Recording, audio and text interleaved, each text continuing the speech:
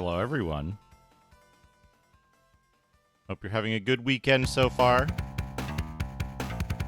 I hope everybody here was over enjoying Rig's birthday. I hope everybody was enjoying Rig's birthday. Happy birthday, Rig.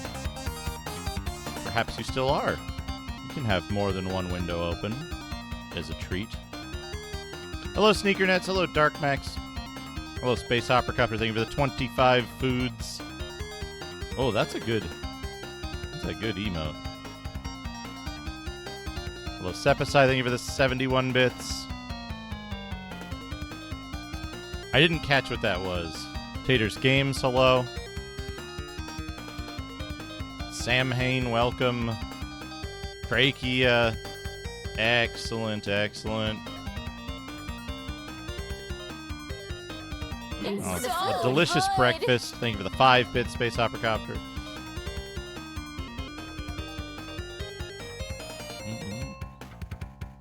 Oh, look at that Sonic. Imagine if that's what movie Sonic looked like. Guess what, folks?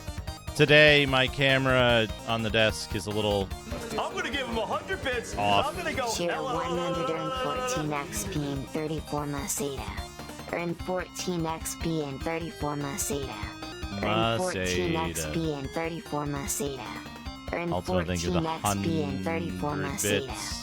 Earn 14 XP and 34 Masada. Earn 14 XP and 34 Masada. Earn 14 XP and 34 Masada. Oh. Ultimo knows what's up. Thank you for the 100 bits, Ultimo. Guess what we're getting today? Ultimo, thank you for the 71 bits. 142 bits. Ice cream feast. Oh, it is! Lasagna yogurt. From Lice Pesto. Oh, lasagna yogurt. Probably okay. You could find a place for yogurt in a lasagna. Make it extra creamy. Cake platter. Oh, that's a nice cake platter. Do you think those are all different types of cakes? Different slices all assembled? Cream of mushroom bowl. Oh, just cream of mushroom. Thank you, Ribs Ultimo. jello. Ribs Jello. That's a favorite. Mmm. Ham burrito. Probably okay, but I would call it a wrap and not a burrito. Yeah, that's fine. I don't know what those white chunks are, but I assume they're like, I don't know, cucumber? Sure. Why not? Thank you, Ultimo, for the many foods. Many nootropic foods. Let me bust out the dumb timer.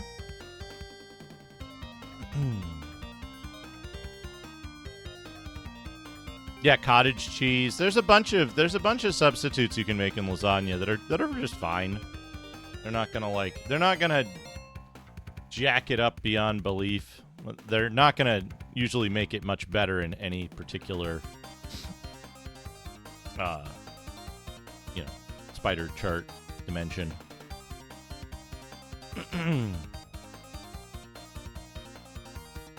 All right, we're gonna play Phantasy Star 3 today. That's what's on the menu. So why don't we just get started? Wait, because I haven't set the game name yet. Phantasy Star 3 Generations of Doom. Wasn't there a movie called Doom Generation that had nothing to do with Doom and had nothing to do with like the game D Generation? And I think I watched part of it as a teen, and I was like, the fuck, this doesn't have anything to do with video games.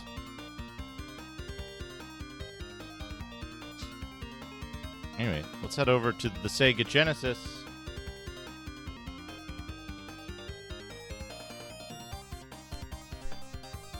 Chat, I spent a bunch of time working on Ultima 3 Exodus on the Apple II Jizz. Because the was-a-day discs for it are busted, just like Might and Magic. Just like wizardry.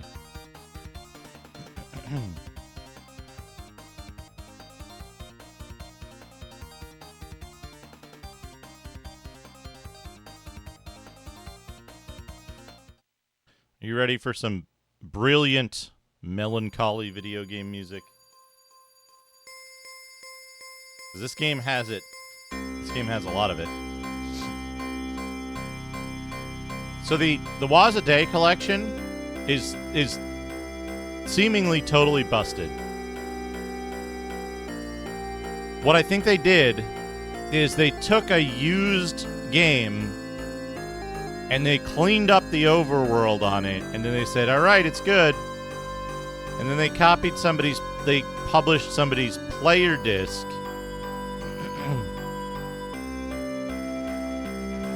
They copied somebody's player disc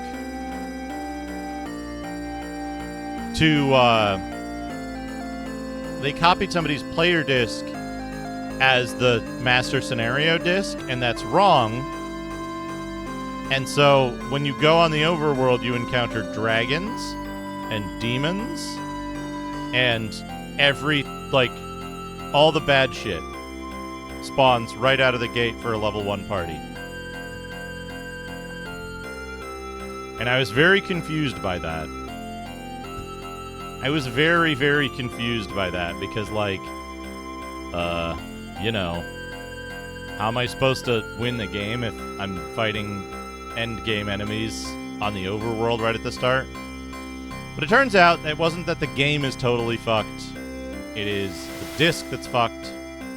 And I found somebody who published the right protected bit writ disc, and so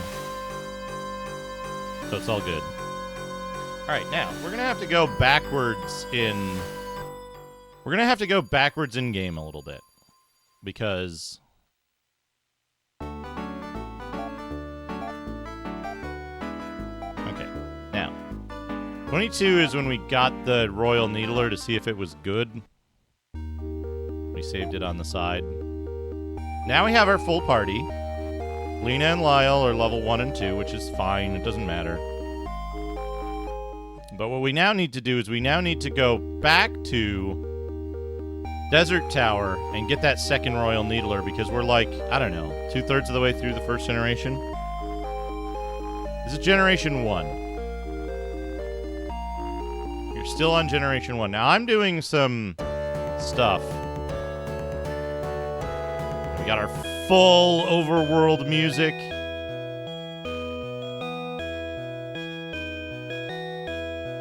Yes, the music is just distorted like this. There's nothing we can do about it. That's how it sounds.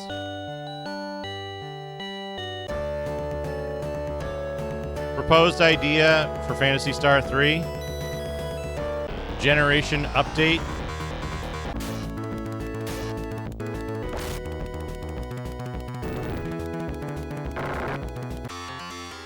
Where generation update where it just changes the names from Generation 1, Generation 2, etc. to like Millennial, Z, and Alpha.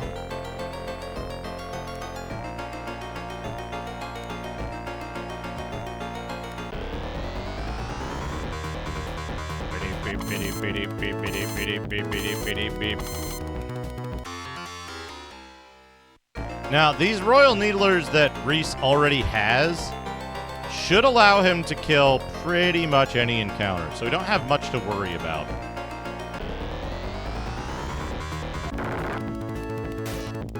Except maybe Lyle and Lena dying.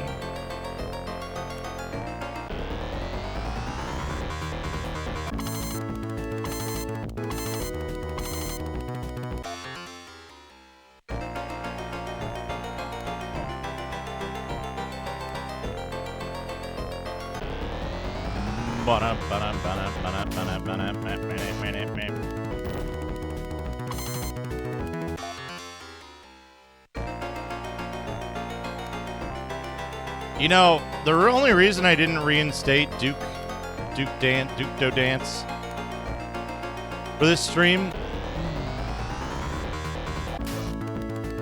Yeah, I think it's VA1.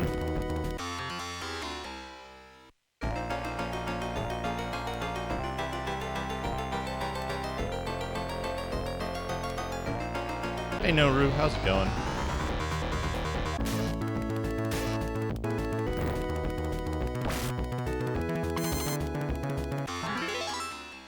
Lena gained a level. Hey, Tex.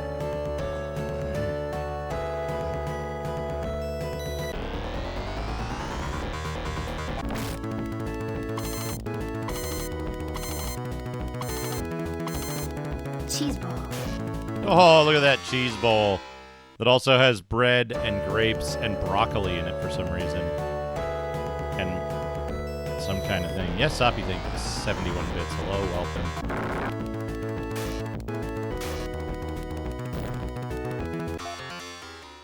I have a non-cheese version of a similar type of bowl.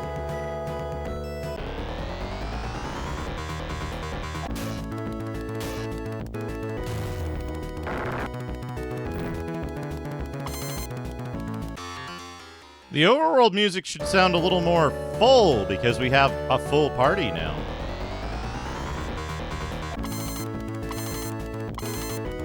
Nope, the music always does that in this game. That's just how it's programmed. It distorts.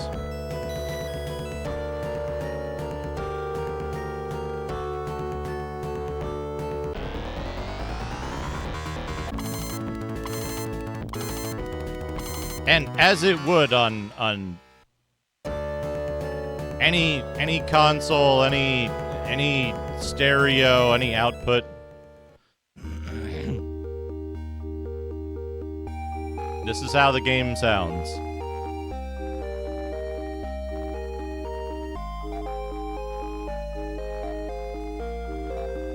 Like, you can hear that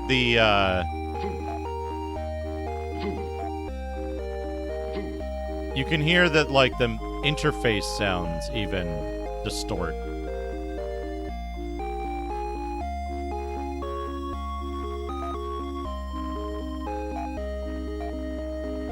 But, like, check it out, right? If I crank this down...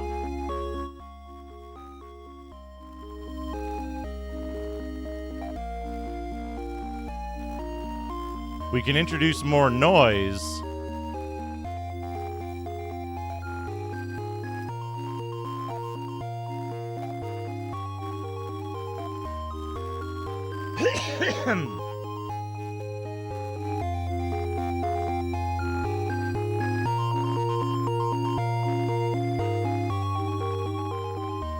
But it still distorts. That's why a lot of stuff, like, when people go like, oh, the triple bypass is how the Genesis was supposed to sound, da, da, da, da, da. It's like, no. Sometimes the Genesis sounds like shit.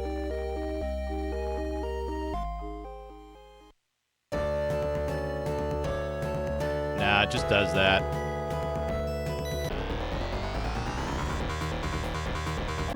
It's just... So... I think I have a theory about this.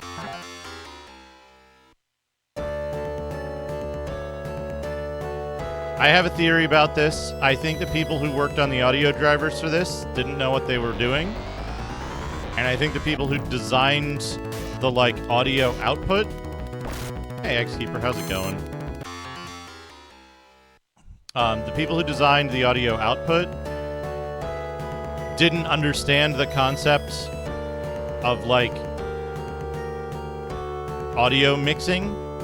So they were like, yeah, we want this thing to be this loud and we want this other thing to be this loud. What's the problem?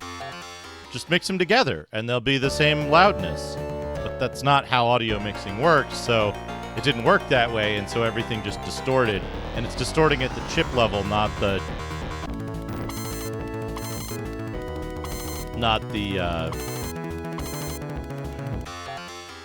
not the output level. So we can go upstairs. We can probably go upstairs and do upstairs stuff. No sneaker nets. When it's audio, that's an issue. Like, that happens with any sort of audio. You have to take explicit steps to do things differently if you don't want it to work that way.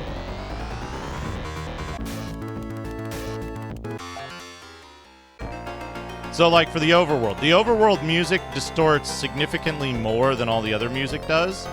And I think the reason for that is that they had the different parts as different, like, tracks all mixed individually, and then they combine them together, and so now it's like 4 times louder than it should, 5 times louder than it should be. No, sorry, 4 times louder than it should be.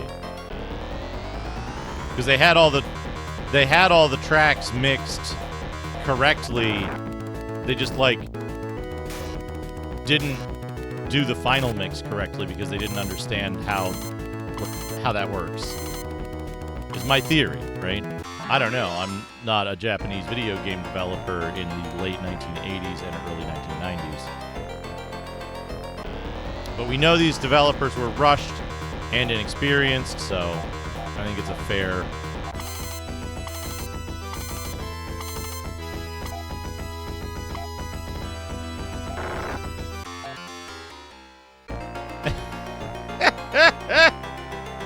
Hey, Arc Nova. I don't remember the second generation stuff. That's pretty funny, though.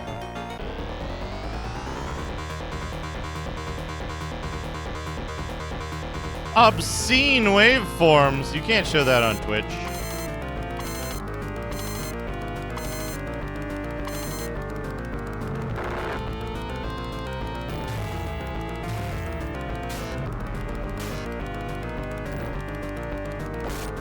I mean, it's very simple, right? The concept that... I believe it was some folks from the arcade teams that worked on it.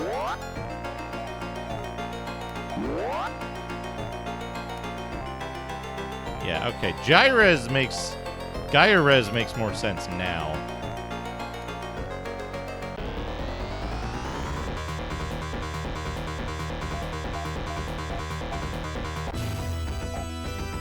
God, I hate when they use fwa.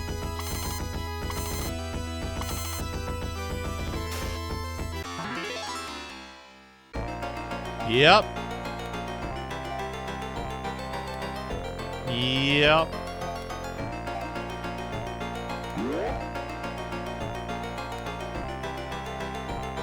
Although I will say it does allow for something that we're going to take advantage of, which is generational weapon inheritance.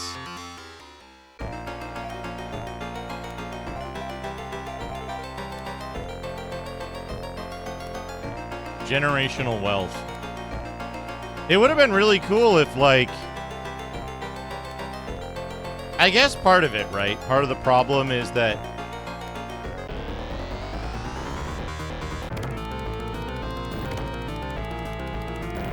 What's the, there's a term for it, right? In genetics or something. Where it's like... Because the initial father starts out as Iraqian.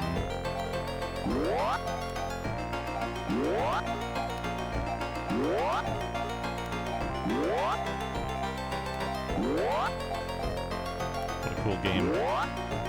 Because the initial father starts out as Iraqian, it's always an Iraqian for the next generation, right? It's never... You're never technically a lion, even if, like, your mother is lion for 2 generations, right? What is it, like Iden or something on the 3rd generation? Where that's the case?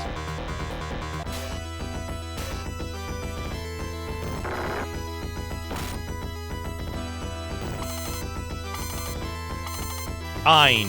Yeah, that's it. Like, Ein isn't considered a lion.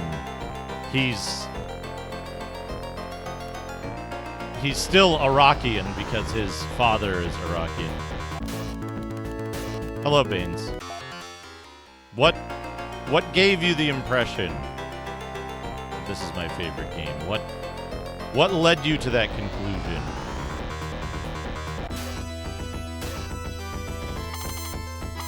Okay, good.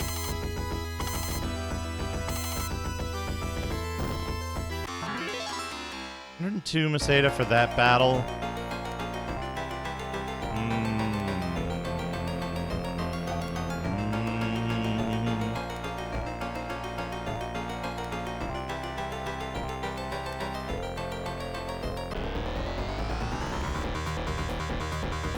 The average for this floor might be lower.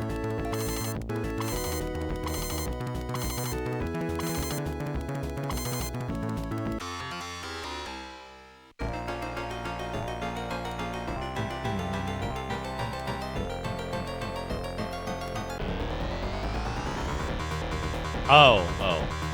Sorry, I didn't catch the thing there.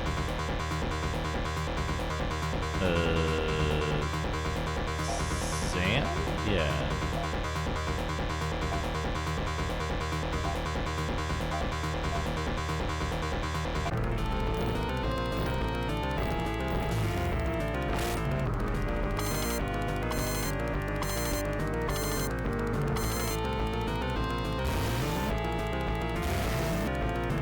Should have Zanned the front row. Well, whatever. They're dead anyway. 230 though. 30. Yeah, but the first character, and therefore the dominant twin, is still male, right? And the other twin is a secondary character, technically.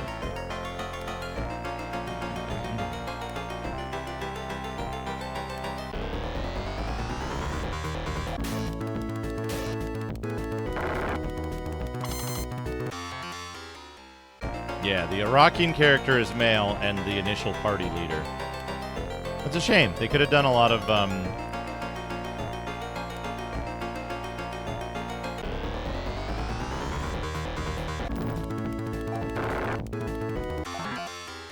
You know, Solid Snack, I think you'd like this game. Where this game fails is in the quality of its execution. A lot of people never finish this game, or they only finished it once, and they don't, like, assess its importance to the series. But it's very much... It's very much a game of the series. It's just not a very good one. It's not much more different to the series than any other game in the series, right? The generational mechanics are interesting, but like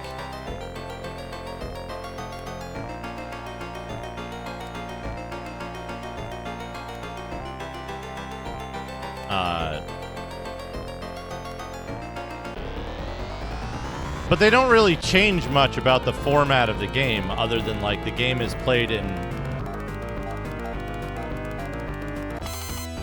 The game is played in basically 3 chapters, and only 2 characters, who aren't the main character, carry over between chapters. We should go back now. And that's the two immortal cyborgs.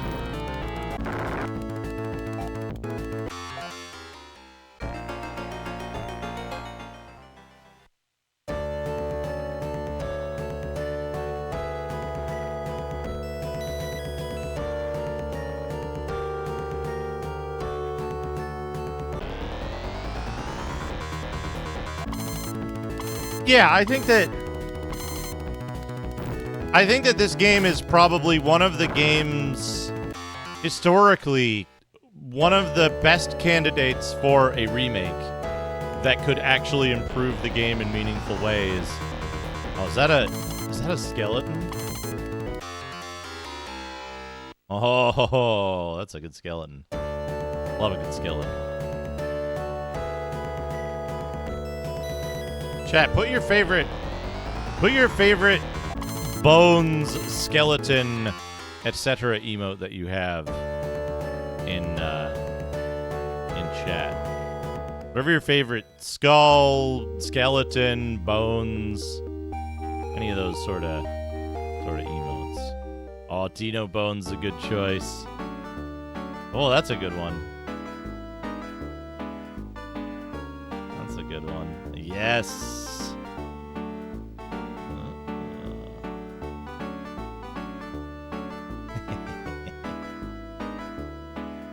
What have I got? I don't have that one right now. Do I have,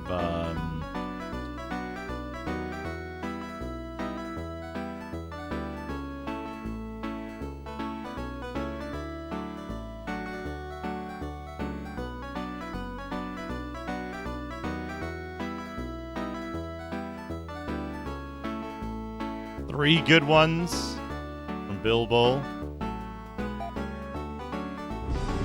I think I'm being followed. What could they want from me? Who London 2K24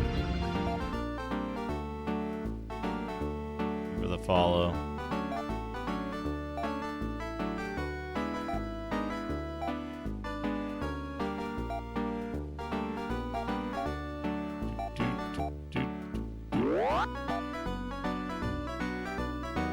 But yeah, this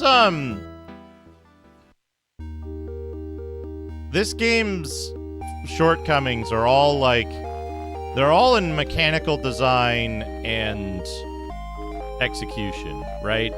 Like, and to that end also like budgetary, time, and ROM space constraints. This game is 3 generations long with 7 worlds, and it's only the size of Phantasy Star 2. It's only 50% larger than Phantasy Star 1.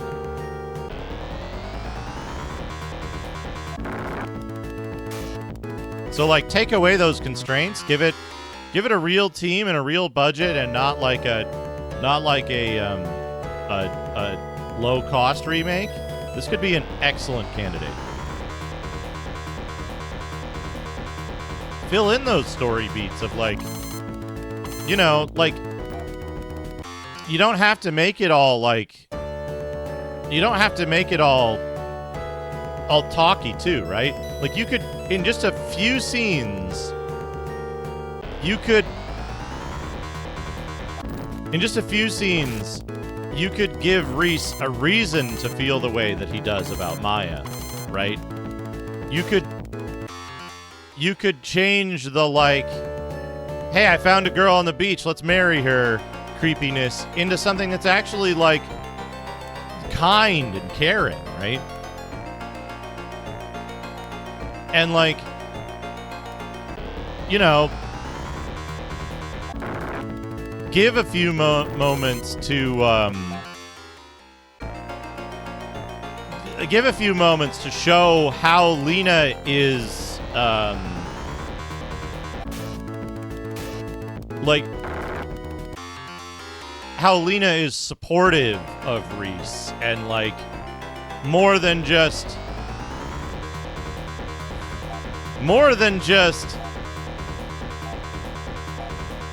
hey, I'm gonna get you out of prison, bye, and then Lyle being like, you gotta fight me, you know?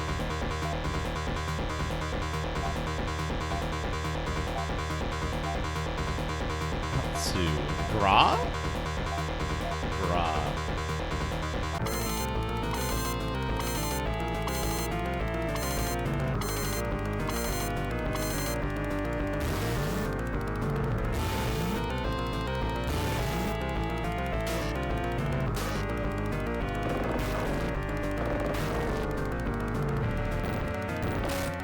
Gra was not enough. It's okay.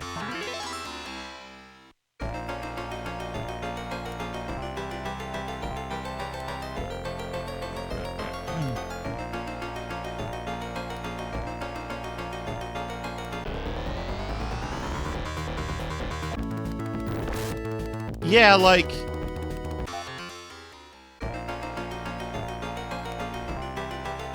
I think there's a lot to, like... I thought the girl on the beach plotline was, like, honestly, like, kind of gross. As a... I haven't played Phantasy Star 4 well enough to know. I got turned off Phantasy Star 4 for probably kind of dumb reasons, but also very personal to me reasons. Pretty early on in it. So, like, I played it for one day on a rental, and then I was like, I don't think I want to play this game anymore.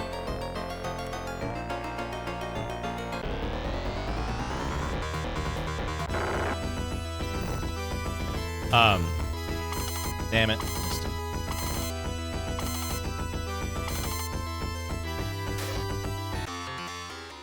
But, I do plan to play it, and I'll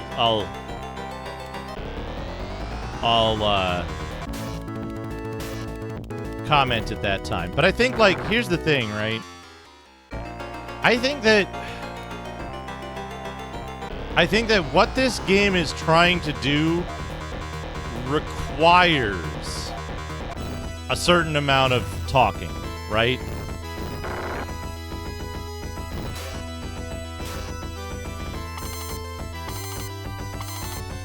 I think this game does a lot of really complicated plot stuff, and in some ways just doesn't address the reasons for, and like the reasons for those complications and the like motives and emotions around it, right? I definitely think they could add more. I definitely think they could add more talkie without improving the game. But if they added really targeted, specific talkie stuff, I think it could make a huge difference and make the game a lot better. The big thing, of course, is like that we don't get any backstory between Reese finding Maya on the beach and them getting married, right? Like it in 5 text boxes you could describe and maybe show like 2 or 3 pictures of like yeah,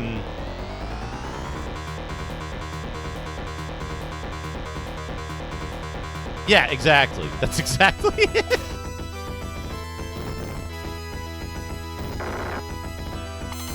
But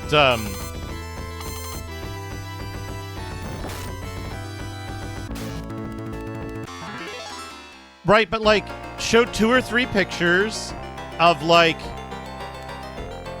you know, Reese being like a caring, good dude and like, you know, not caring that Maya doesn't have a sense of identity, and then like building up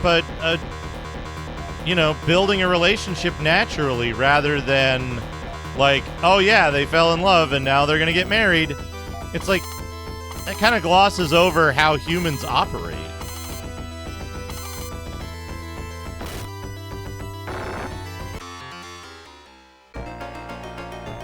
I think the thing that, if I recall correctly, the thing that irritated me about Phantasy Star 4 was the same thing that irritated me about Final Fantasy 12. Which is like, early in the game, a really cool character is part of your party, and then that character gets removed from being a party option for the rest of the game in favor of some dipshit I don't care about. And it's like, well, you had me until you got rid of the good character. Now I don't want to play anymore. And it's not even that Van sucks, right? If you started with Van and you said, this is the character you're going to play all game, and they're going to experience growth and become a respectable person after the time skip, I'd be like, okay, that's an interesting thing to do. Let's see how this plays out.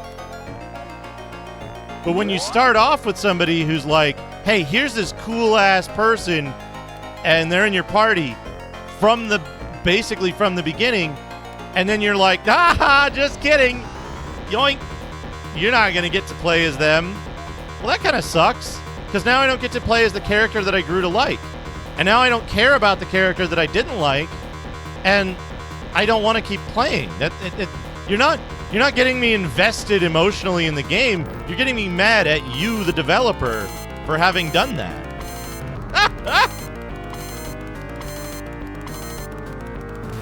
It's what's his name? The Van's brother or whatever at the beginning of 12, right?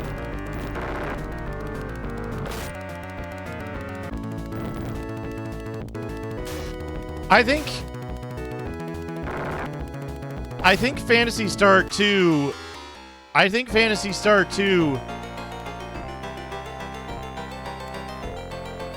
made specific steps, right? Phantasy Star 2 made specific steps to avert that in how they presented Nay, right? Because they say Rolf, like, they say Rolf was protecting Nay, right? Even though Nay is a powerful character mechanically, because she must be for that part of the game, in a story sense, they present her as naive and as, you know, needing protection in some sort of way, and as being like a little sister to Rolf, right? And in a way, that makes it less of an impact in that way, right? It's you're not losing the badass character that you wanted to play as, right? You, the player, is having kind of failed in what is presented as a duty to protect, right? So you're not like, oh man, I don't get to play as that person. You, in the context of Phantasy Star 2, start as and always play as Rolf because that's your dude, right? And so it's like if they killed off Mew or Lena in this, right?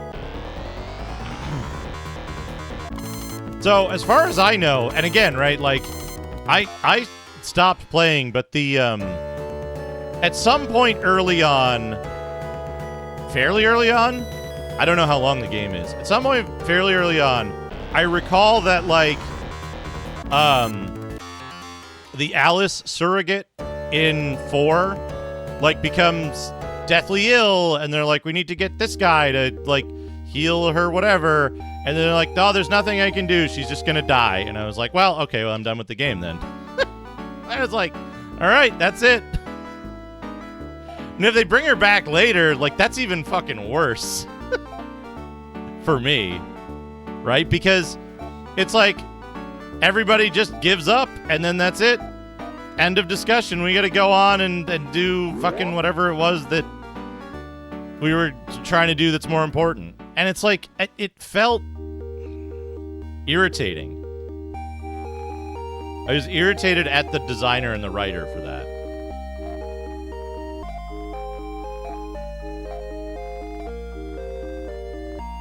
And again, like, I don't... It's because it's basically a bait and switch, right?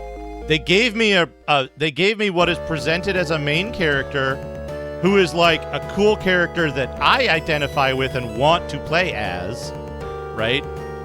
And then they took that character away, and there's no replacement. No one in Phantasy Star 4 is that character. No one has that kind of like presentation or like mainness to them, right? And they never, like, I don't see them filling that gap in the length of the game. I'm sure the game has a cool plot and interesting stuff happening, but even by the end of like 30, 40, however many hours, I'm still going to be like, man, I would have loved to have played through that with the cool character that they took away at the beginning. I'm never going to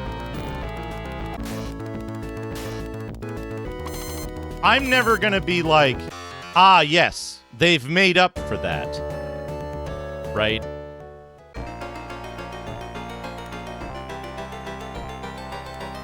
Yeah, and like,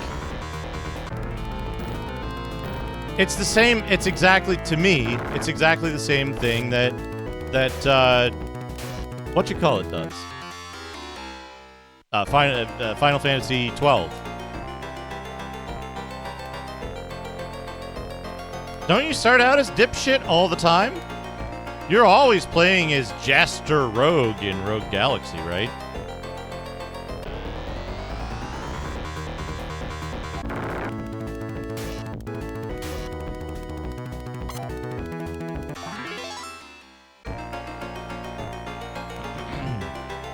Yeah, that was, like, honestly, that's the thing that turned me off of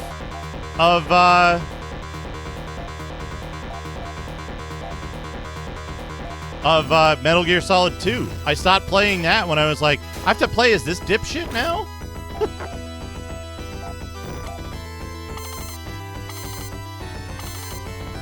Right? I don't want to play this idiot.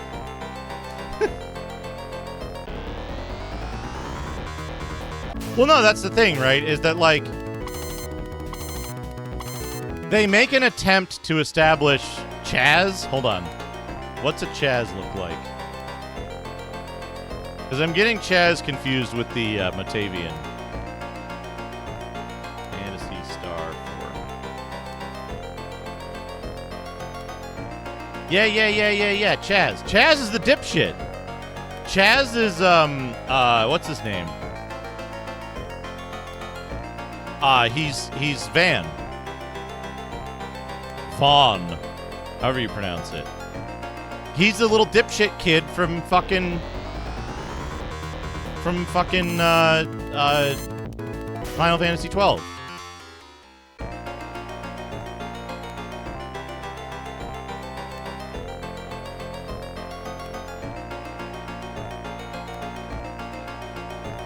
And, like, it sucks, right? Because, like,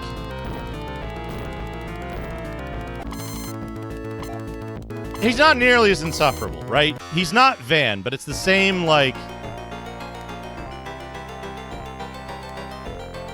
Well, no, that's the thing, right? Take Phantasy Star 2 as the example, right? As the counterexample. You play as a badass from beginning to end, and it's great. And you have decent character development throughout it, right? Take Phantasy Star 1.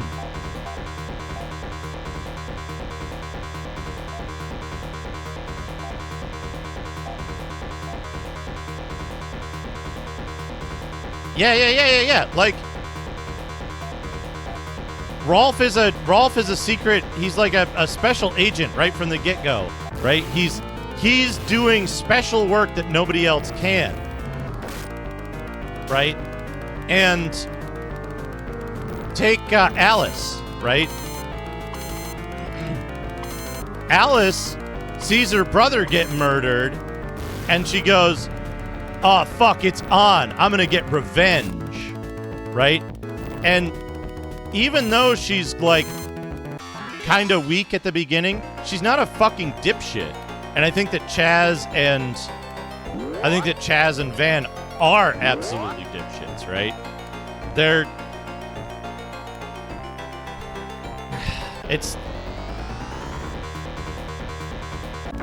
Yeah, Alice is only, what, 14?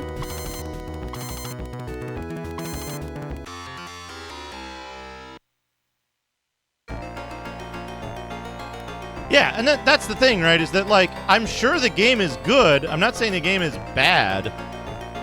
I think it varies, but I believe at the start when Nero is murdered, she's 14. She's young. She's young when Nero is murdered. It's kind of unclear, I think. It's unclear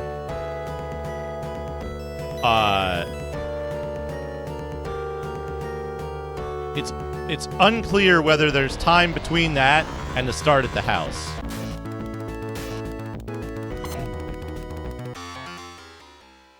But, like, clearly stuff has happened since then. It's weird.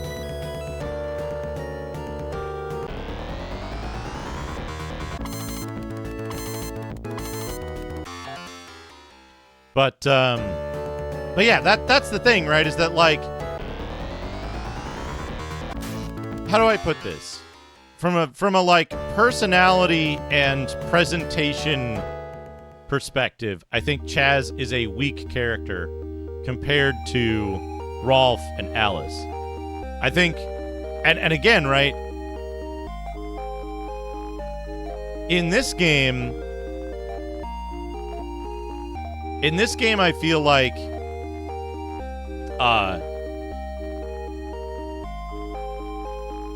feel like at least in Gen 1,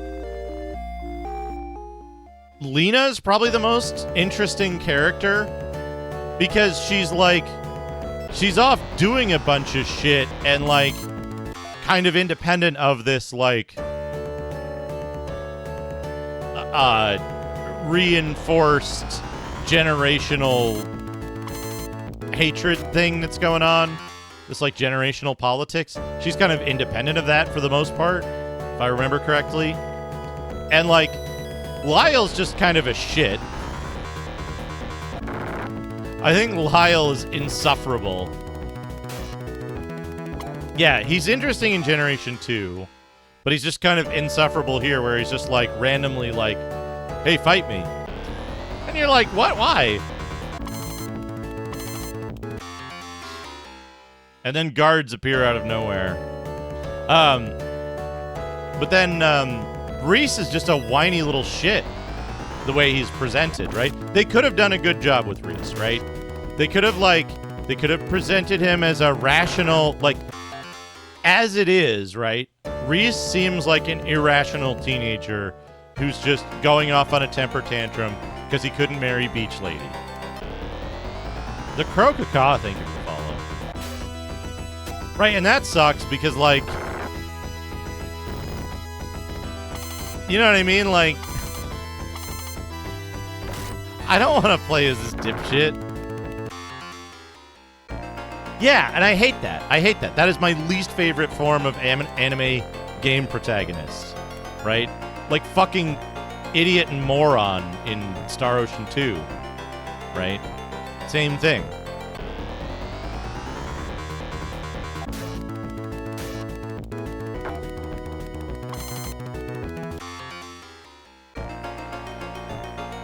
$700 million years, yeah. But yeah, that was the big thing to me, was that, like, okay, we're starting out with this character that's actually, like, really cool, that I'm invested in playing as. And then, oh, incurable disease, she dies.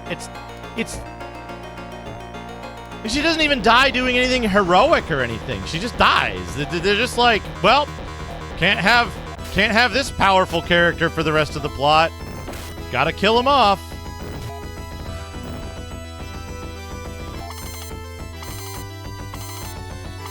Doesn't she just, like, end up dying in bed from some, like, disease or poison or something that, like, oh, this has been going on a while. I could be misremembering. It's been, what, 30 years since I played it? Ah. Oh, that's right. That's probably... Hold on. Hold on.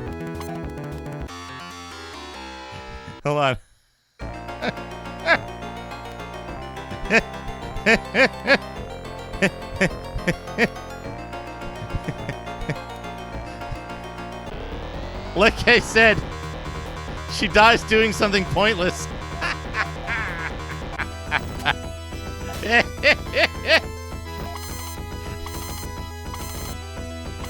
Zing.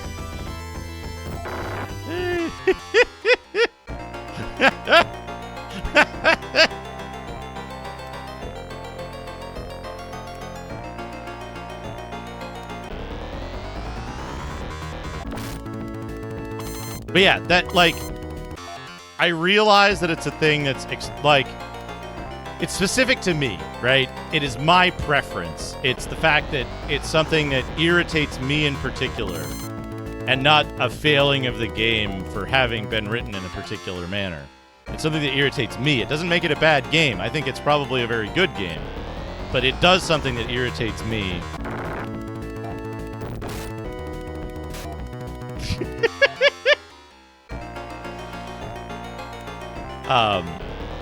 But yeah, that part of it just like, it rubbed me the wrong way. I had rented the game to see if I wanted to buy it, and I made my decision at that point, right?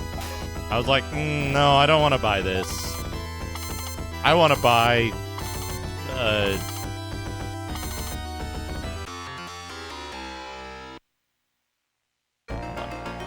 what would I have bought?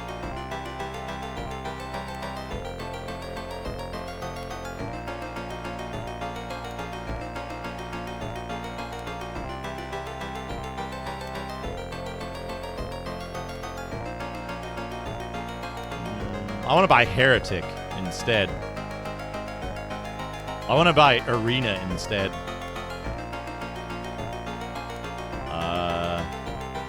XCOM. Alien Legacy?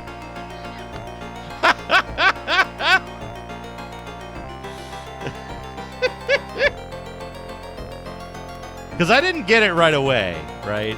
I didn't get it right away. Maybe Master of Magic. Oh, man. 94 is a tough year. It's a tough year. There's a lot of shit I might have got instead of Phantasy Star 4. Magic Carpet, Master of Magic. XCOM. About half of the games that I probably would have ended up with instead, I probably made the right choice on, for me.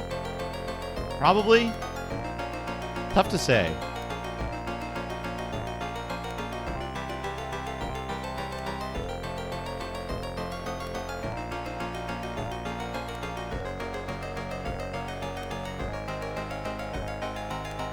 I think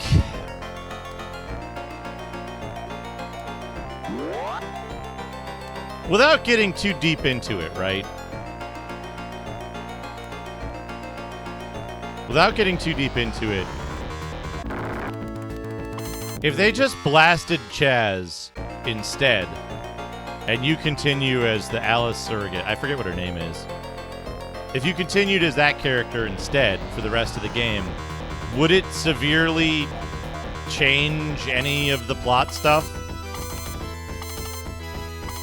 that happens later? Alice. There you go. Right? Would it change anything later if...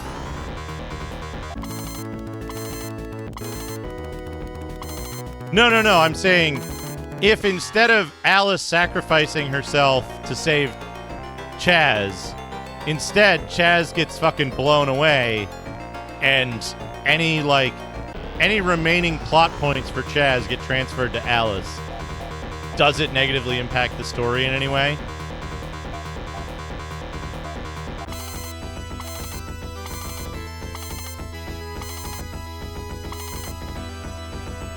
Because like I said, that's where I stopped, so I don't know if there's some chosen one thing going on that, like, really, really needed Alice to die to work, right?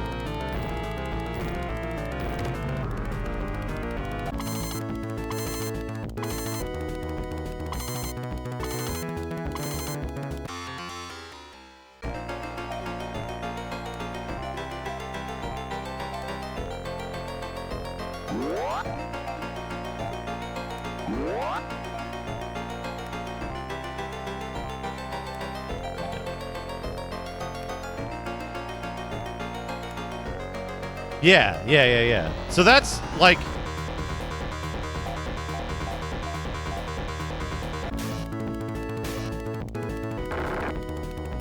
This is my this is my internal assessment for like story stuff that I don't like, right? I go, well, maybe I don't like it, but does it better support the later story so that like, yeah, a lot of the events in the game wouldn't happen if we swapped these characters or if we changed this.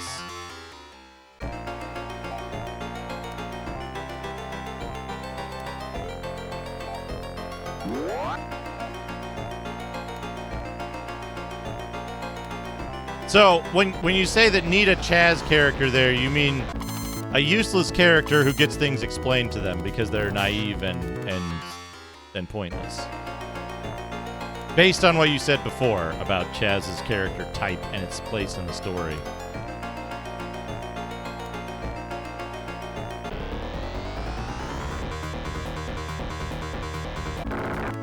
Okay.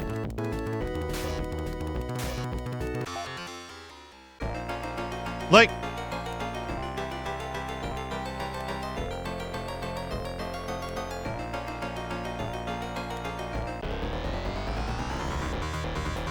gotcha.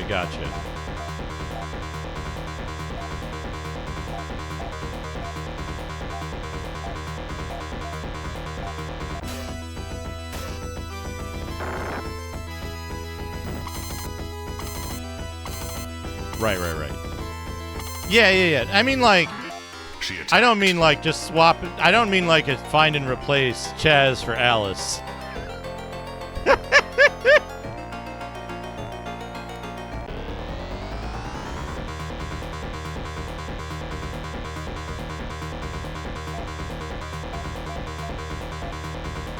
Well, that's another question, right? Like,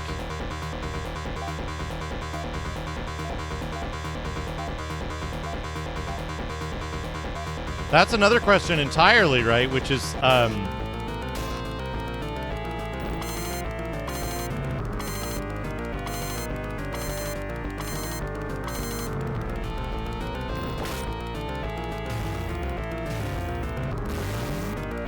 is like,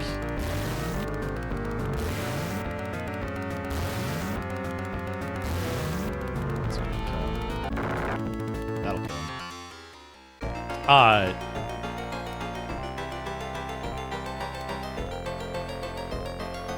That's why I say, like, if you just, like, one-to-one basically replace it, does anything of the story get lost?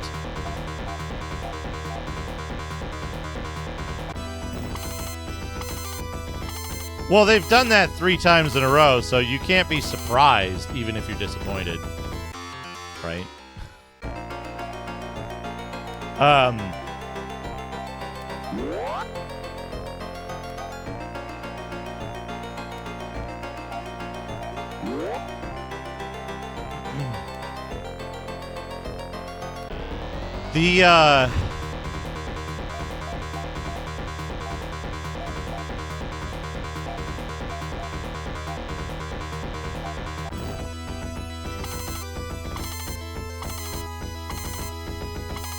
The other thing, right, to consider is if they had chosen differently early on, how could they have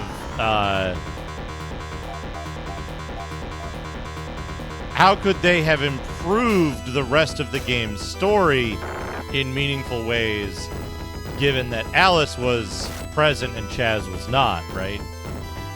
So, like, for example, you say that Alice isn't the type who would chum around with the other characters as much, but, like, maybe that's a type of character growth arc when you start out with a badass character, is like, hey, maybe Chaz's death affects Alice because of her failed attempt to save him, and she realizes she needs to open up more and be more present for her friends, right?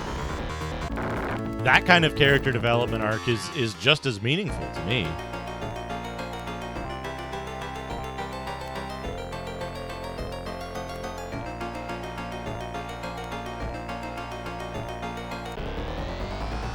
Yeah, I don't know about the later story, so... Yeah. But that's it, right? Is that, like... I don't... It doesn't sound to me... Again, I have to reserve real judgment until I actually, like, play it properly. But it doesn't sound to me like having... It doesn't sound like having Chaz in the story adds anything meaningful to it that wouldn't be there with Alice.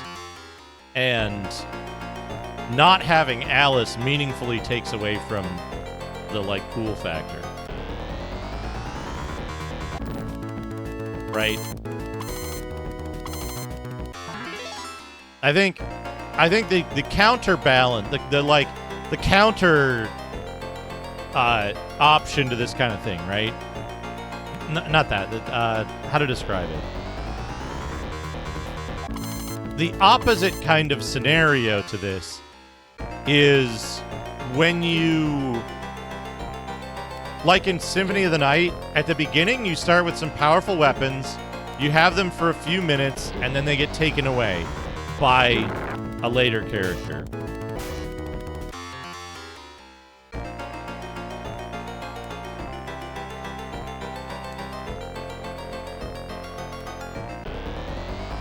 Yeah, but people are fascinated with losing an unimportant character in Final Fantasy VII, so... like... you know? It... To me, it feels a little bit like,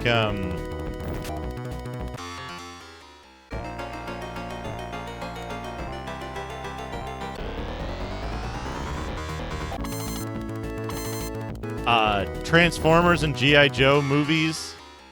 Does anyone remember that stuff? Hey, Shadrock. Hey, Zophar. The Doom, the Doom, the Doom. The Doom generation.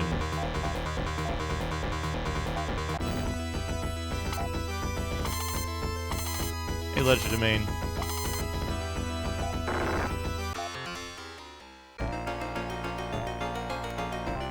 Right?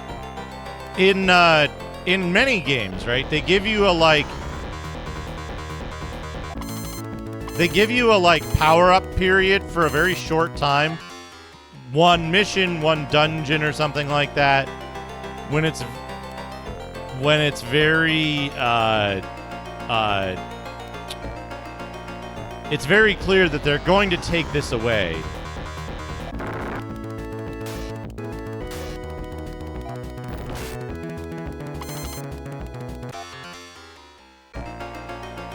Yeah, I mean, I think that would work, right?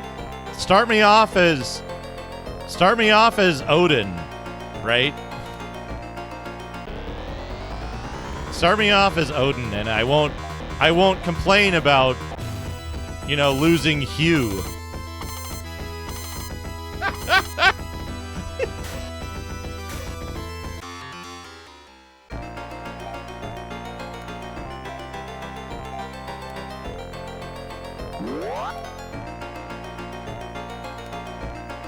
And is there anything really wrong with that?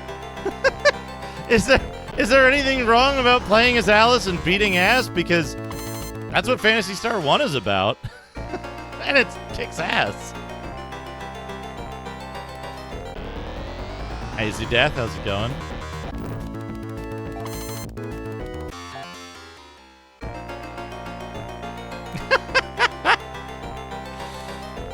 I like the look. I like the graphics of Phantasy Star 4, especially after having beaten this.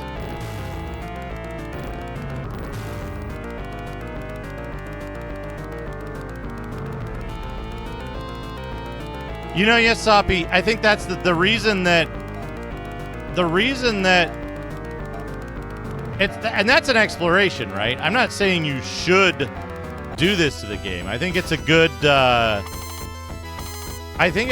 game, right? It did things that irritated me, and therefore I didn't play it, but I think it's a good game. But this is more an exploration of, like, did it actually make the story better to do the thing that irritated me? would I feel less irritated about the game if it went a different way? But here's the thing, is that I think that it's actually more like other games. Dumplings was part of this complete breakfast. Tefasai, thank you for the 71 bits. That was an excellent pairing of food name and TTS voice. I think it would be more similar. I think it is more similar to existing games as is, right? I think that it's the other way around. It would be more similar to Mashed potatoes covered in peanut butter.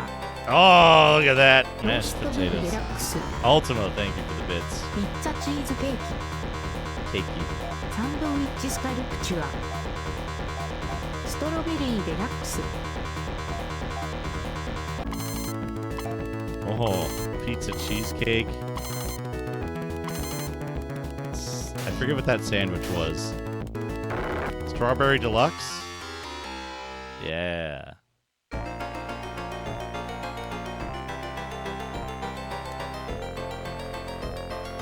Yeah, I saw that when Hesh played it, Dr. Tasty. But here's the thing, right? The reason the stuff in Phantasy Star 4 bothers me is that it's common. That so many games do this sort of thing. Final Fantasy 12, Final Fantasy 10, much later games, right? But it is something that's common in games where it's like, hey, good character died, now you have to play as dipshit. And it's like, I don't want to play as dipshit. I don't care about dipshit. I don't give two rats' asses about dipshit's coming-of-age story because I think they're a shitty character and they should have just died earlier in the story, and I can play as the interesting person that actually has some reason for me to care about them. Right? In this game even, right? I think Reese is a creepy shitter, and like I would rather not be playing as Reese and his descendants. You know? I'd rather be playing as Lyle or somebody.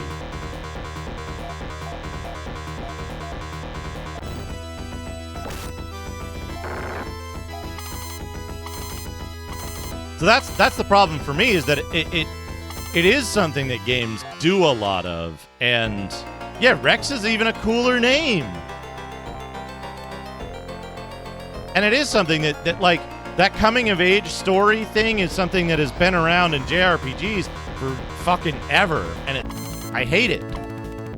Like fucking like Cosmic Fantasy 2 was one of the first times I was introduced to the like anime coming of age trope in game stories, and God, I could not fucking finish that game. I didn't want to play as fucking dipshit. That game actually made a positive switch at the midway point.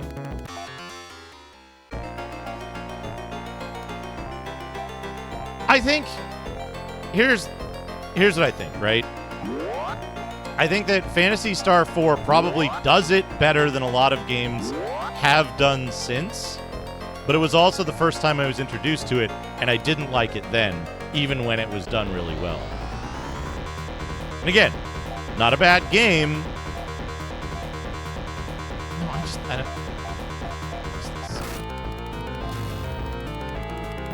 Right? Not a bad game, just a thing I don't like. And that's why I have unusually not played Phantasy Star 4 yet, despite its good reputation and classic status and my love of RPGs.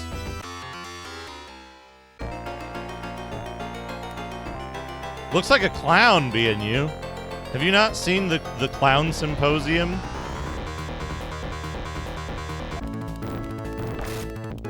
Cecil is pretty low. But,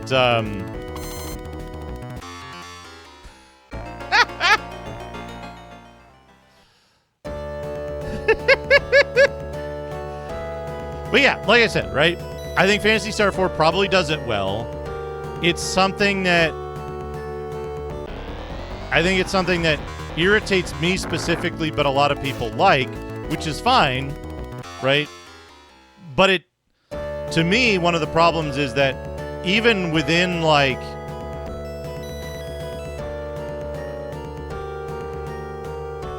yeah.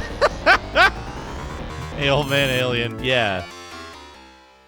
Phantasy Star series discussion. I think, is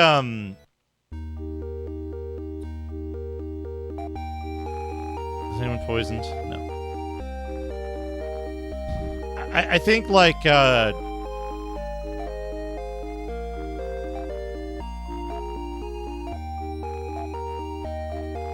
it's become common, right? And it was common even before Phantasy Star 4. It's just that Phantasy Star 4 is probably a great example of doing it right. But some things some things certain people find unpleasant even if done really well. What's my age again? Halfway. Yeah, exactly. It's cheap now. It's a cheap way to pump a story. But, like, look at Cosmic Fantasy 2 is the example I use of this, right? Of, like, even without losing a character or switching a character, you have this kind of coming of age thing where it's like, oh, okay, I'm going to play as this character, and I'm going to do my best, and I'm going to lose because the bad guy is too strong, and I have to come back later. Try again in 100 years, kid. Right? There's a fucking stock saying in Japanese about this, right? It's part of the vocabulary because it's so common, right? And as a result of that, right, we have stuff like I was saying in Cosmic Fantasy 2, which, when was that? That was like 91? Concurrent with this game. It kind of sucks though, because it's a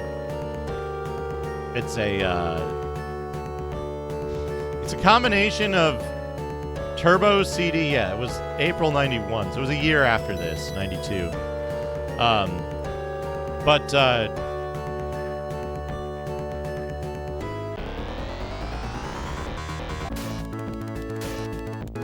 In that game, right, like,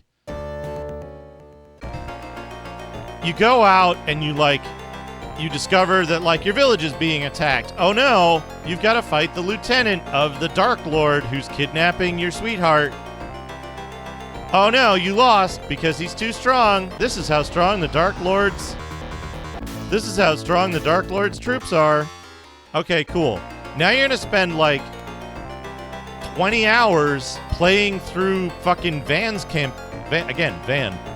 through Van's campaign to go confront the Dark Lord and gain enough power to fight the Dark Lord. Nope. No, you're not. No, you're not. You're going to get instantly killed by the Dark Lord and sent into his glorious future because you're such a dipshit that your hero's journey was meaningless, and now you need to get sent into the future where he's already succeeded and already married your sweetheart for her magical planet-destroying powers or whatever. Zedeth, I think, follow. Right? So now you're going to have to go fight him again.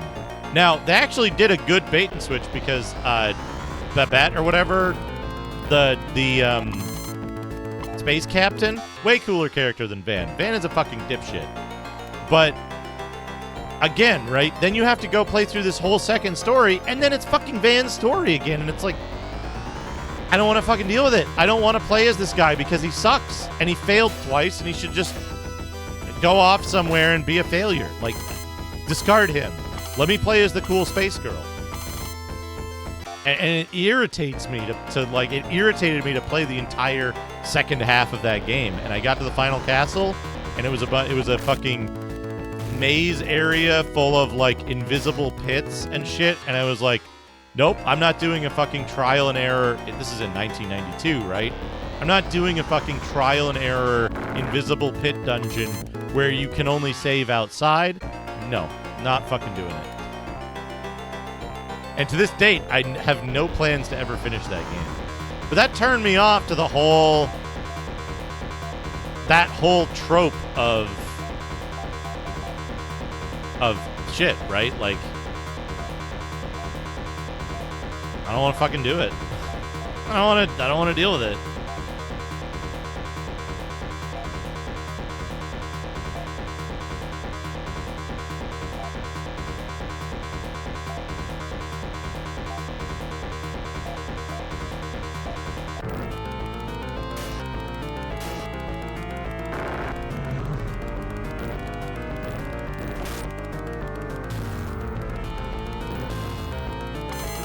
Oh yeah, of course. Like I can give a rundown when I finish a game of like, here's where I think this game did good. Here's where I think this game could have improved. But I expect that Phantasy Star 4 is going to be a great game.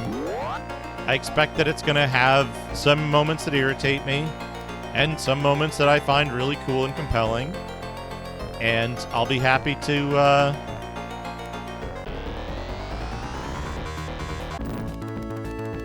play it. And that's the thing, right? Is that like I think about how Phantasy Star 1 is kind of constructed. And it was really revolutionary the way they did and like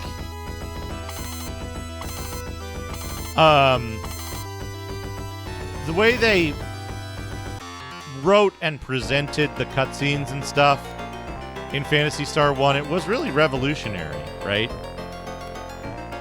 Yeah. Like I said, that I'm not saying Phantasy Star 4 is a bad game. I'm saying there was something that irritated me about it that stopped me playing it at the time. And I like to think that I have more patience now, but who knows?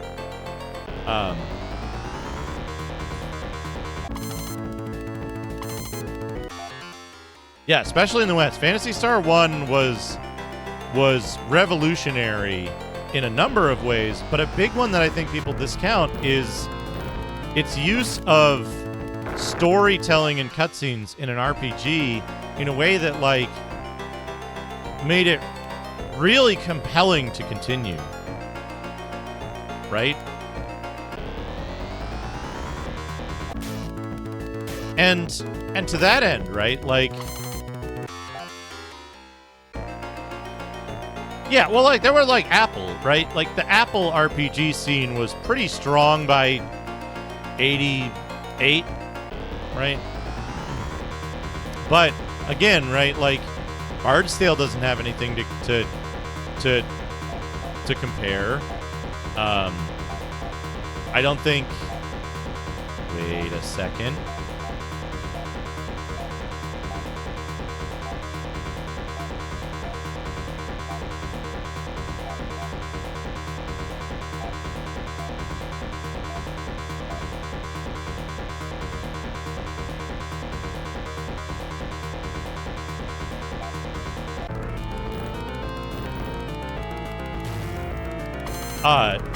I don't think there really was anything that compared to Phantasy Star 1 in terms of, like,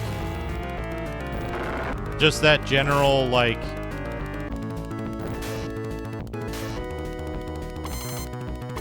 quality of storytelling and stuff. But there's something interesting about Phantasy Star 1, even compared to later games in the genre, which is that Phantasy Star 1 was really concise, right? Both in English and Japanese. That it tells you exactly what's going on with the story, and although people are kind of curt, it doesn't waste time on stuff like a Jar Jar character. It doesn't waste time on, like, expanding tropes so that you know that this character is this type of whatever, right? It gives you brief introductions to characters and then lets their actions kind of speak for themselves, right? So, like, for example,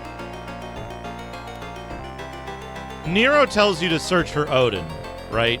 And he says, Odin is... I heard about this really strong guy named Odin, and we probably need his help to fight Lassik, because I'm not strong enough. I wasn't strong enough on my own to defeat Lassik. We learn this in a cutscene at the opening of the game, and then we eventually meet Odin, and he's been turned to stone by Medusa, right? And we meet Meow, and Meow is like,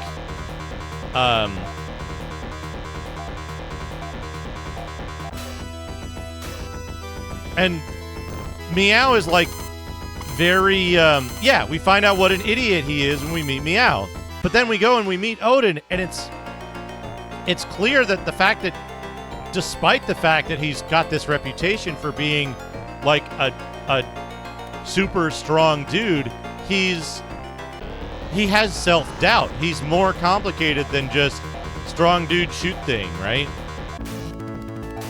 Because he's like, if I couldn't defeat Medusa, what chance do I stand against Lassik? Right? It's very clear that he is unsure of himself, and that he needs to grow before he can accomplish the task of the game. Even though he's the, strong badass that was advertised to us. Yeah, exactly. It's honestly, it's very well written in that regard, that it uses very little text to convey a lot of complicated and strong information about the characters. So,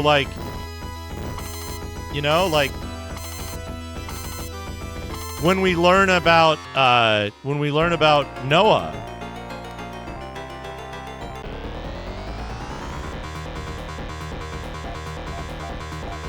there's something. It can't have been. Yeah, exactly.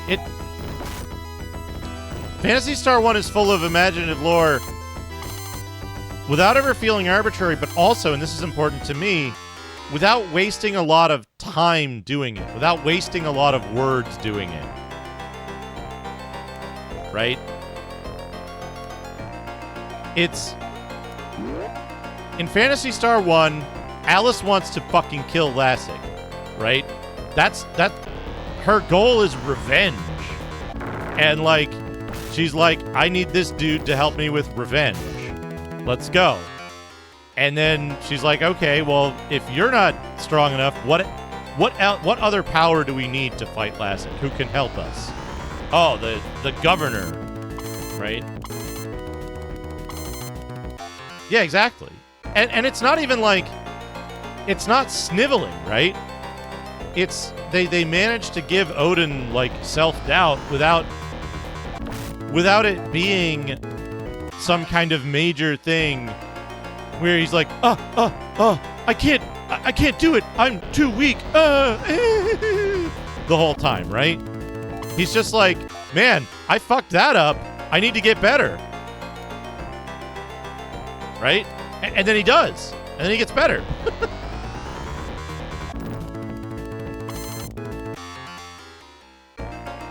It's not a huge crime, but it's still it's preferable when people go, gosh, I'm really tore up about this thing that happened. I need to do something, strong and practical. There's a lot of stuff about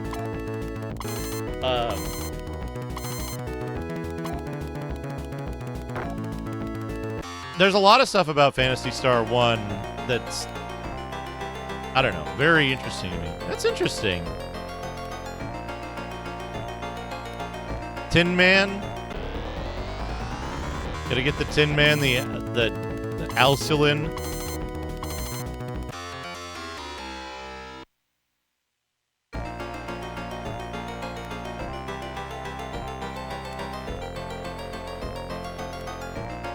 But yeah, I don't know.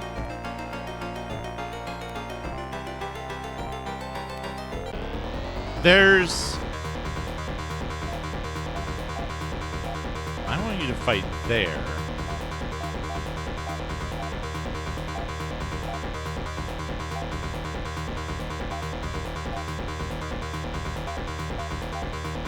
you all fight?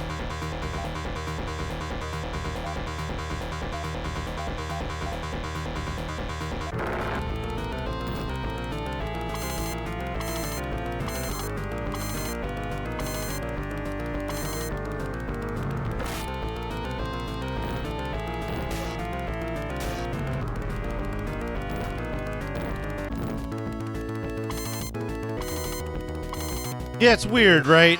I think, like, I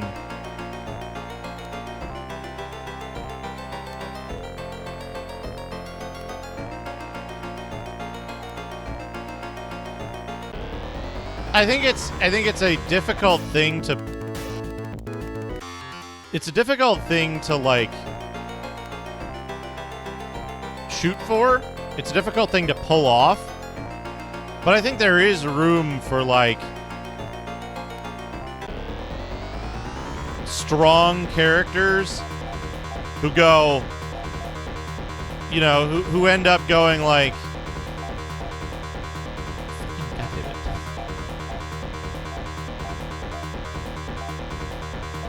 who end up in a position that are like, I don't know how I fucking got here. I don't know why everybody thinks I'm super strong. Like, this is all a facade, and I'm just doing what everybody expects of me, and it's exhausting, right?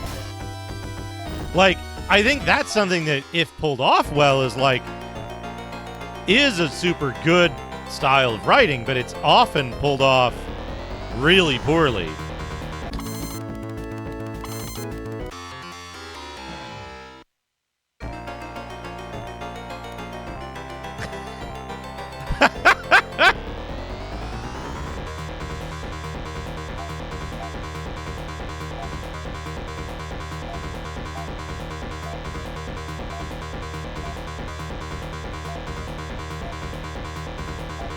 Yeah. Like, I think that specific thing is often done really poorly, which sucks because, like, hey, Doom Doom.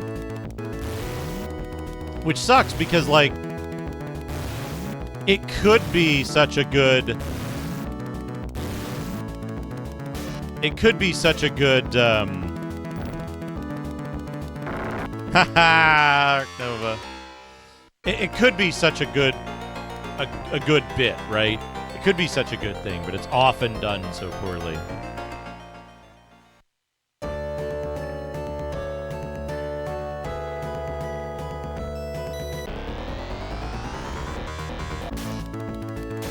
Show of hands in chat.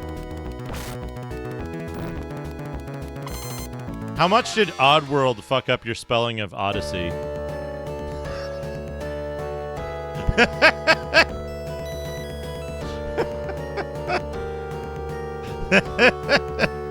Because it sure fucked up mine. I do that shit all the time.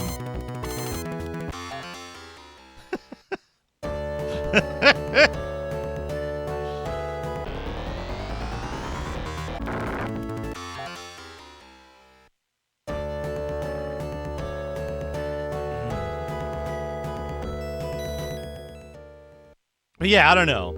Like,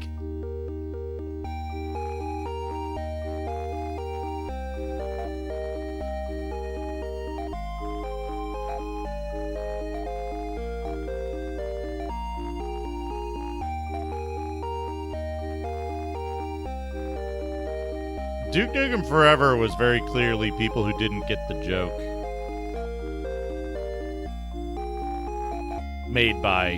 Finished by people who didn't get the joke.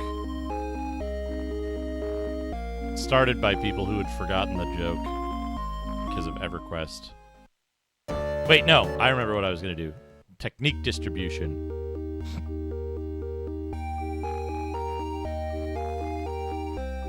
I think that's a much more, easily digested scenario, right?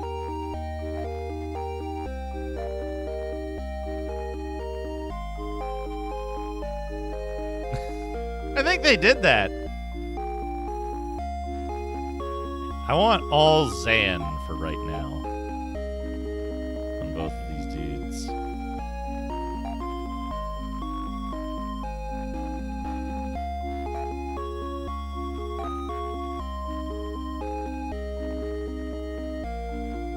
want full Saiyan.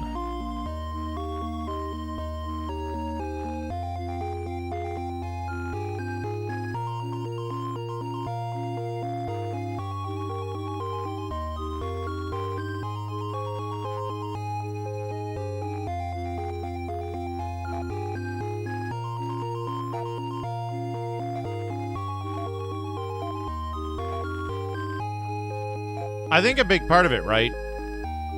I think that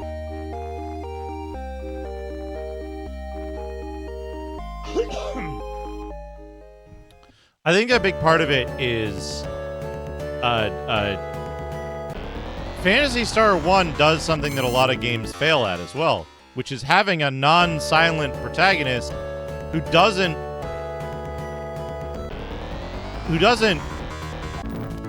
push a personality onto the player.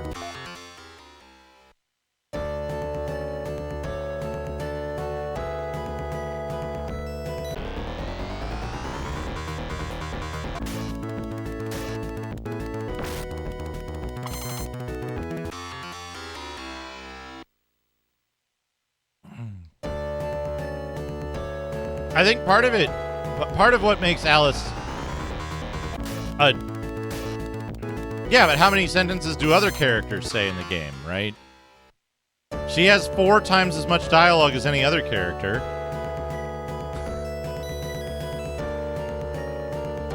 Except maybe Nero.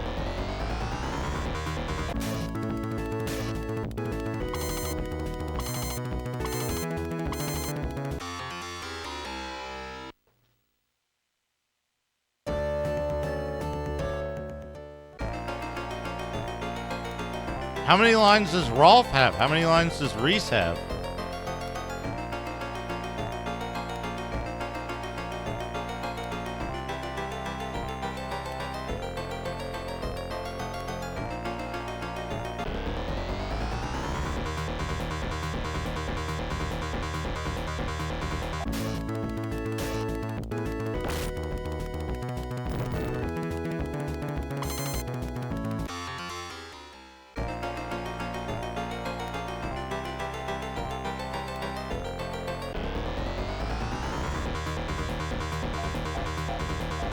Does he talk to them?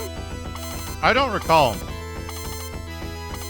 I don't recall whether Ralph talks or if he just repeats, "There's a knock at the door."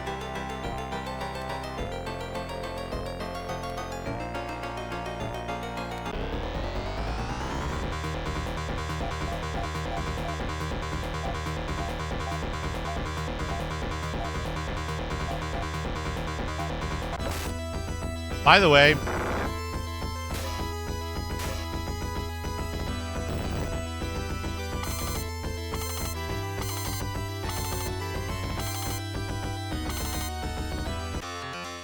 Doom Noob, have you ever played a Phantasy Star game?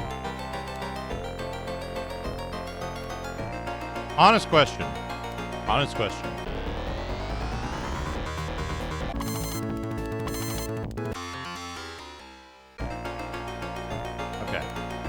So, Phantasy Star games start out with space travel being commonplace at the very beginning, and the main characters live in modern cities typically.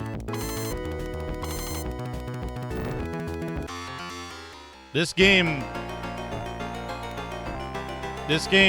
begins in the manual with describing... Actually, no, not in the US manual. But this game is the least technological of them because it takes place in an odd situation. But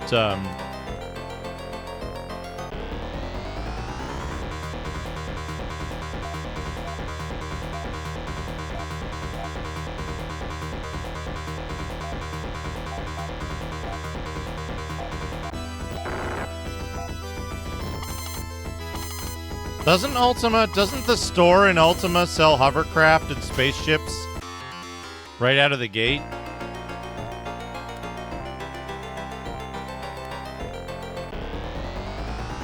Like this entire game takes place in a like space station colony ship thing. Yeah, and blasters and spacesuits.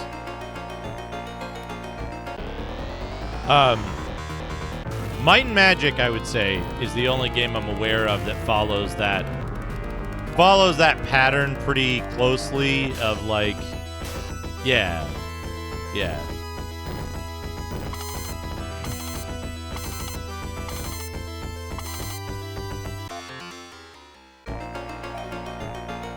Oh yeah, I don't know shit about 9. 9 and 10 might as well be a different series of games.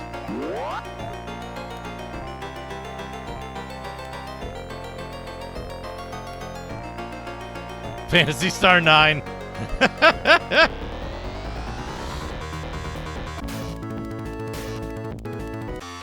But yeah, no, I agree, like,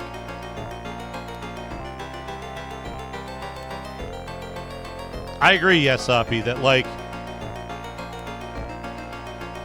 I don't think you have to be a silent protagonist who has no relation to the story. I think that Phantasy Star 1 Phantasy Star 2 as well, handles that in a kind of middle ground way that, like, there's a weird thing that happens, right? Over time, we start to see the time to gameplay of RPGs increase drastically. From the 8-bit era, where it's literally just like, go outside town, get in some fights, you're gonna die, who cares? Typically, right? And on to, like, PlayStation 1, where there were some games that I was looking at for the PlayStation 1 Japan library exploration stuff, where mashing through text dialogues, literally just like pressing the button as fast as I can and like trying to get through all of that, didn't lead to gameplay in 30 minutes, and I just shut the game off.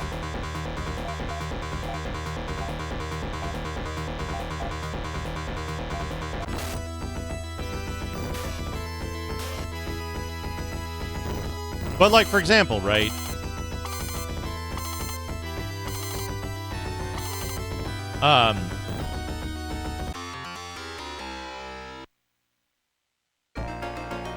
Yeah, that seems likely. But again, right, like, let's be realistic. If you make tutorials skippable, or, like, make it so that you can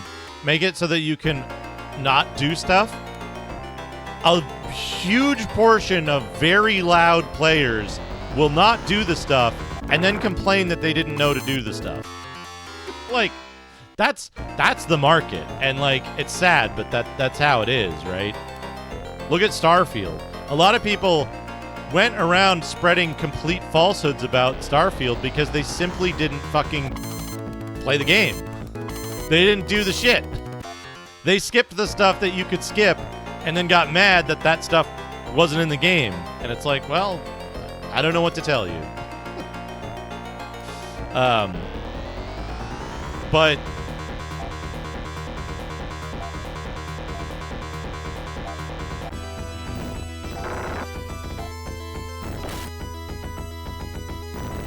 But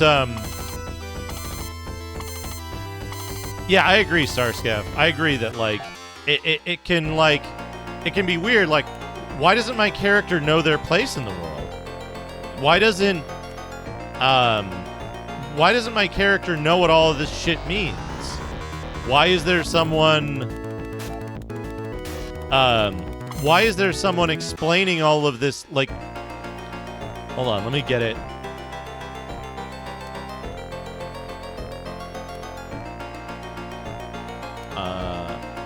There's other reasons for that, Shiboiche. I won't get into it right now. No.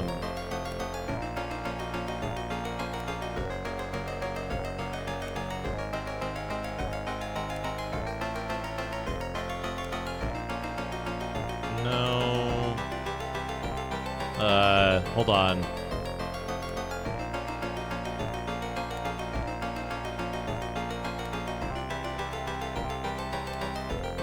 Yeah, exactly. I like Starfield because it doesn't tell you what to do, and you can just go off and you can like, you can be like, you know what, I don't like this story. Fuck off, and just go to some planet and shoot dinosaurs for an hour. That's great. I love it.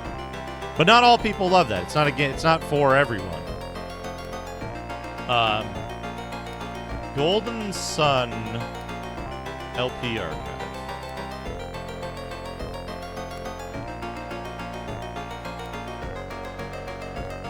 Is this the one?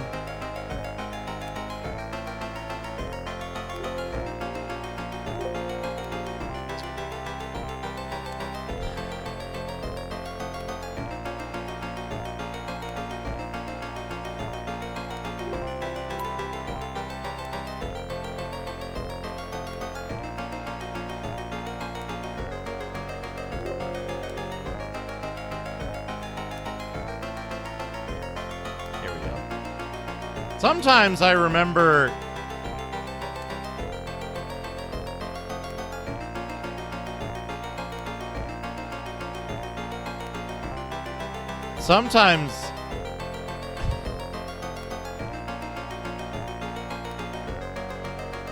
hold on, let me fix this up. Can I do this? Yeah, I guess I can, right?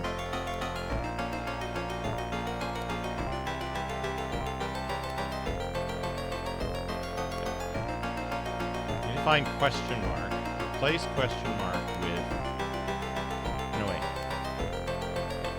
I need to. Replace question mark. Apostrophe? First, replace double question mark with question mark apostrophe. No. Replace... I'll figure this out. Replace question mark with apostrophe. Replace double apostrophe with question mark apostrophe. That should do it. Now, replace...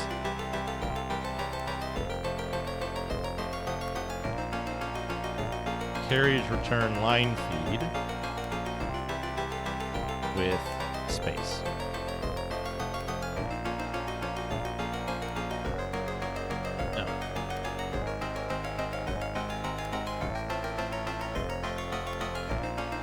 Now do it. Now, where's my makeup log?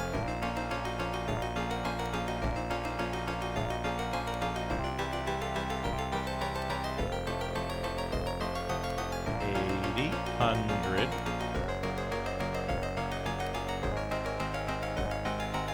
This might be too long, but we'll give it a try.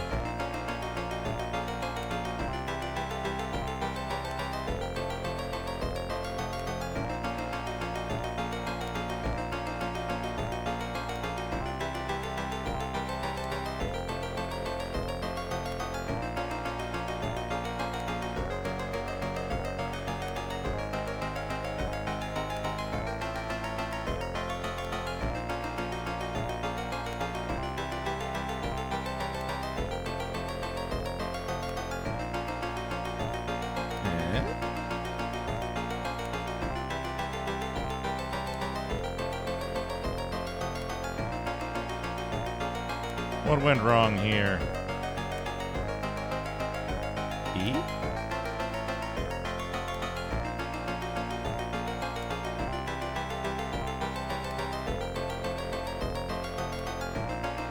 Maybe we need to not have a space there. Ah, paste.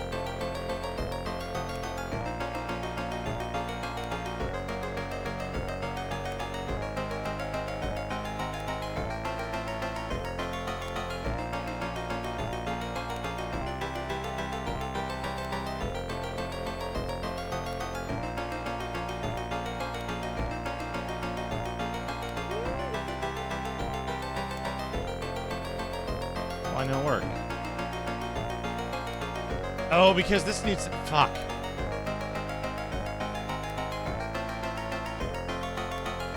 Right? This needs to be...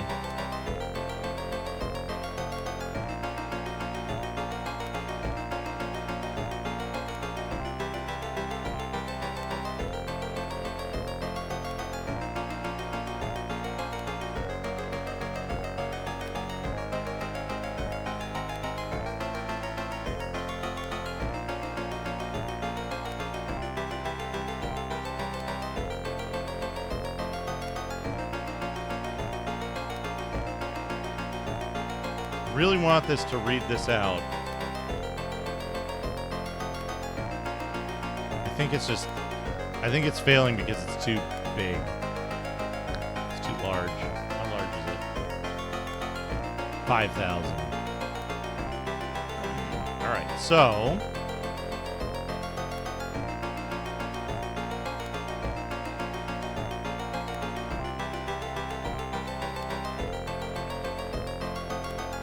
$2,000? Split it into 1,000.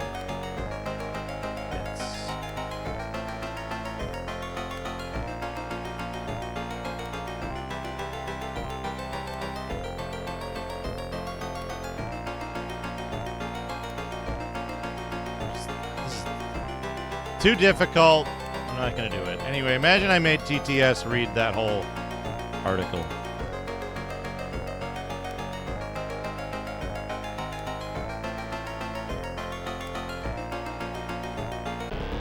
Anyway, what did I miss in chat?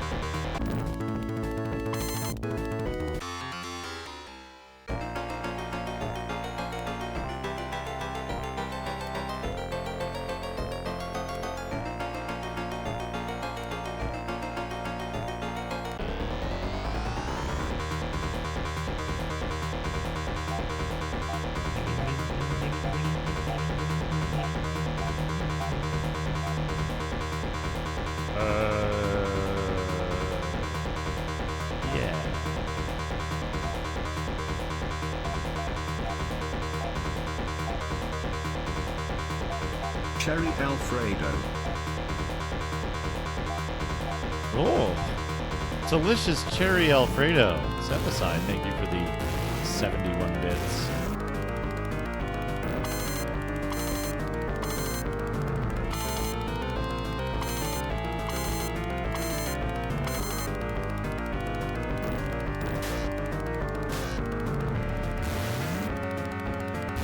There we go.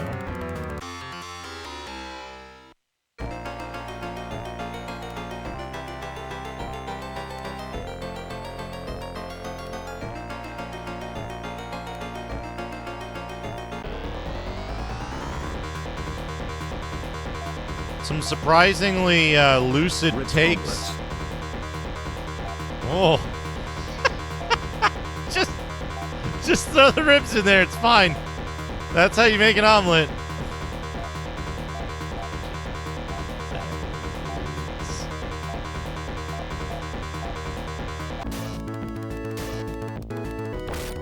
Top off. Same for the 80 bits. Same for another 80 bits. Mashed Sunday. No! Oh. Do you think that's gravy or caramel or both?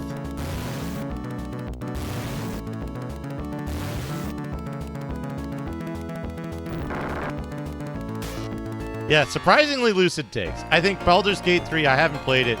It seems like it's a fine game, but it's absolutely overhyped, and I know exactly why.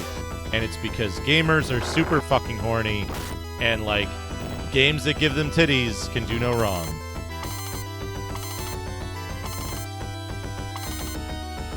cottage cheese tiramisu. Oh, that's Oatmeal gonna be tacos. a nasty surprise. Oatmeal tacos? Oh, nope. Nope.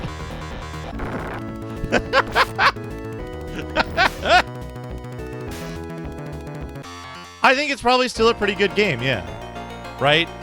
But I don't think it's like best video game ever and all other RPG developers should quit their jobs because they can't do as good as this material like people are actually talking about. Breakfast potatoes. Oh, delicious. With an egg in a cup. Who doesn't love egg in a cup?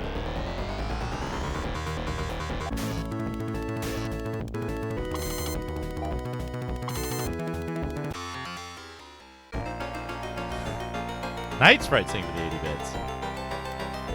And Top Boss, thank you for the Melon bowl. Oh! Thematically and filled with.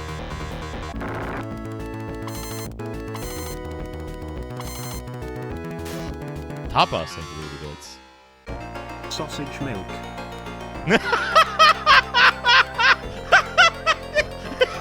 The ad! The sausage milk ad! Oh, very good.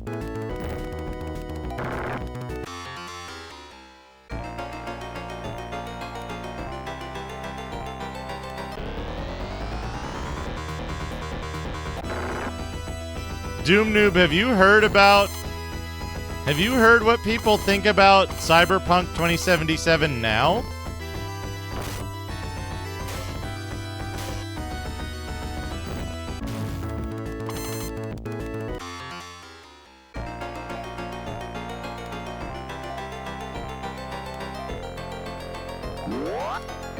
Without having really changed anything,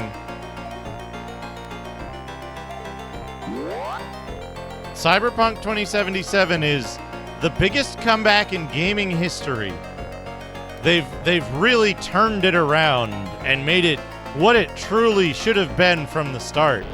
An excellent game, absolutely worthy of awards and rewards.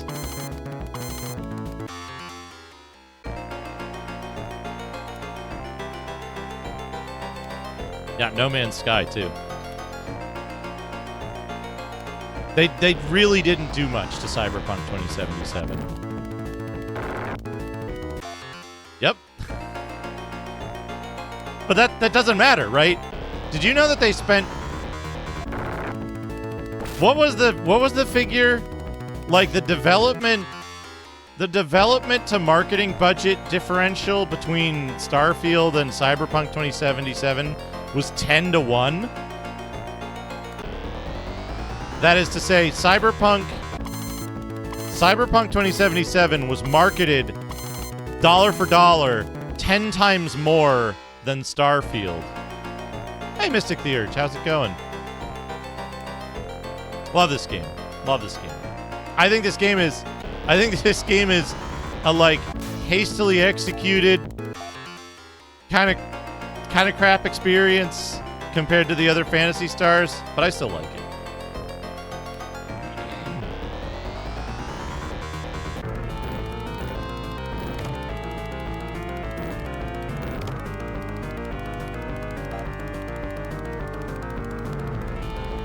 Yeah, ambitious and unpolished. It gets a lot. It gets a lot done for the constraints of its development.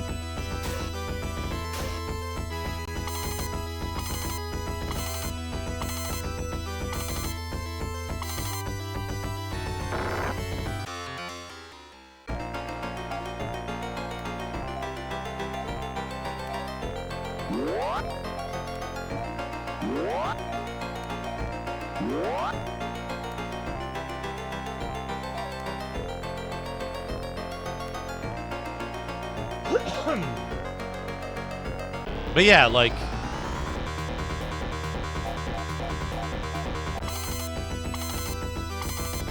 Hi-Fi Rush.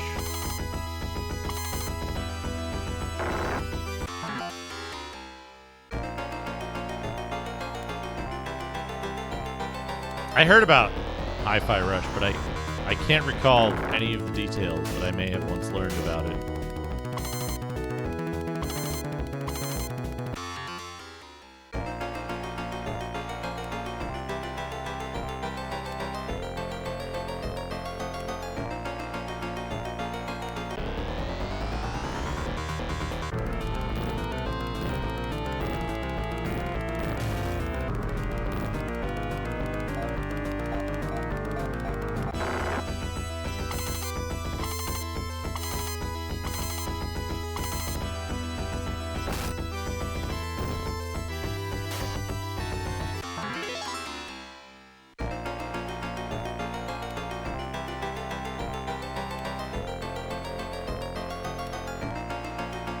Yep.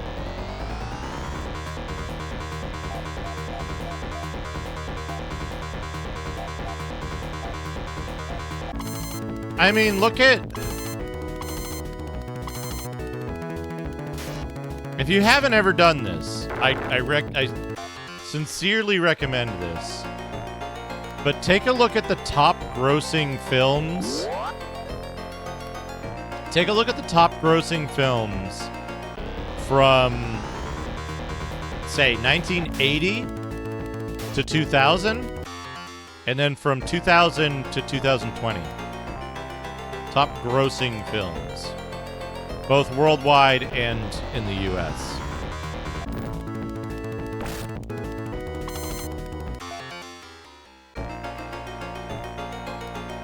I think that video games arrived too late to have a chance at credible acceptance as an art form in an era when art mattered.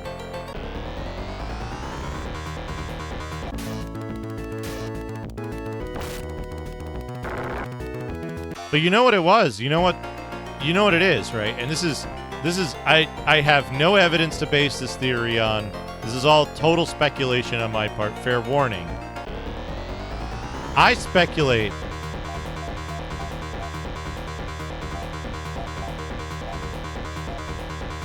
that it was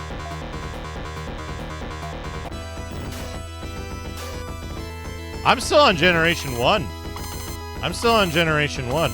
We have work to do before we'll be ready to marry. We have to create generational wealth. How are we doing? 5,000 to go. I should probably head back.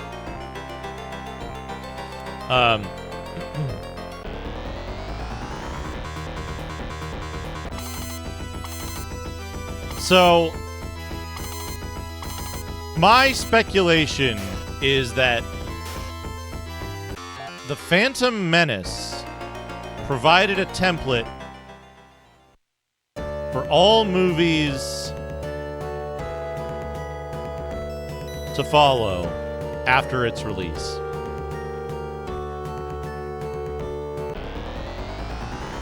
Most of the top grossing movies in terms of genre and production type match the Phantom Menace starting in about 2001.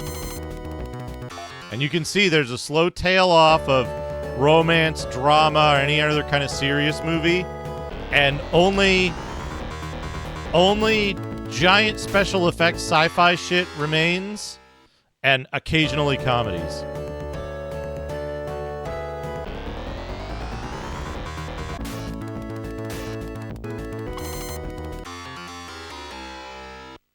And then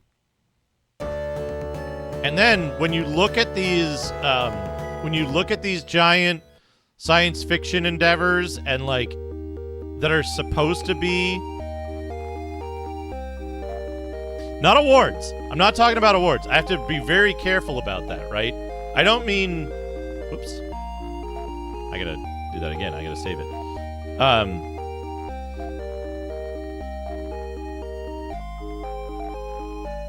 I don't mean awards. I don't mean critical acclaim. I don't mean reviewed well. I mean top grossing.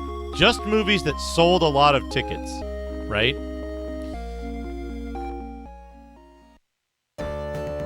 those movies, starting around the turn of the century, those movies start all converging into this one template, which is lots of talking, a comedic character, and not actually that much science fiction action. Look at Transformers, right? The Michael Bay Transformers, where stuff explodes all the time and there's a giant robot fighting. And it's like 2.3% of the frames in the movie are actually giant robot fights. Something like that. Somebody did a frame analysis of it. Oh yeah, weak and unnatural romantic elements. Yep.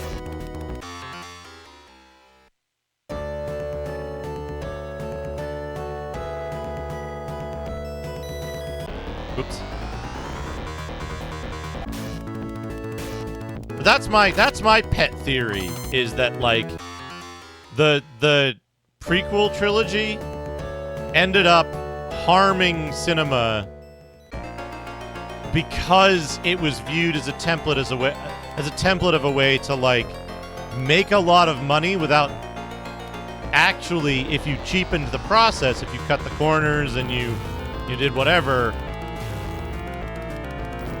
Oh, this is the worst. This was the worst encounter to get surprised on.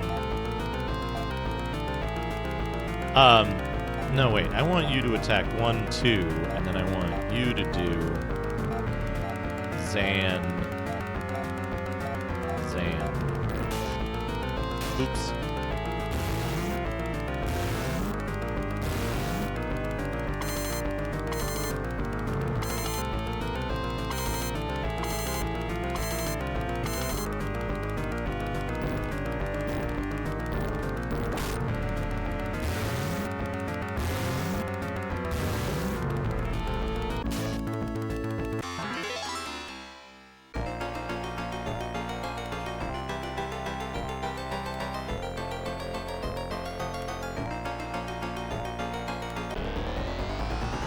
Right, but like,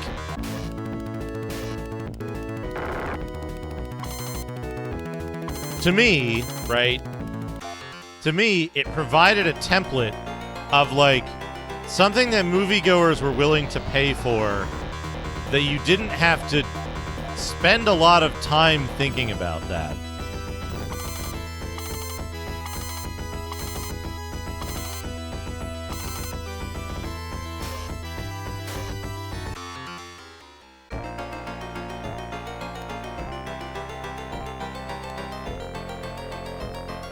Christopher Lee is good. Is good in almost any place he pops up.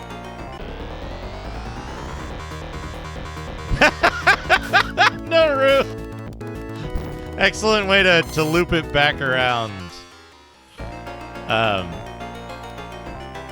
So I should heal everybody.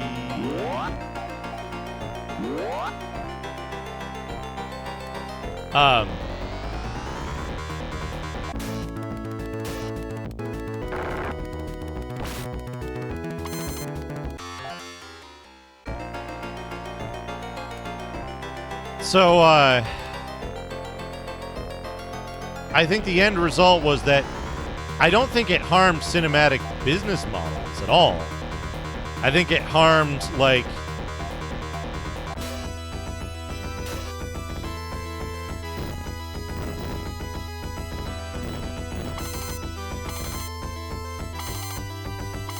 I think it harmed the art form of cinema. Because now there's less. It separated the market. It got rid of the. It got rid of the single A segment. The same way we've done with video games, right?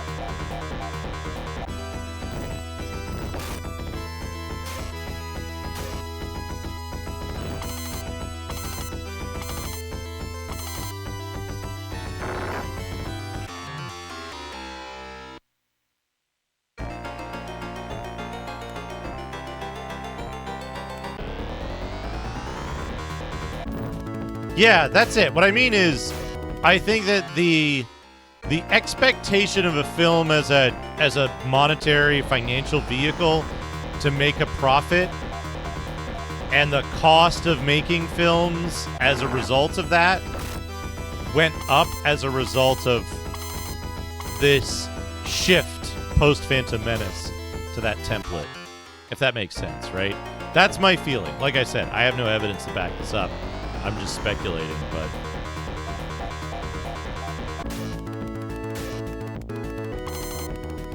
it's the idea that, like, it seems less common that we have prominent movies like we used to do in the 80s and the 90s that were not just big blockbuster movies or, like, the very rare indie darling. But there's probably other market reasons for that as well, right? Like, somebody... I could be wrong about this, but I recall reading that, like, the catalog of a blockbuster, of an average blockbuster brick and mortar store was significantly larger than Netflix. I try to be very clear about when I have knowledge about something, when I have a reasonable belief about something, and when I'm kind of looking at stuff going like, hey, this kind of looks like that. The quality of information conveyance. 3 times Netflix library.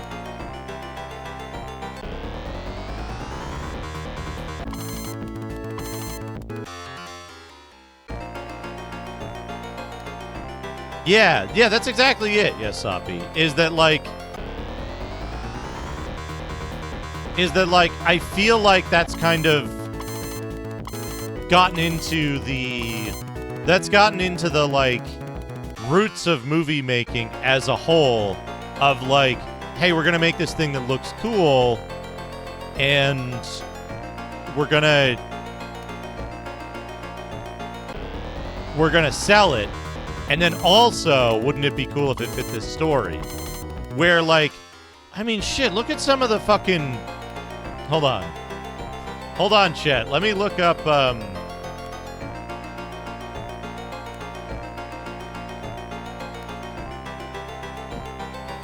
Skeet Ulrich filmography.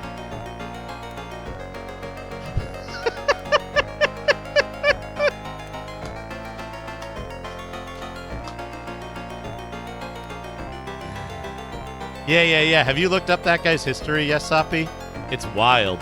It's wild. It says a lot about how business works. All right.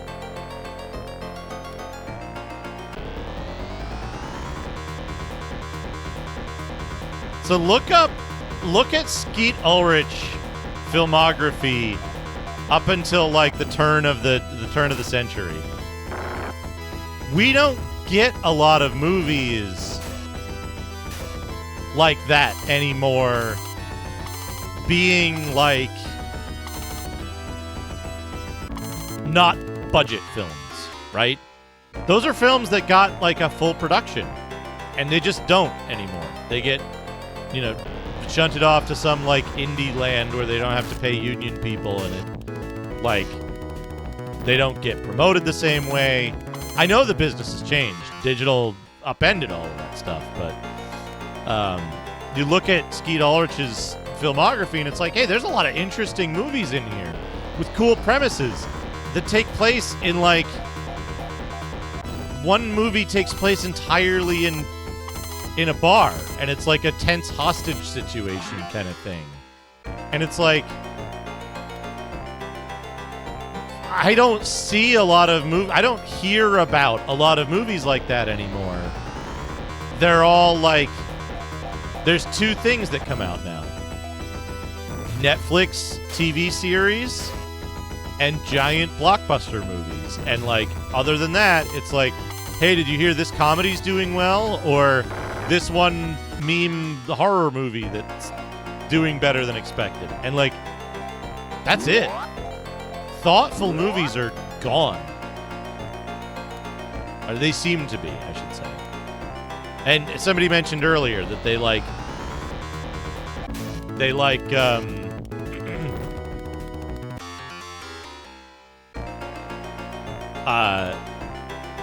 they trot out a series of movies for Oscar bait season, and then that's it.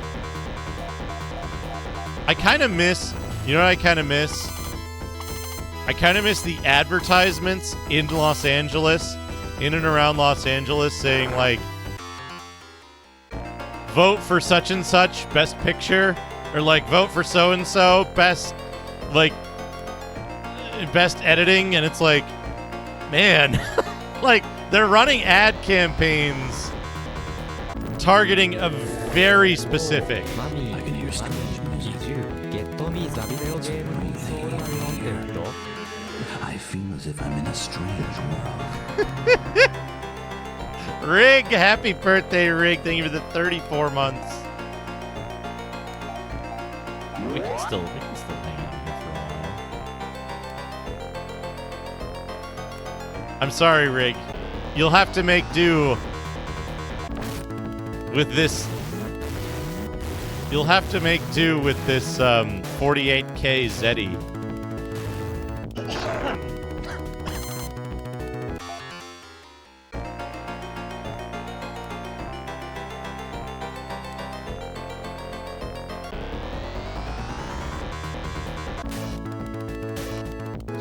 Not yet. Not yet. I'm still doing what I told you I was going to be doing before I had to leave earlier. We're almost done, though.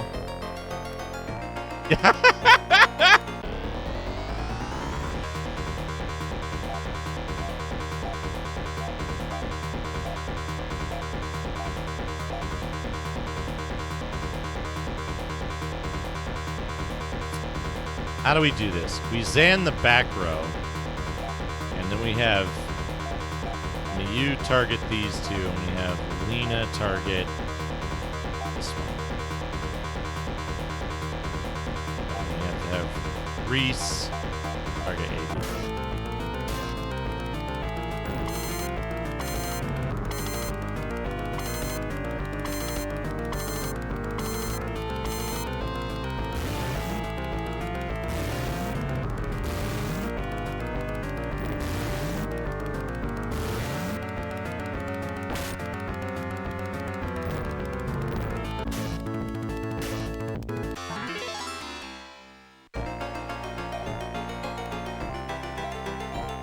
Like I said, this game had good ideas. They just executed them all wrong. Dynamic music, good idea. Bad execution.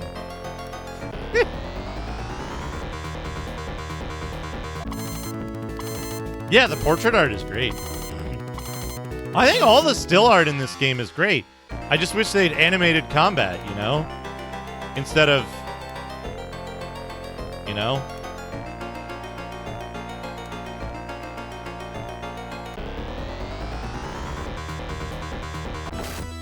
Yes, that's correct. Oops, I screwed up.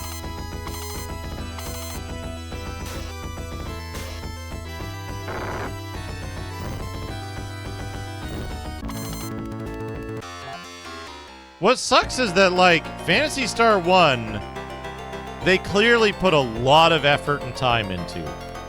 Phantasy Star 4, they put a lot of time and effort into. But Phantasy Star 2 was worse than 1, Phantasy Star 3 worse than 2. Yeah. Phantasy Star 4 had, like, the storage space of all of the previous games combined.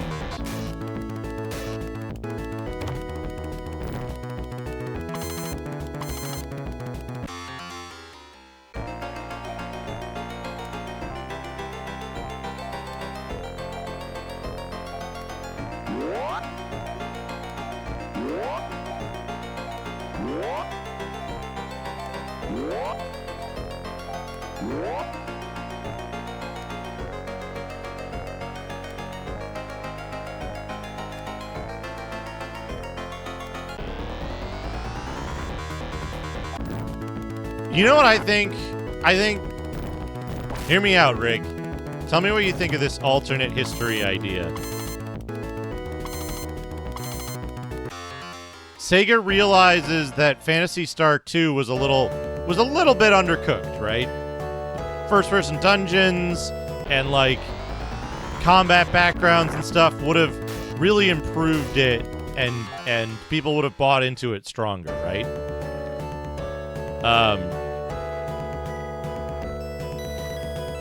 So they delay Phantasy Star 3, and they put out Phantasy Star 3 like a year and a half later. They get some really hot shot.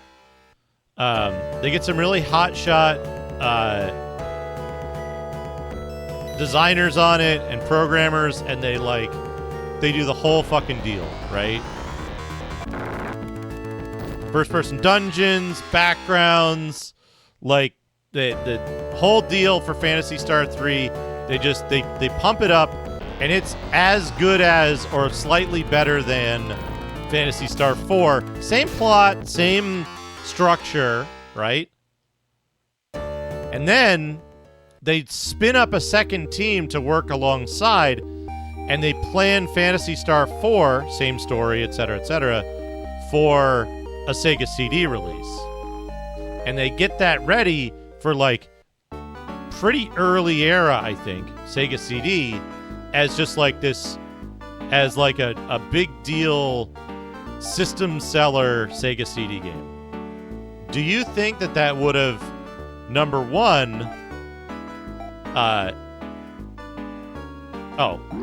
was her. Number one, would that have increased Sega CD sales to have a tremendous, top quality Phantasy Star RPG on it? And number two, would that have made a better Phantasy Star 4? Right?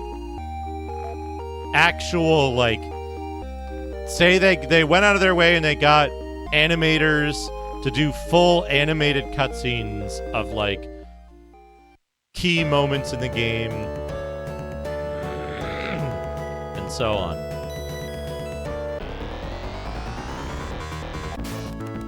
Yeah, I think that would have influenced a lot of people to get a Sega CD over Super Nintendo. I think it would have changed Sega's fortunes.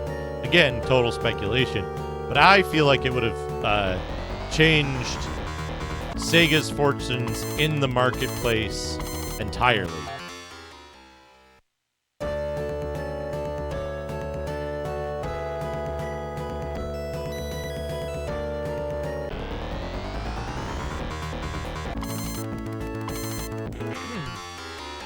Because on that timeline, right, I think Phantasy Star 3 comes out after Final Fantasy 2. And then Phantasy Star 4 comes out before Final Fantasy 3, right? I think that's how that timeline would work out.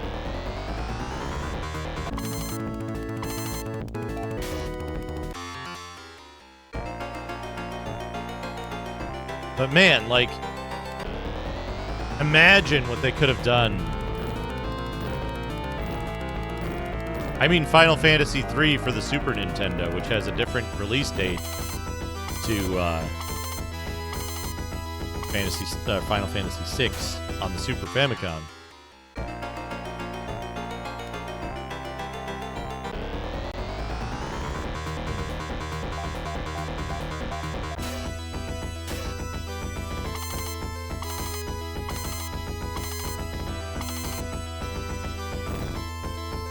Oh, man. And if Phantasy Star did well, right?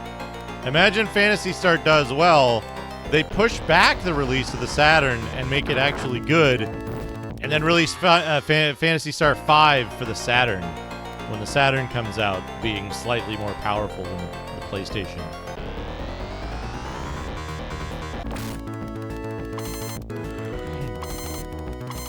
There's no rush to market to compete with the PlayStation, so they don't screw over their US retailers. If only they knew. then what we know now. If only they listened to, like, literally anyone.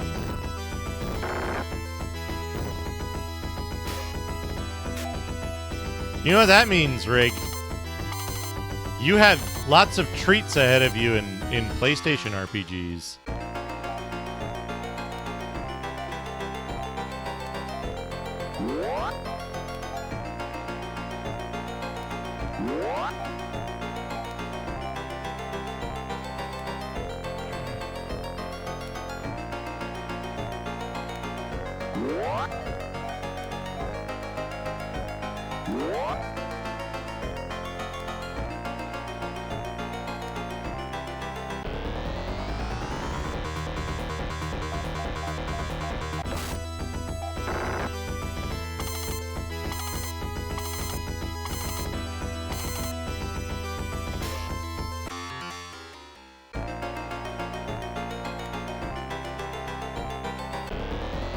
The thing about Sega is that, like,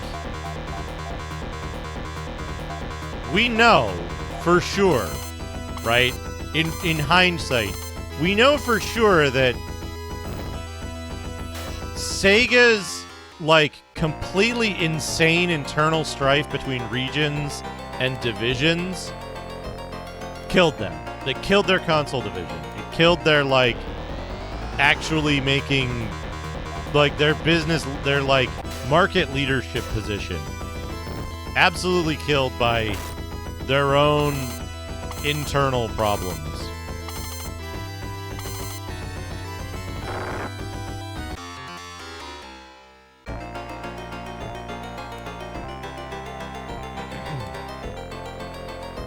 Yeah, auto-cannibalistic business practices.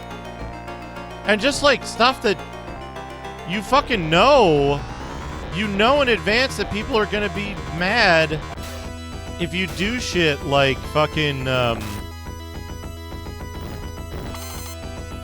like, do a surprise launch when not all retailers or distributors have stock. Like, the people who don't get to sell are gonna be so fucking mad at you.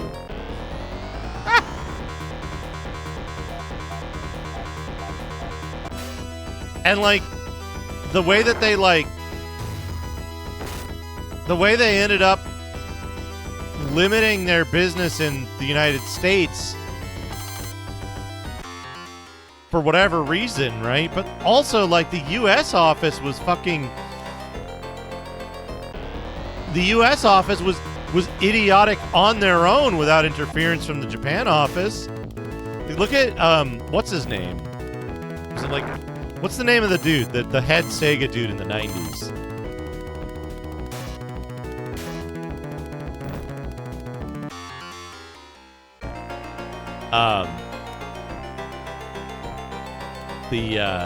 The CEO of Sega of America. In the, like, recent leaks and stuff. Not Bernie Stoller, no. Yeah, Kalinske. So Kalinske, Tom Kalinske, is it?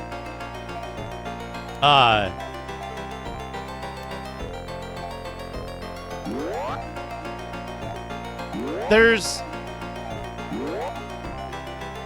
This game is so fucked.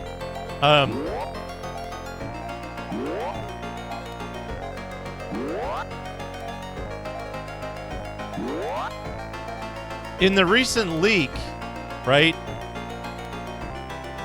There's these emails of Tom Kalinske going, "What the fuck are you guys doing? These ads are stupid. Show the fucking game. Why is there some fucking couple on the beach and there's, like, a guy kicking sand? Who fucking cares? Show the goddamn game." He's so pissed off about this dipshit advertising. I didn't even know about these emails, right? I didn't know about these emails when I was reading the magazines. We were looking at the, like, Digimags and stuff, and I'm like, this advertising is so stupid. What does this have to do with the game? There's, like, these tiny screenshots way off to the side. They're not confident in their product. And then, like, look at the good, like, the games that did really well. big fucking screenshots, front and center. Like, they know what they're about. And they're like, you're going to buy our game because our game is good. And then in, like, the Sega shit, it's just like, what the fuck were they thinking? And so...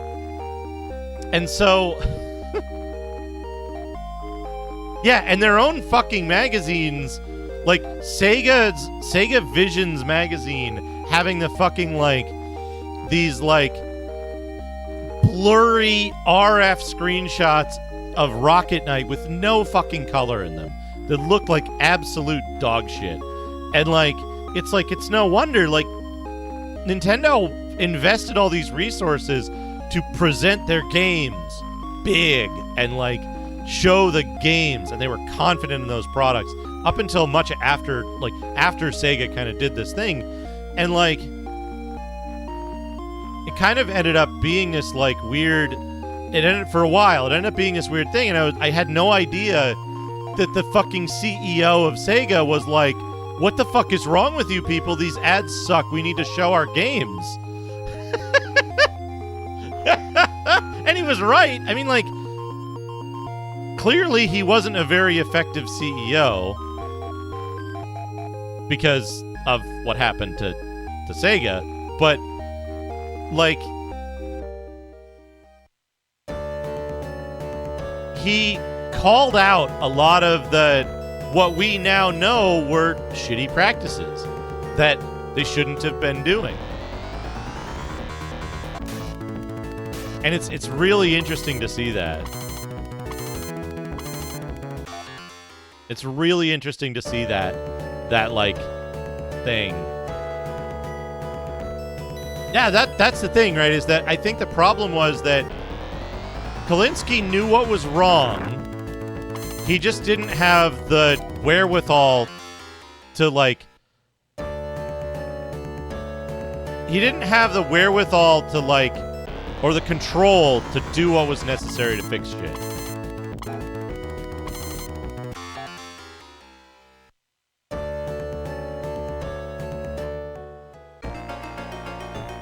No, I think part of it, right, Tater's Games, and I talk about this occasionally, right? Well, that's just it, right? Is that, like, an effective CEO has the means to do a bunch of shit, right? And whatever the reason, and it might not even be his fault, but I say that Kalinske was an ineffective CEO because of how the company went, despite his knowing about some of the problems. Right? It could be board of directors. It could be some other internal power structure. It could be that, like, it could be that he was short of ideas to fix it. There's all kinds of things. Some of it his fault, some of it not. But he was clearly frustrated with the same things, right?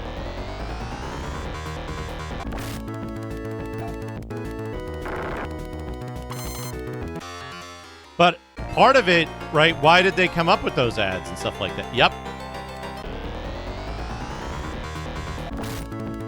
Starscad's got it. It's what I call pulling up the ladder, right? We look at it from time to time. I should make a scene.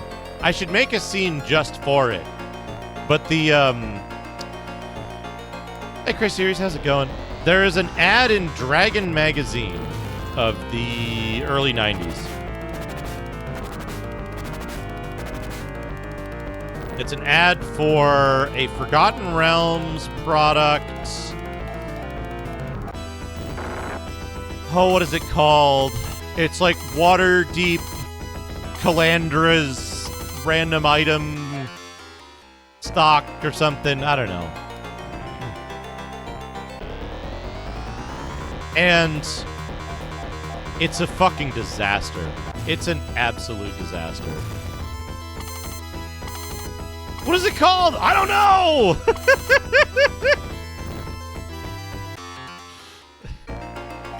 Super Saturday? Super Brawl? What is it called? I don't know!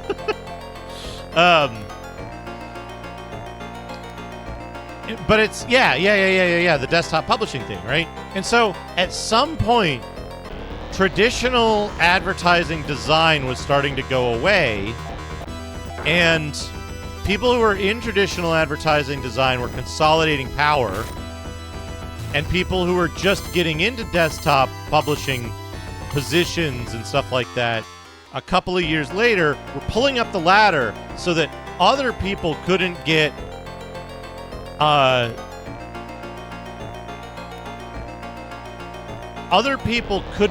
the same foot in the door that they got, right?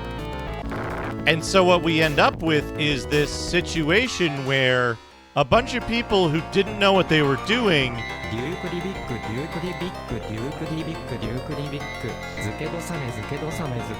Sheriff Ram, thank you for the 44 months of Duke Dobic.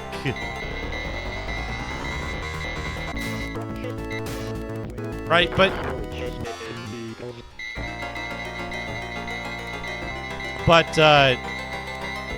it was a bunch of people who were covering for each other because they were entrenched at that point, and they might not have actually known what they were doing. So they were like, yeah, we're the marketing people. We're going to tell you what's good, and we're going to run the ad that we think is good. And they didn't have the kind of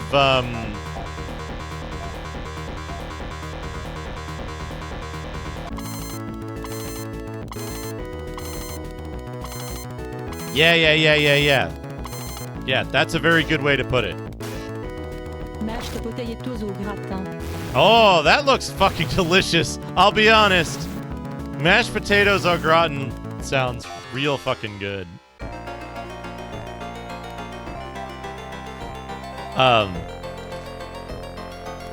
But yeah, it was an industry of people.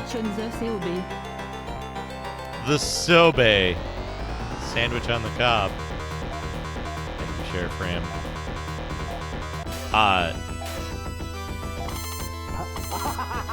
Andy Capo! Thank you for 21 months. We got a hype train. We got a hype train. Cake Sunday. Cake Sunday, delicious.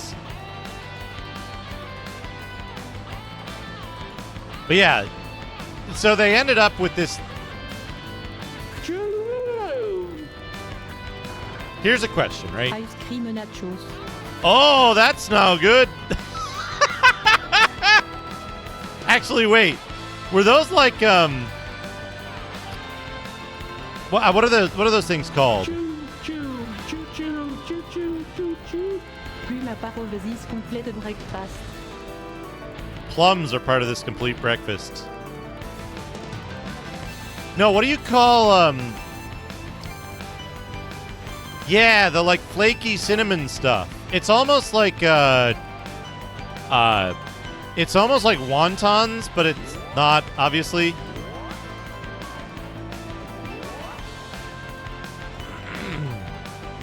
Yeah, with the cinnamon and then chunks of chocolate and like scoops of ice cream. That would work. You know what? That would work. Oh, waffle cone. Yeah.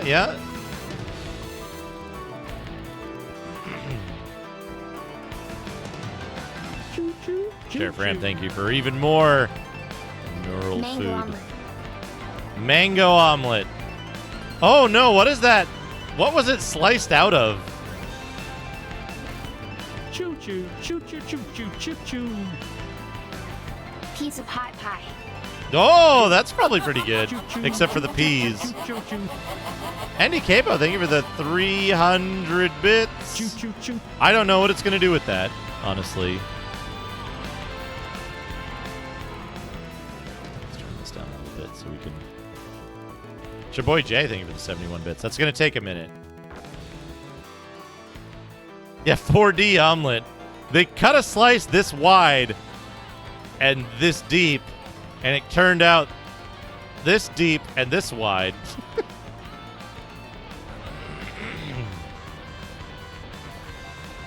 Nothing wrong with pizza pot pie to begin with. To the hundred generations, Poutine pizza. Choo choo, choo choo choo choo choo choo.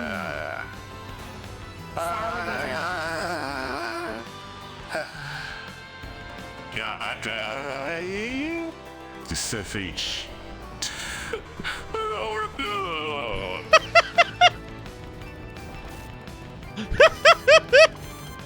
What the fuck was that? The Cephage.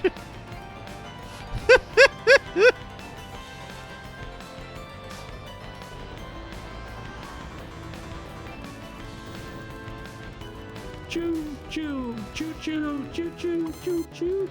Chocolate fried rice. Oh no! No! No! Chocolate fried rice. Mm-mm. Pineapple platter. Oh! Is Rig still here? Look at that. Are those cacao nibs on it?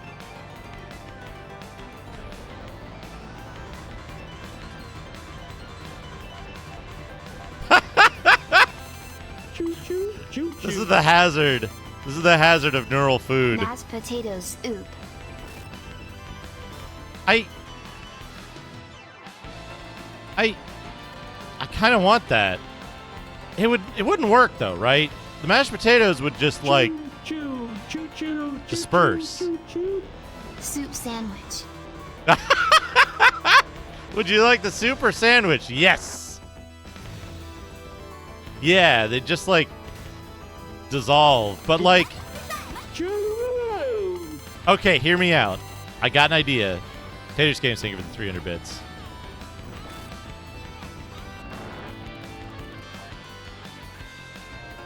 Balled up. I think that balled up statue might produce some results we don't want.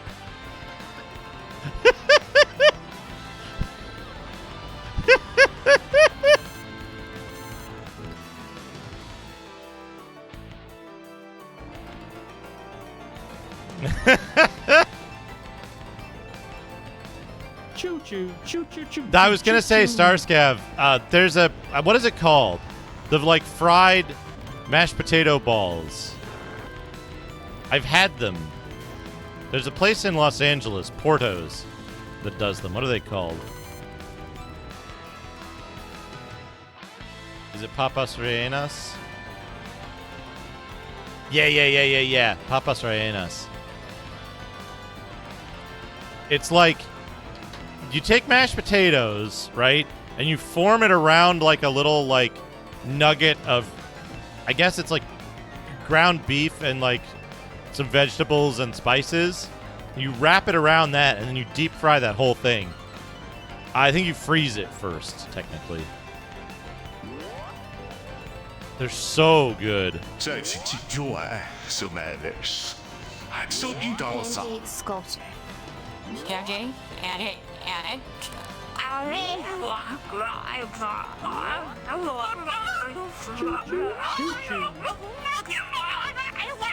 Yogurt curd. Sheriff Ram, thank you. Sepicide, thank you.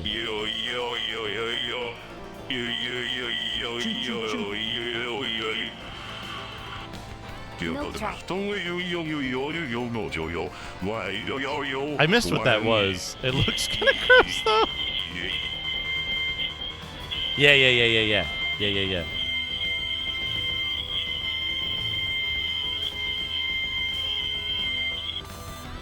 He's kind of whistling. Yeah.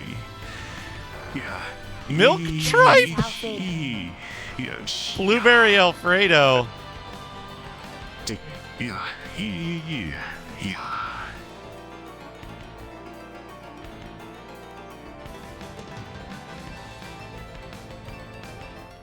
Hype train success. Fried rice burger. 67% level 2. 2 subs, 1,807 bits. Thank you so much, everybody.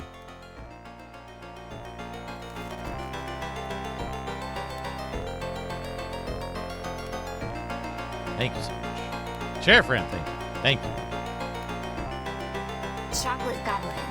Yes! Yes!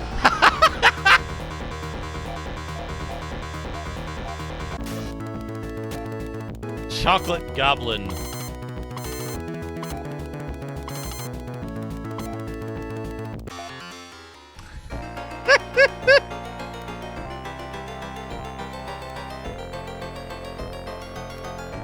Halloumi is so good.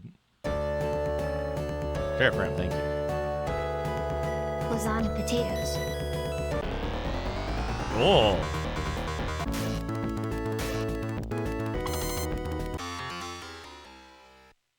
Salami lasagna. Okay. Why is it circular? How is it circular?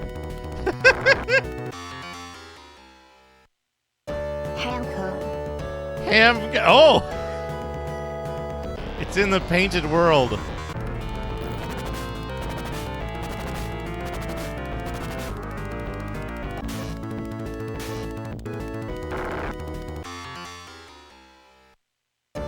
Nachos poutine. Okay. It didn't do a very good job with those combination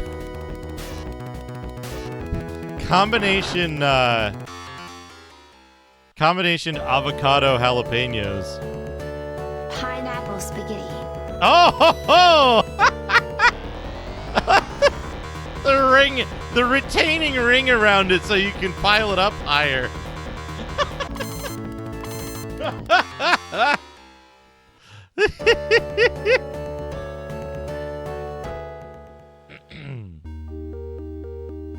Cottage cheese loaf. Is that solid cottage cheese?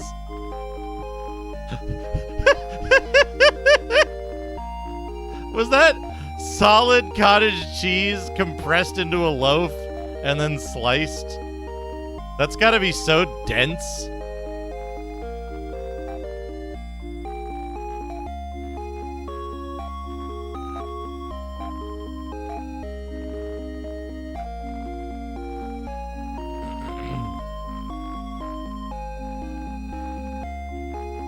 Unusual state of matter. Yeah, like styrofoam. Yeah. God.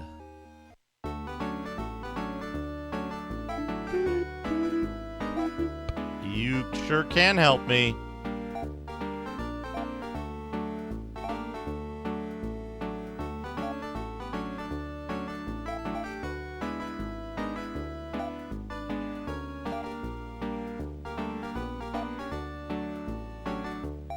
There we go, 2 royal needlers.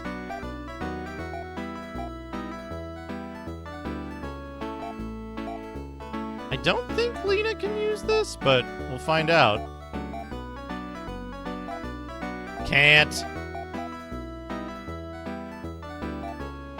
Yeah, like paneer. Paneer loaf. Sell ham cone jello.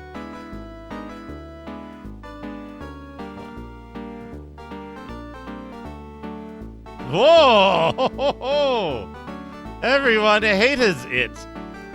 Du coke cure Abuham Avioni ho nates it, but too tolerably ho ne unsuicidly is take cabe of Oho to slooking it old in Taksh Kon Jockenmock.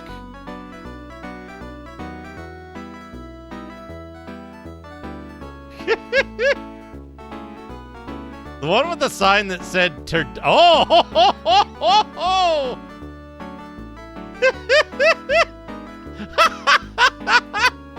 Turducken, a gravy-based steed. Duck creatree ham cone jello. Yeah. I like the one where it said turdicken. All right, sell the laser needler. Yes. Sell. Does Lyle have anything to sell? No. He has garbage. Okay, so we need to get Mew and Ren their best gear. Because they're gonna be carrying Reese for the final boss fight of this generation.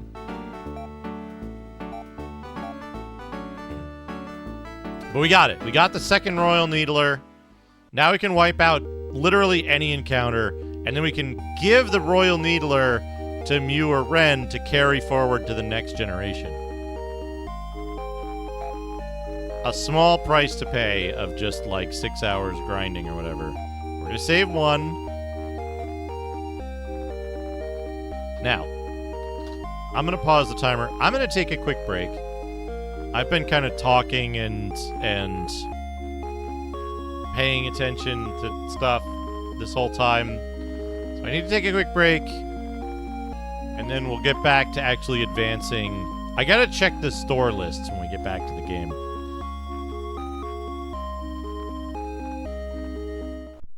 Oh god, that's... Anyway, here's your BRB music. Enjoy some neural network cars. I'll be back in a few minutes.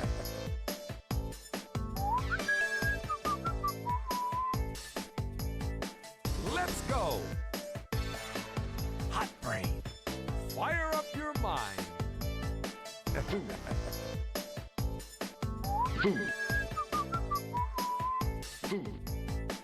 Let's go! Hot brain.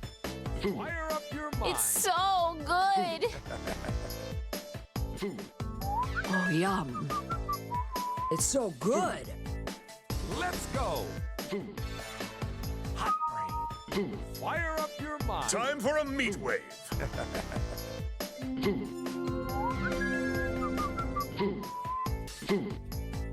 Let's go! Yum! When it was all over, she attacked the ape herself.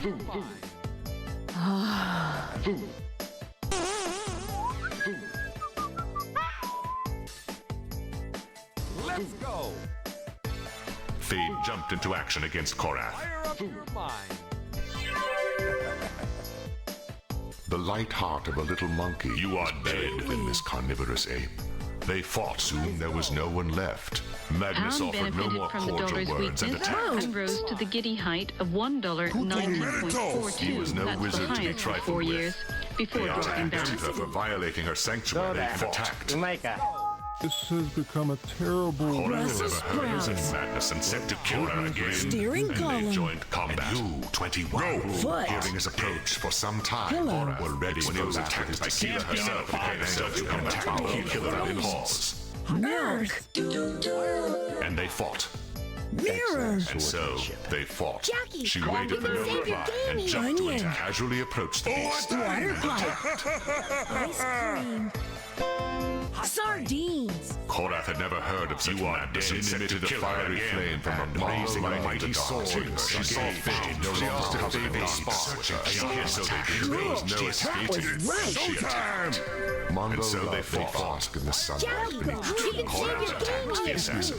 Buy as many as possible, And so on they your fought him. side, but business Where she scowled at him and attacked on sight. Steering wheel. Magnus and she attacked. And she assaulted Fade with spot. And so they knew who I am. Fade opened his door to query the hulking Korath laughed and attacked her. The projection told 21 to prove his Welcome back, everybody. And to set they fought upon sight cold and zorn confronted him. He raged as he Welcome attacked. back. Hey, look, it's BNU in a can. I don't know, 1,000 bits or some shit? 1,000 bits. Let's go! Well done. Revive your followers. Wastebasket. Like this. Chocolate chips. There it is. It's the hype train. Let's go! Look at these images. I gotta. There's still more to Fire add. up your mind. Haute couture, Larry Fine. All right. We don't need that.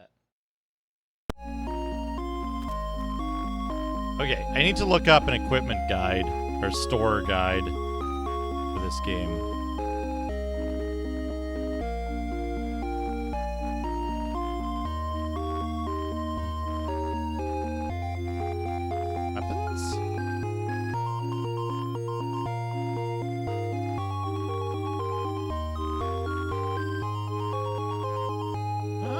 can use it? Claws. Okay. I think we can get laser claws for Mew, which will be good. That'll be 4,000. 2,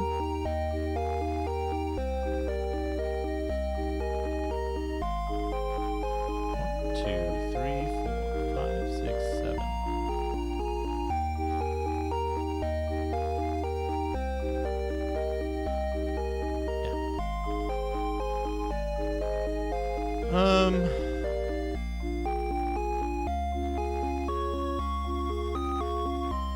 Laser shot?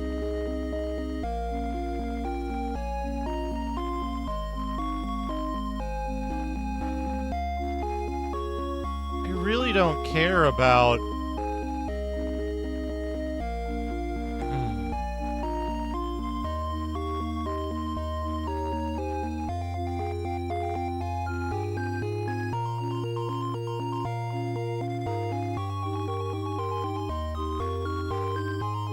There's a Vulcan as well.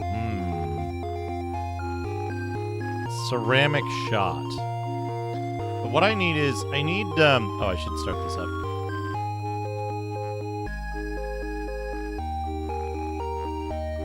I need a list of what's in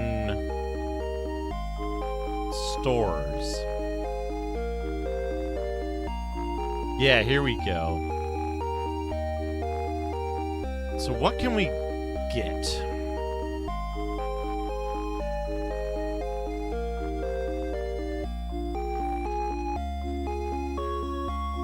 Shusaran.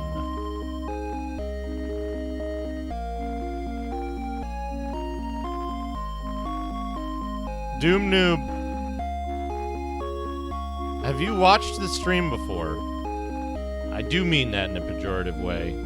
You know that I don't like retranslations and I don't like fan translations, and I have no plans to ever play them except in very specific circumstances.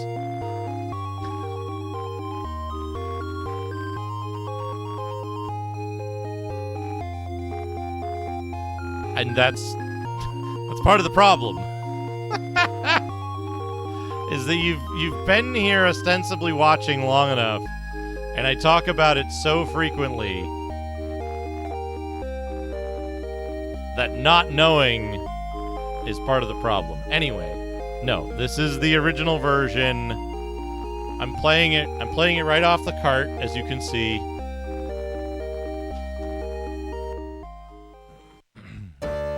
Okay, what do we need to do now? We need to go back to Shusaran, right?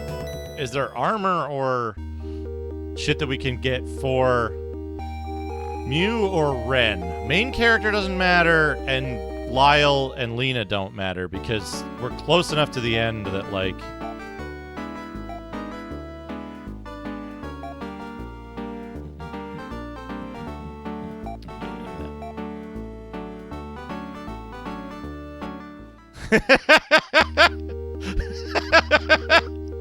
Yeah. Yeah, exactly, BNU.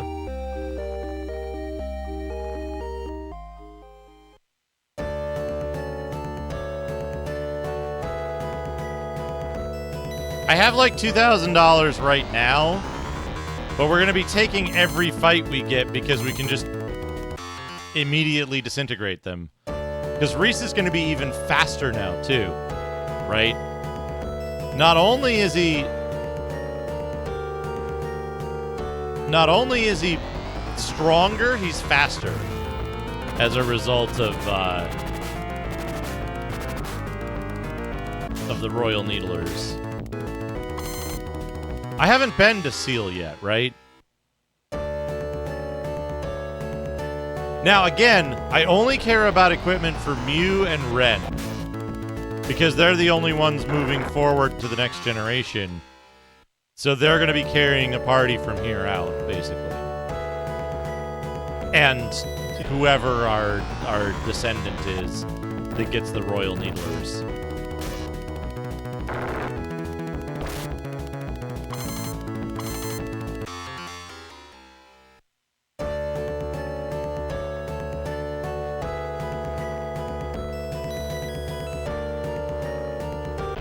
I don't know if we found out what Reese is equipped with carries over, but I think Mew and Ren's inventory carries over, right? So I'm just gonna give the items to Mew and Ren right before the boss of this generation.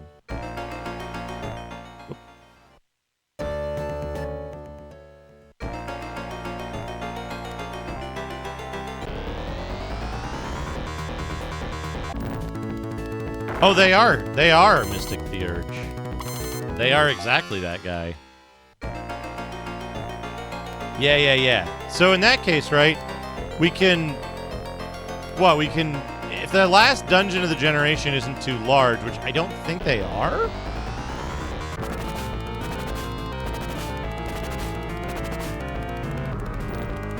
We can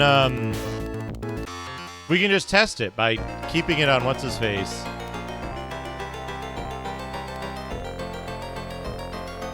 Yeah, like, again, right, it's a different case for streaming and playing a game on my own.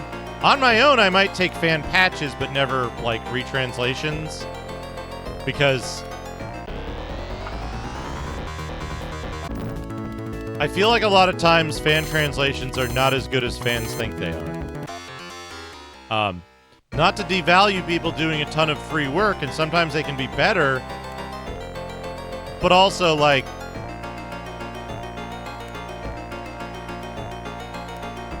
confused.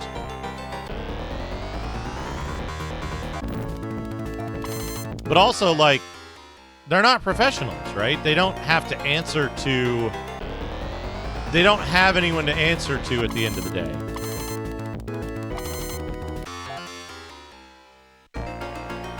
So, I just tend to stay away from it as a general rule because it's a safer thing. Like, I think Rig ran into this, right? Where it was like, I was like, hey, watch out.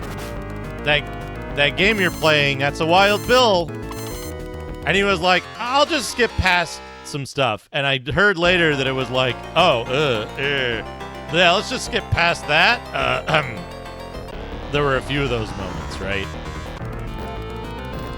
But in the cases of retranslations specifically, like, number one, what is there to even translate in this game to begin with? And number two, it's like, this is the game we got. This is what, if you got this game, if you went out and you bought Phantasy Star 3, this is what you get. This is the game that exists. Oh, I don't think Ted Woolsey's translations had much problem with them at all. Especially compared to the shit that Working Designs was doing. Like, holy shit, Working Designs. Holy fuck. And people view Working Designs as beloved now, and it's like, you won't catch me playing a Working Designs game.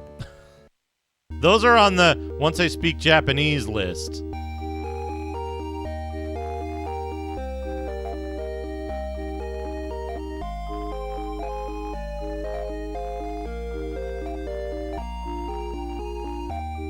But, like, man, like, Ted Woolsey was working a lot of times, right, in a, Ted Woolsey was working under a lot of constraints often and given directives to kind of make games more kid-friendly because that was the selling point in North America. Yeah, exactly. But then, like,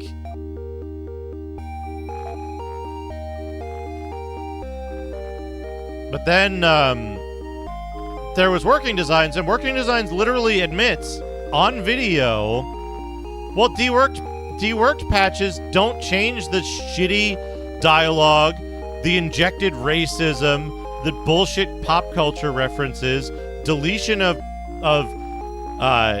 hints in the game in favor of promoting their other products. I think all of those are, like, absolutely unacceptable in quality terms.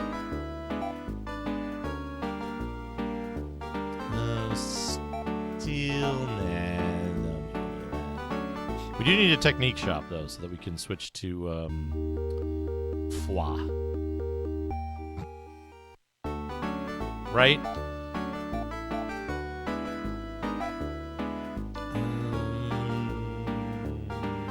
What can... What?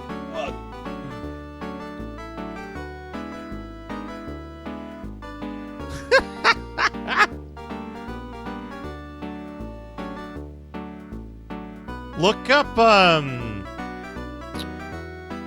think Chinese Hulk has a clip of it where he just, like, lost the will to play,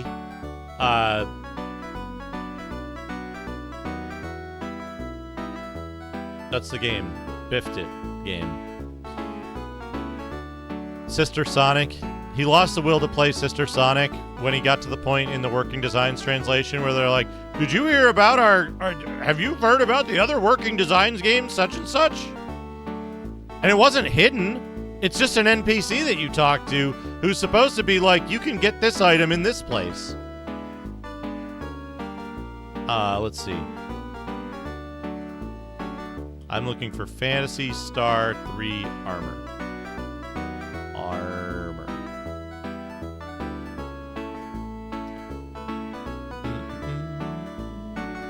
Yeah, maybe they moved the hint to the other games. Here's a hint about Popful Mail. That's what it's called. Here's a hint about Popful Mail.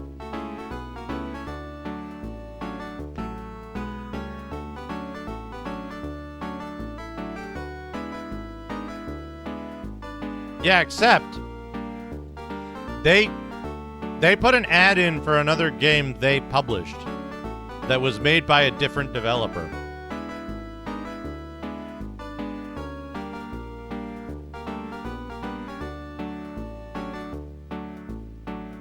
Okay, vests.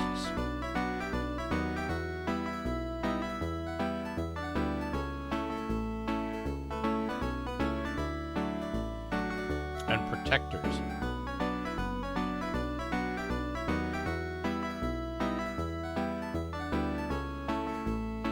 Wait, shit.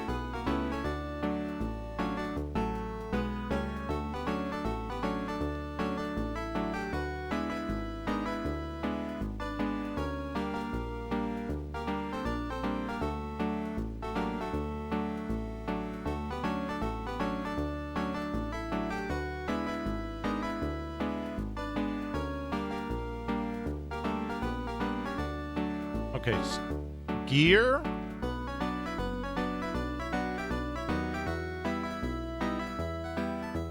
Gear and ribbon. Vest and protector.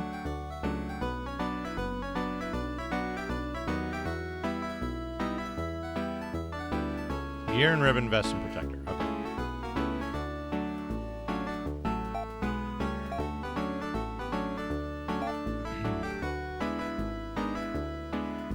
But I mean, like, what's that Saturn game? Albert Chicken Odyssey or something that they did? Where they just, like, straight put a bunch of racism in the game that wasn't there to begin with. They, like, added some fucking stinger line about Ebonics and how Ebonics bad. Like, fuck you, Victor Ireland. What's your shit? Steel gear. No protector.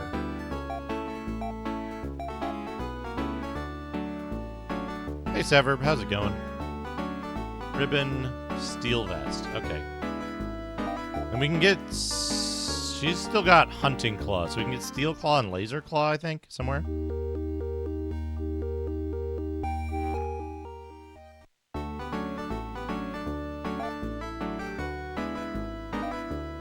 How could he? Right? He's the one who wrote the contracts. He's also the reason why, like, Lunar... He's the reason why, Lunar didn't get a...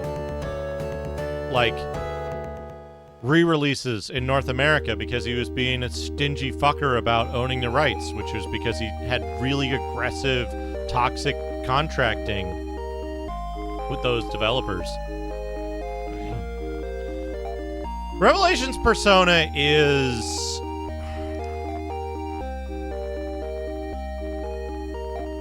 I'll put it this way. I don't think the translation that it got is acceptable. Sever, thank you for gifting a sub to Mystic the Urge. It's really eerie here. I feel as if I'm in a strange... However...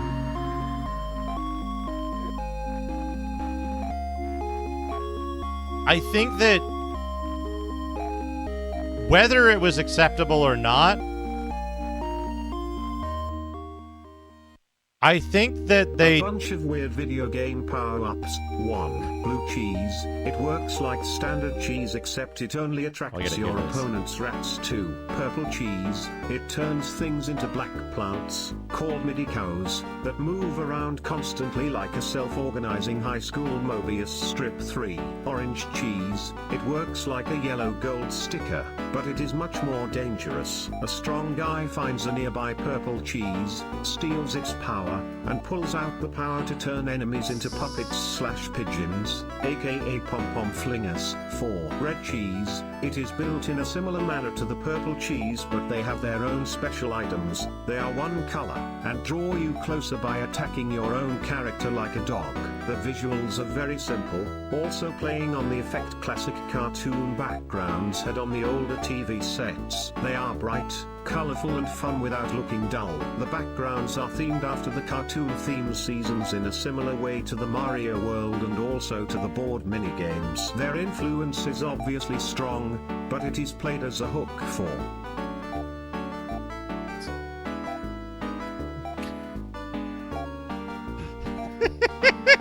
I love that one. I love that prompt is also like... That prompt is straight out of the, like, Cat Trap or whatever it is. The Nintendo 64 game that Radon played. It's straight out of that manual. I didn't change a damn thing. And it produces some of the most unhinged weirdo shit. I love it. Anyway, the technique distribution thing. I think it would be good if the way techniques are done in this game was handled any better at all.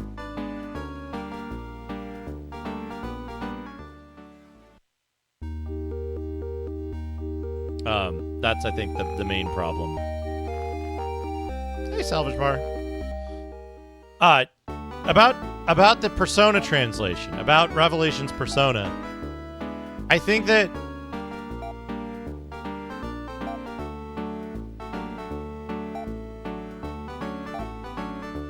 they did. I think that the translation that they produced was pretty much unacceptable. Even by standards at the time, it was like kind of gross, you know? However,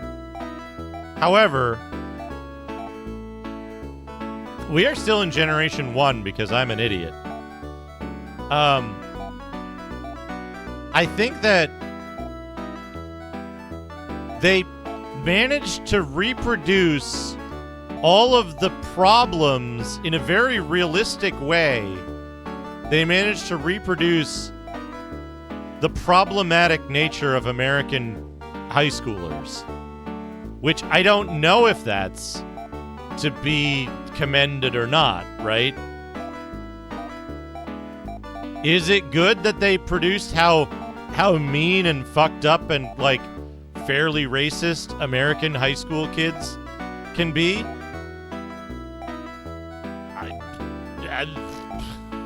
I'm at a loss to say. Does it make it a game that I feel uncomfortable playing in 2024?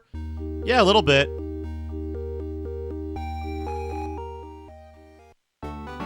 I literally couldn't care less about them removing part of the game because they didn't have the fucking resources to translate all of the extra shit in the other part of the game. I literally don't fucking care.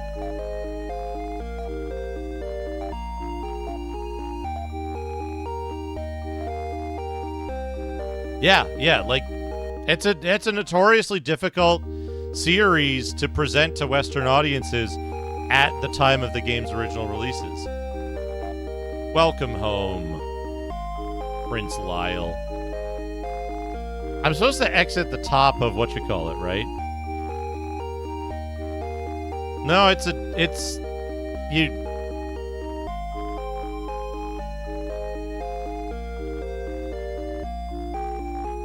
Doom Noob, you're missing the fucking point. The translation is not very good because, like, they made a lot of decisions that kind of suck in a lot of cases. I think that dialogue-wise, I think they represented American high school-aged kids as, like, as accurately as you might want to. I don't know if they did it on purpose. However, they also did things like renaming monsters to, like, Bimbo. And it's like, well, okay. But, as a port, right, mechanically, it's fine, right? Mechanically, it's just fine. And the missing part of the game is because that's the route of the game that they were focusing on. They didn't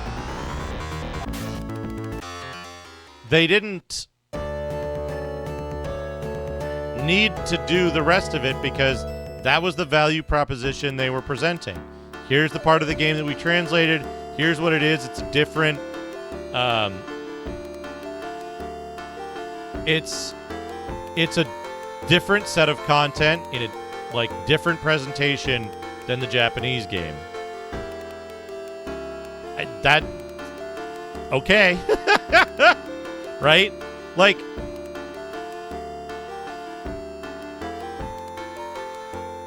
I think that what they produced was, again, like, the game is fucking 80 hours long, right? And like, it's a really fucking long game already just playing the main route. And the, like, Snow Queen shit, like, who fucking cares? Right? The US didn't get that part of the game. And, like, if you didn't speak Japanese at that time, you didn't know about that. You didn't know about that shit because it wasn't fucking there. So it's absolutely weird to me. It's like, you want to play the Snow Queen quest? Play it in fucking Japanese.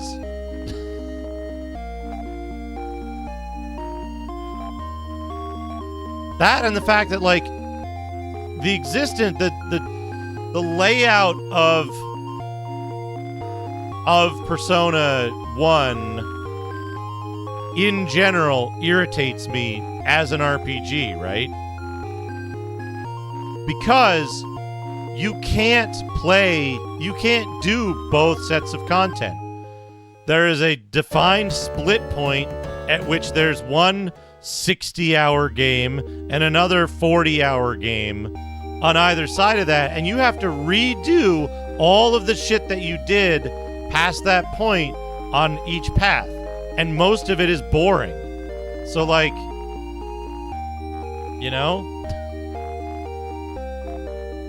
I don't know what to do now. What am I supposed to do? Last thing I did was I got, oh, the cave. Which cave?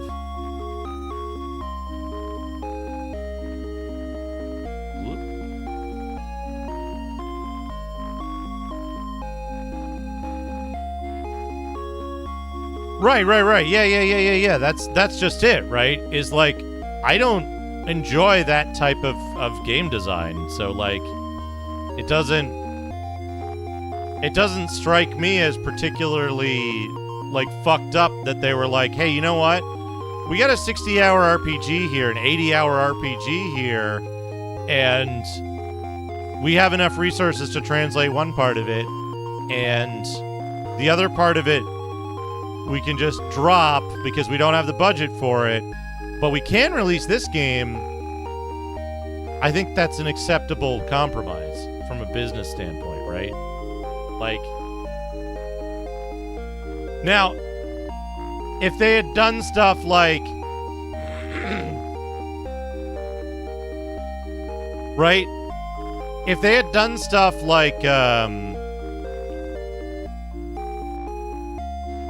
we got one Persona 2, but not Persona 2 with Hitler in it. We didn't get Hitler Persona 2. We got the other one.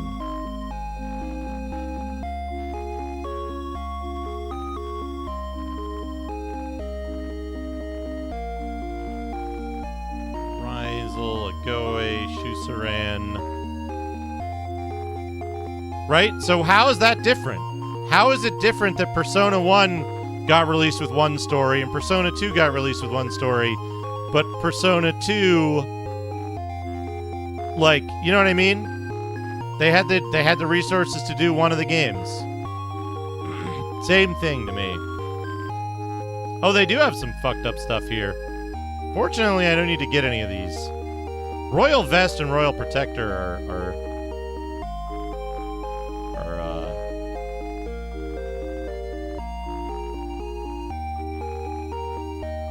oh, for fuck's sake.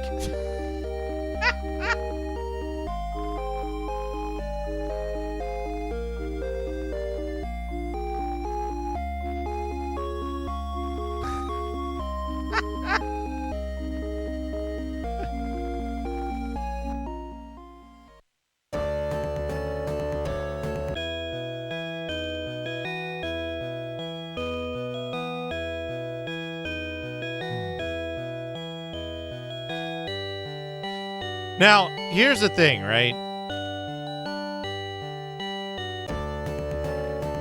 If I have to go to the fucking control station again anyway. That's where I'm supposed to go right now.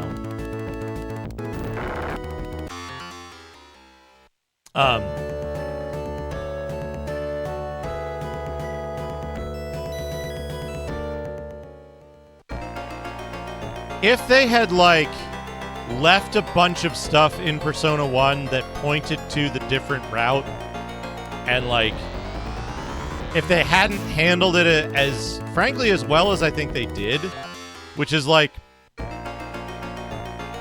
there are some loose ends, but not very many, and they're just like, okay, here's the game you get.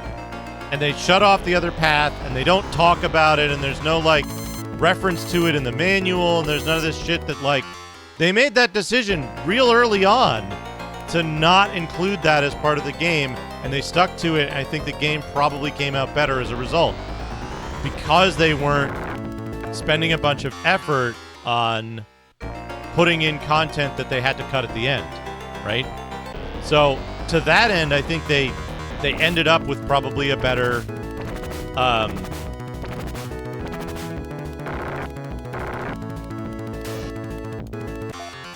yeah, that's what I'm saying. The two routes are completely separate, but there's nothing like... There's nothing in the game that indicates the presence of a deleted second route other than some, like, I wonder what this character's deal is. I guess they're just there for... decoration kind of stuff, right? There's no, like... There's a bunch of games that had, like, content deleted for the US versions, which... There are those kind of loose ends, right?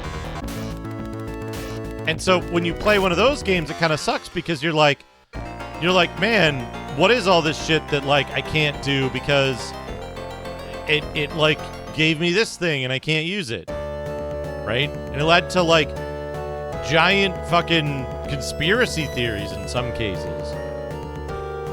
Like, oh, what was this for? And it's like, well, it turns out it was just for the thing in the Japanese version.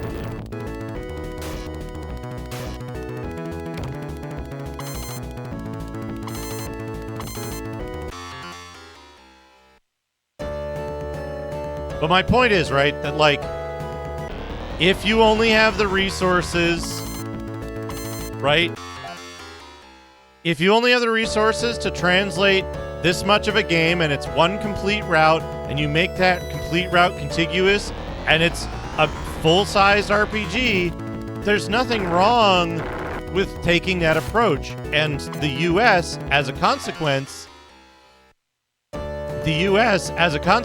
got a Persona game where otherwise they wouldn't have. That's right, because it was publisher handled, right? Because it was something that was like actually handled pretty well. It's not a case where the false claim gets made, like with Working Designs, where Working Designs was like bullying developers into working with them as a U.S. publisher. This was all Atlus, right? Atlus in Japan, Atlus in the U.S.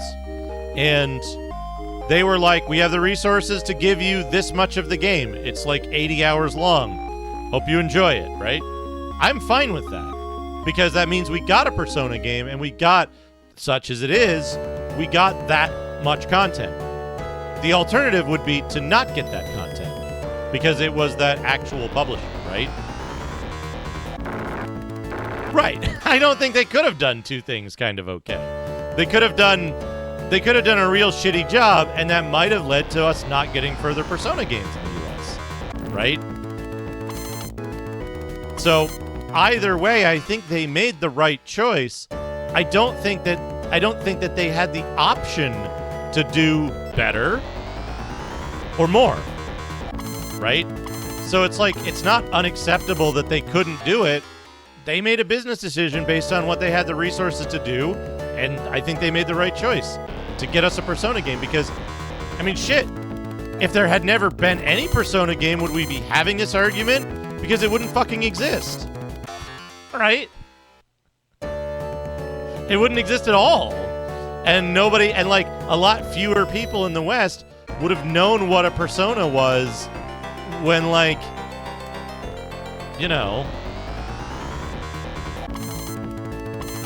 when it came time to like release 3 and everybody got to jack off to animes or whatever. Okay.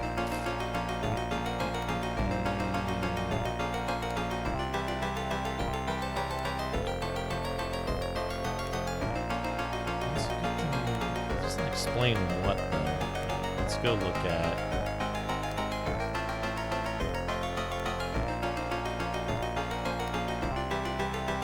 Oh no, I forgot about the Azura dungeon. Oh, gross. Okay, weather control tower.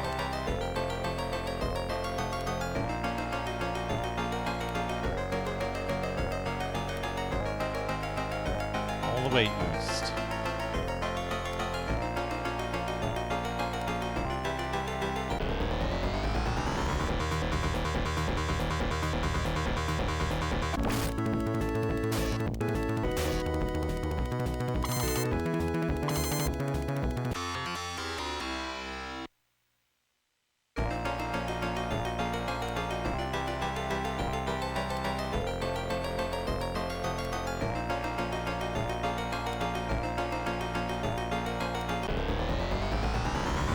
Down the second to last.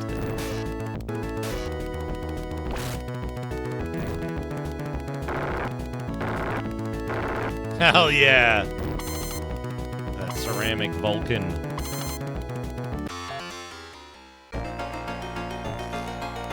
Down. Next one. But no, what I was gonna say is like,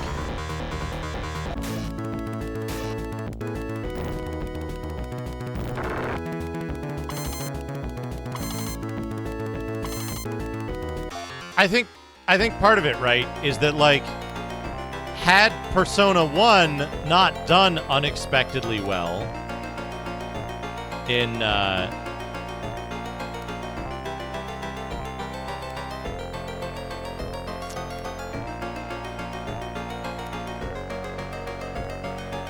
the US, which, like, I don't know what they were expecting, but, like, it was hard to get for a while it's rare now. But like they did a limited print run and it sold well for its print run. But like the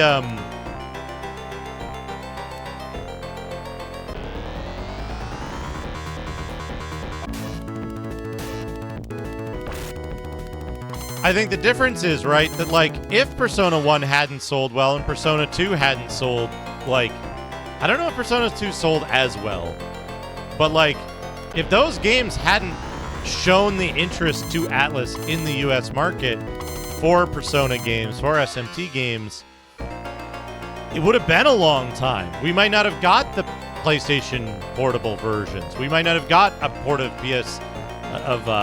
Persona 3 as early, right? Oh yeah, if they did it now, yeah, like just fucking hire, like, just do machine translation. Who cares? But at the time, right, it was an extremely costly venture that they had to like justify in business means. Moonstone and the Moon Tier are placed in the panel. Dahlia, the purple moon, moves. Pretty soon, we'll be able to cross the sea north of Shusaran to reach Chili's Island. One of the few cinematics in this game.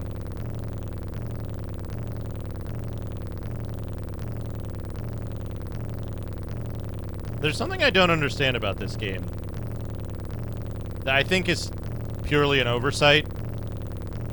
How does a spaceship with 7 pods arranged like they are have functional moons?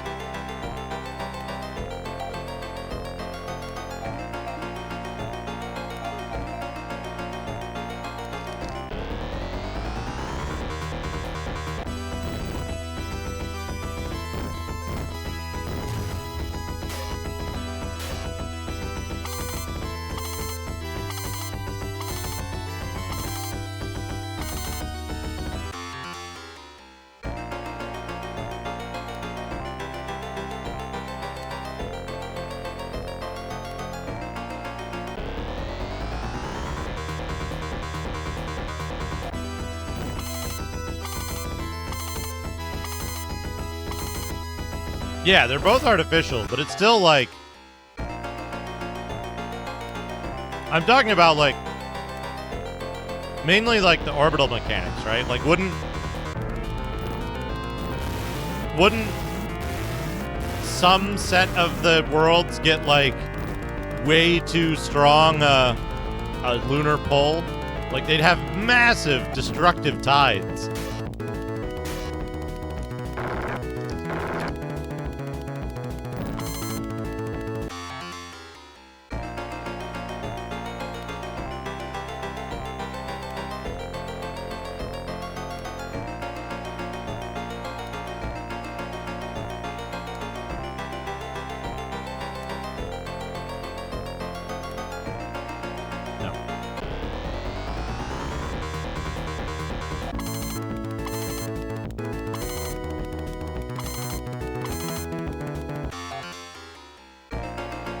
I mean, you don't need an astrophysics consultant, right? Like, just...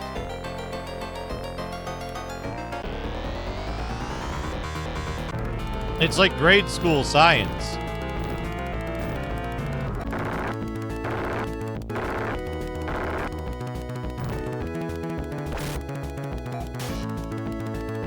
Feces shiz? Get it? How you doing, Bootleg? I hope you're doing alright.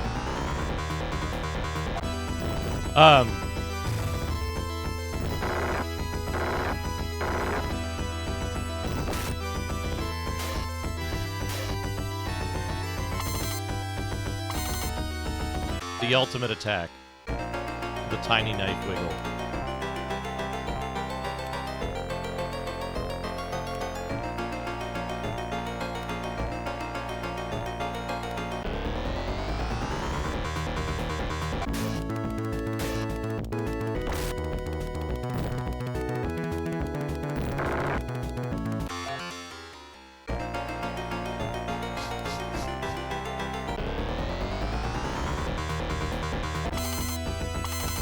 Found art I can get behind. Found food, I wish you the best.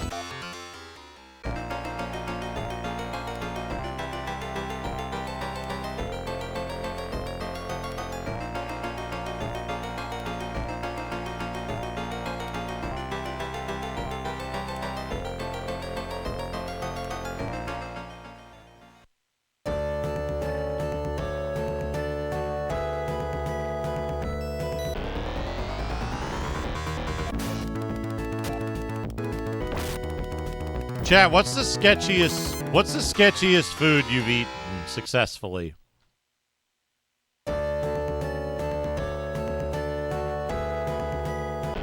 What's the thing where you were like, and what you were most embarrassed? That you were most embarrassed about consuming?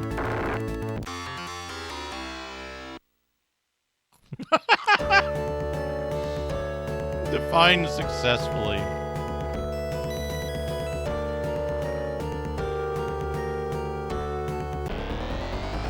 So, like,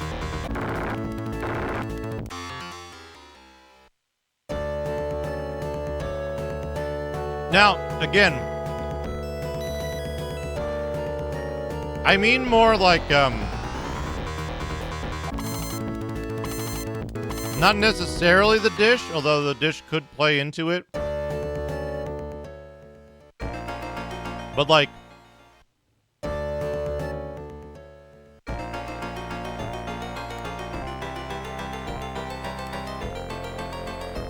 how do I put this?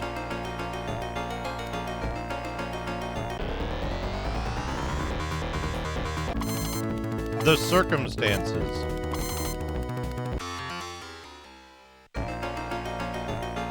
Also playing a large role.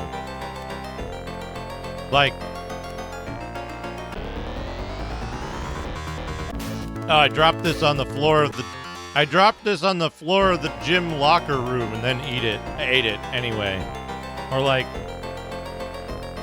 I cut the big mold off of a cheese. So when I say successfully, though, sorry, I was defining like what I meant by sketchiest.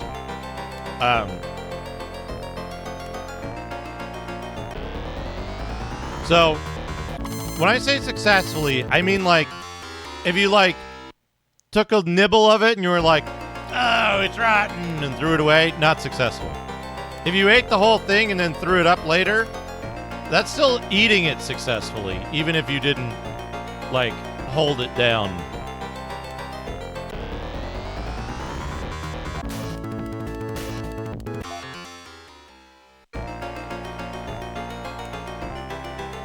But, like, if you got halfway through and, like, barfed, that's unsuccessful.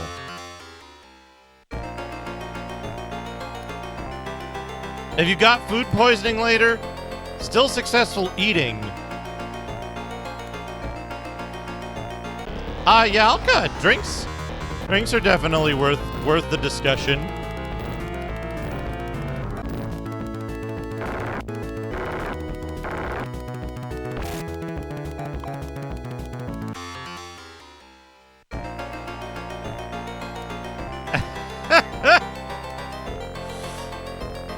Oh, that's a very good answer, before. I think for me, there was a time when, like,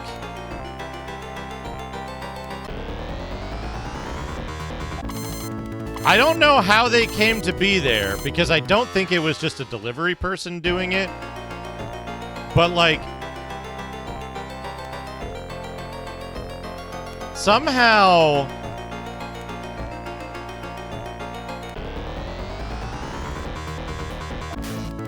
some friends of mine ended up with a box of donuts that they found outside of a gas station.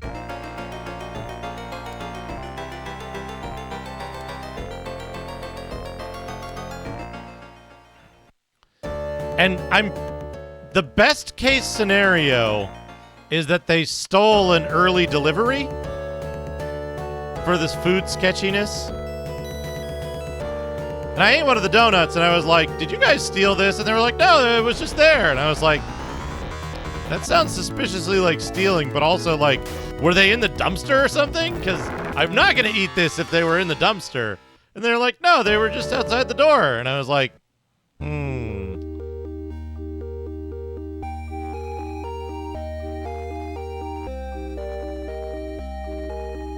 Miralax. Oh, no.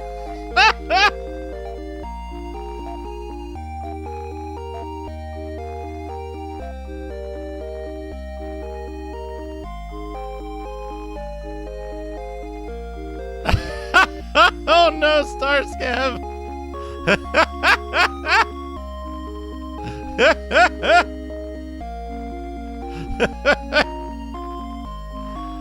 Yeah, I've eaten some real freezer burned stuff.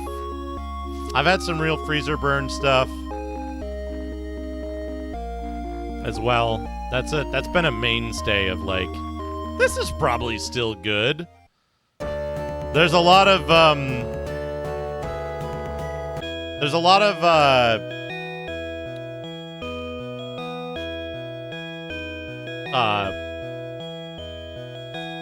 this stuff doesn't go bad, right? And unsuccessful versions of that, right? This stuff doesn't go bad, right? And then taking one bite and going, I guess it does.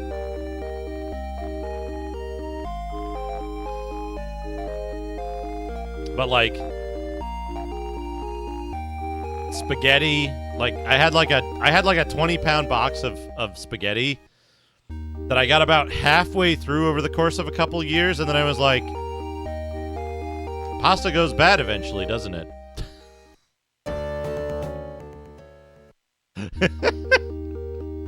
And then I was like, I had the same thing with a giant thing of oatmeal.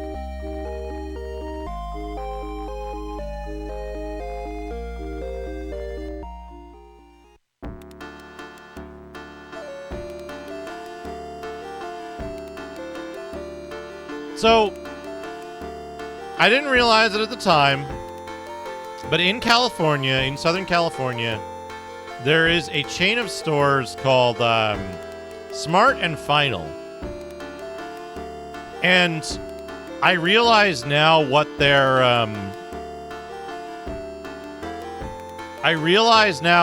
purpose is. They are a restaurant supply company, and they operate a little differently to like regular supermarkets.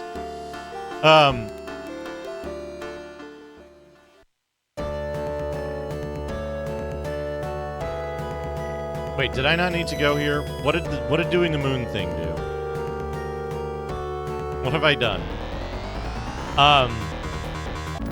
They operate a bit differently to most supermarkets in that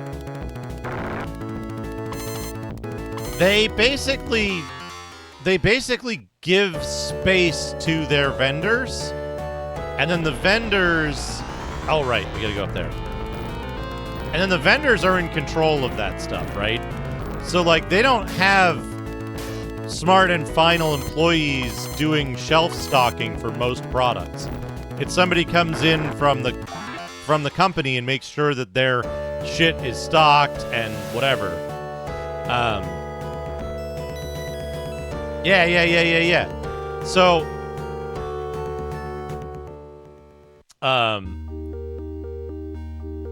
as a result, by the way, these people have been living on this tiny island with no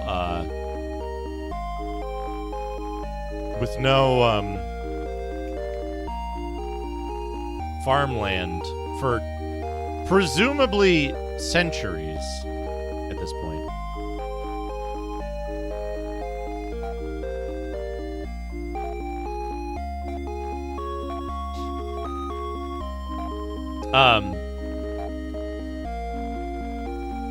But anyway, so Smart and Final has packages of food in obscenely large sizes for ridiculously low prices.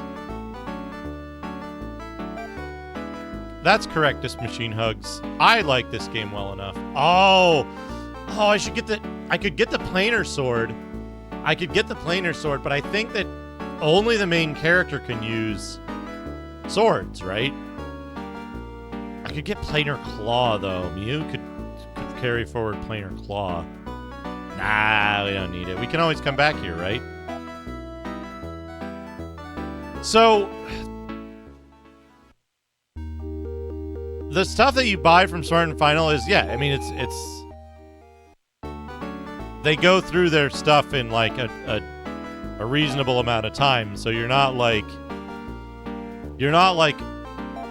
buying old crappy stuff, because they service restaurants, right? So restaurants go in and they buy 20 pounds of spaghetti that they're going to use in a week, right? But normal people don't eat 20 pounds of spaghetti in a week, thankfully. So when you go there and you buy one of their boxes of spaghetti, people of Chile are insulted that you want the hand of Maya, our fair princess. Be gone!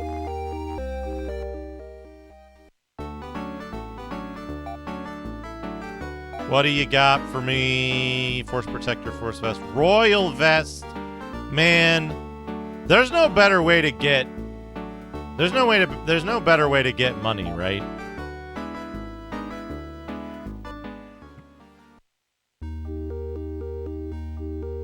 Like, I don't have any option to get better money now. Lions should not marry despicable Arakians. Luckily for you, Laya's law forbids killing. Kill no living thing was Laya's last message. I don't think so. I don't think any enemies drop items.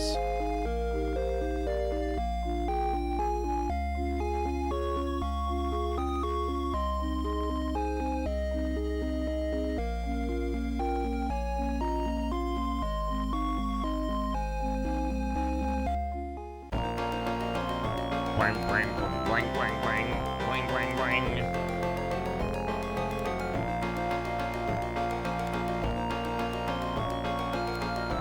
Wang, wang.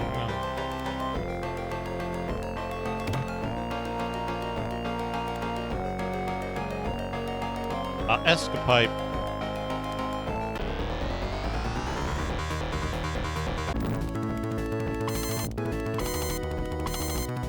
I think this is worse than the control tower.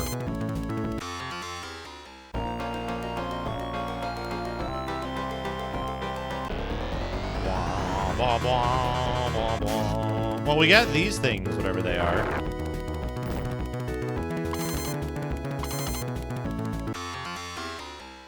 Shitty.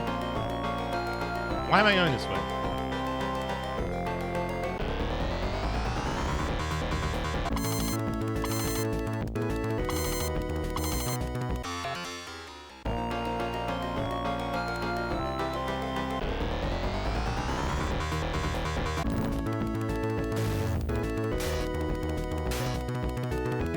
Like, I'm not even trying to engage in hyperbole. Third floor? Secret third floor?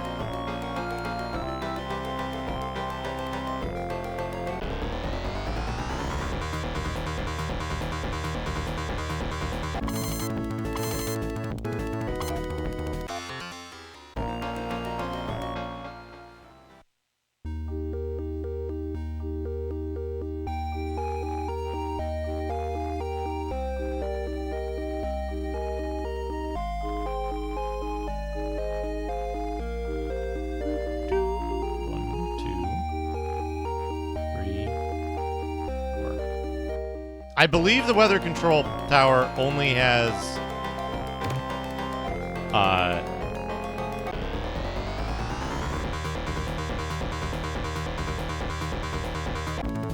2 floors.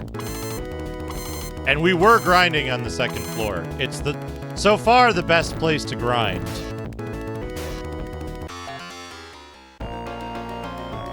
Because we would need what? How much would we need to get the stuff? Let's see.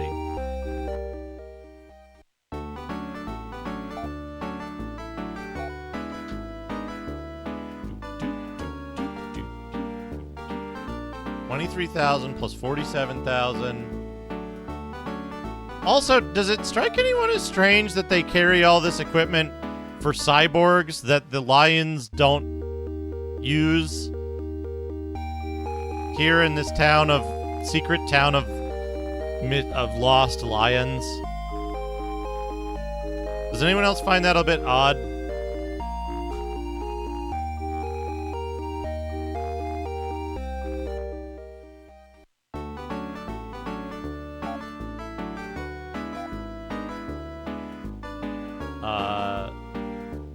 Plus 35,800, plus 35,800. 141,000.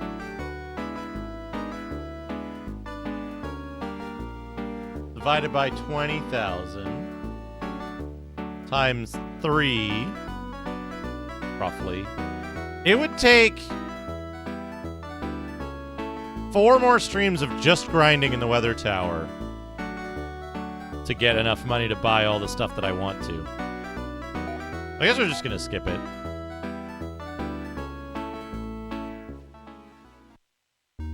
Although, I could just load this up in an emulator and edit my money.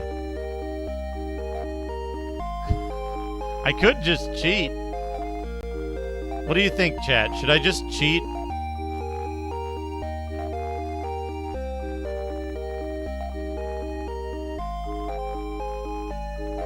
Yeah, where's my generational wealth from the fucking king of whatever the fuck I'm from? You know what? You cheated. I can't do the droopy voice very well. I love cheating too. It's just how much of a pain in the ass is it going to be to actually do this cheating? How quickly could I find... How quickly in this SRAM could I find 2724? We'll give it one shot. We'll give it one shot. Yeah, it's true. We'll give it one shot. Make sure we're all saved up.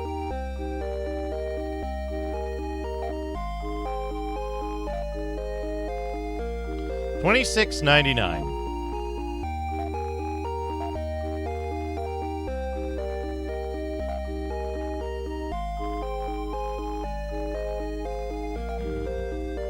Okay.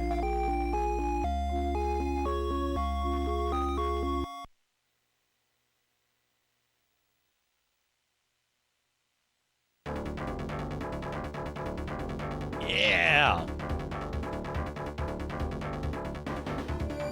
Sick music.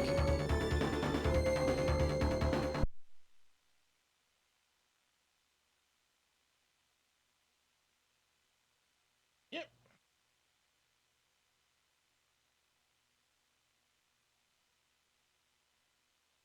Okay.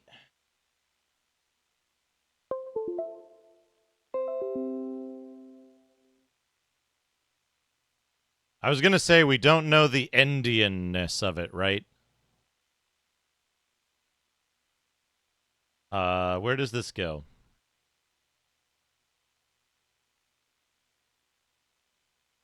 Save?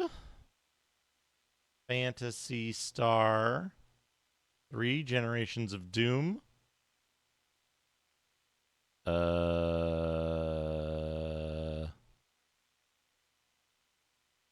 Why does this all say March 11th, 2019?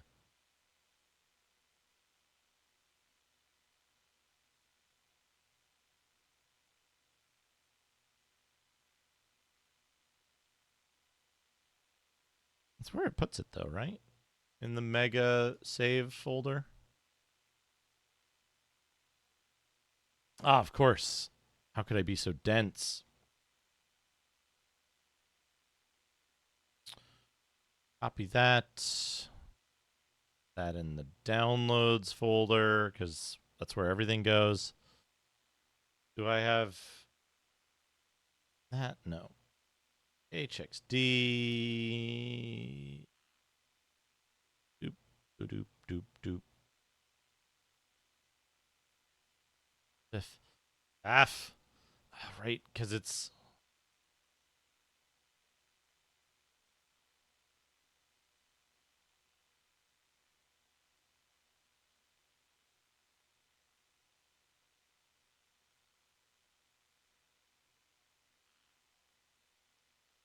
What am I looking for? A4OA? OA A4? Wait. Hex values. A4OA. Not found. OA A4. Not found.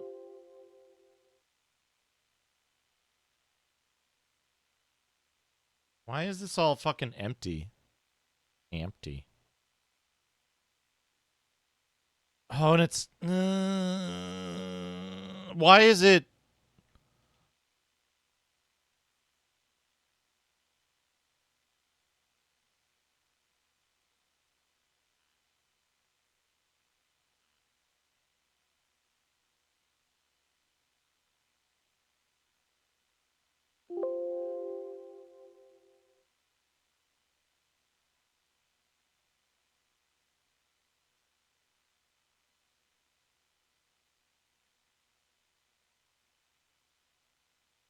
Save.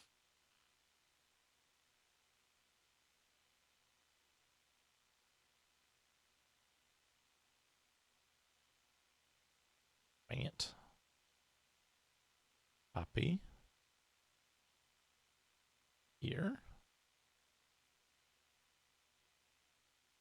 Copy.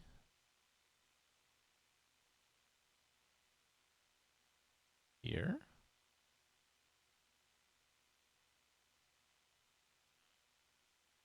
Yes.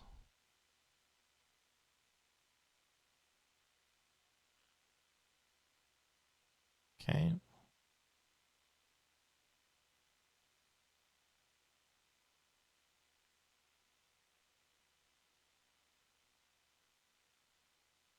Now eject. Try again.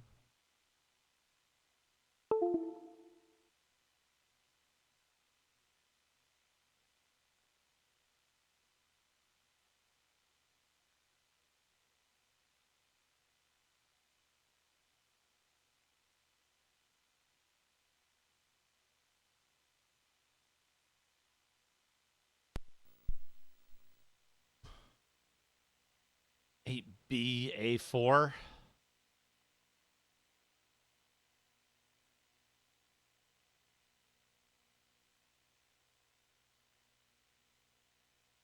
So there was something weird, which we'll see. I made a backup anyway.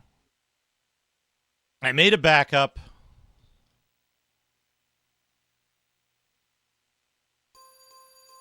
There's something weird about the file, which is that it seemed like every other value was FF. Yeah. Yeah. Yeah.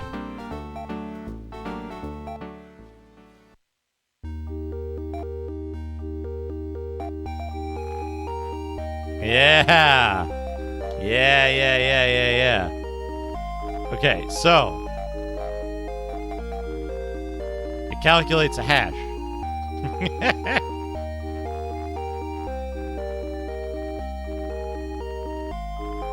Is there an emulator?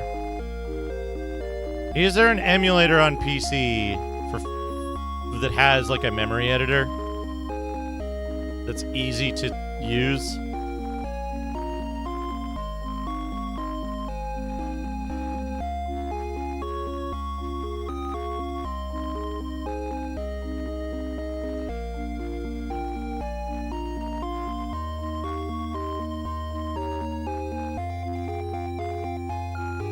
And that was, I think, the 2724 value being used. Maybe. I can't do hex counting in my head. Because I said the earlier value, and then I typed the later value.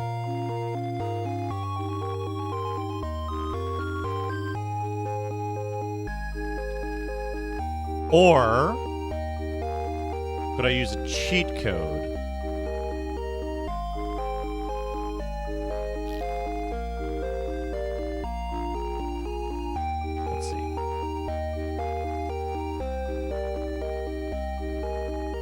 I don't think we know enough about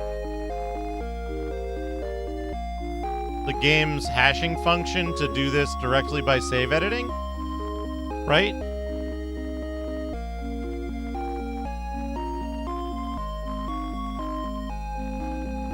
Six, 8B. 8B, FF, OA.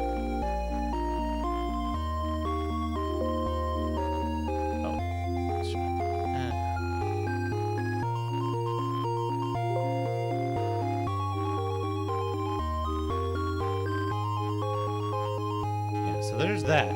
Now the problem is, right, I can find the value, but it only occurs once, and it's interleaved with, hold on.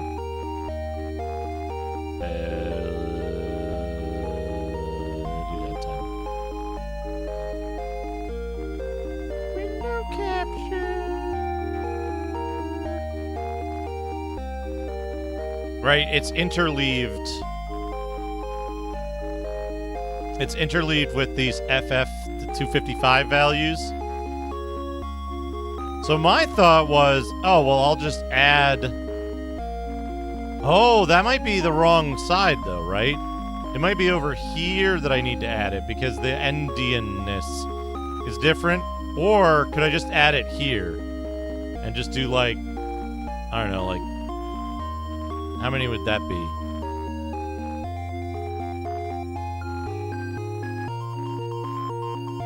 That's only 32,000.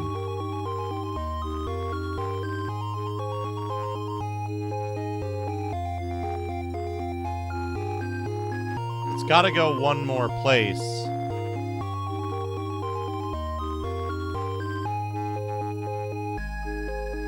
Maybe I need to go like there instead? Because the value starts here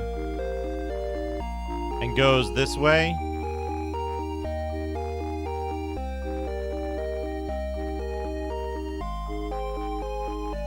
We'll give this a try.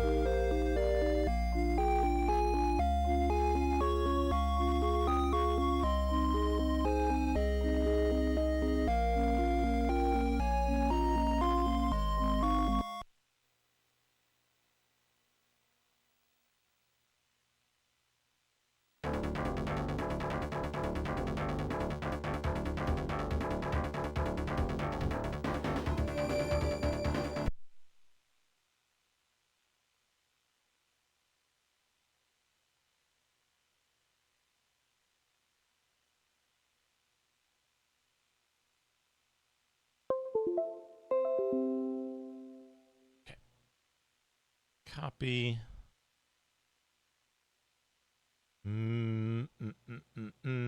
Paste. Place. Eject.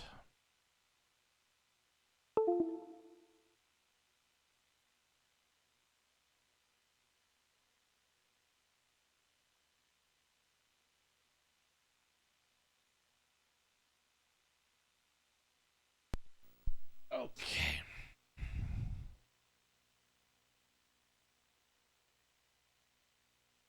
Genesis. Phantasy Star 3.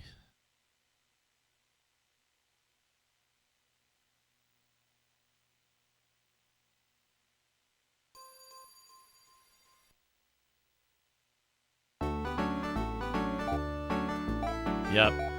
Defect.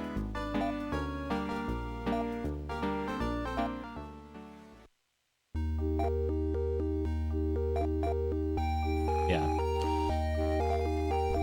So I need to edit it in memory and then I need to edit it in memory and then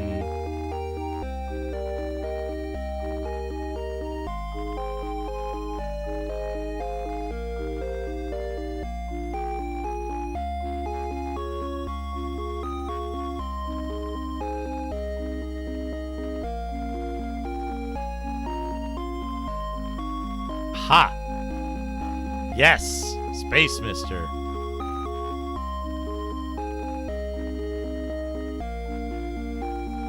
Yeah, that's what I figure. So here's what we're gonna do.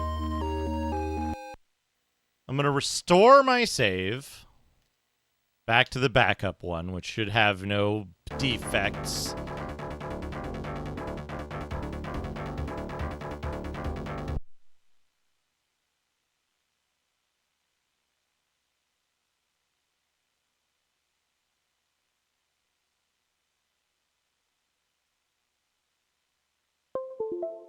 And there is a Game Genie code that says, buy anything no matter how much money you have. Yeah, generations of anti-cheat somehow. Buy anything no matter how much money you have.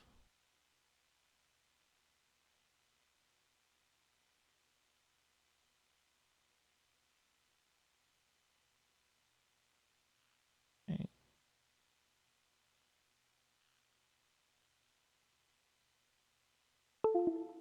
So, hopefully,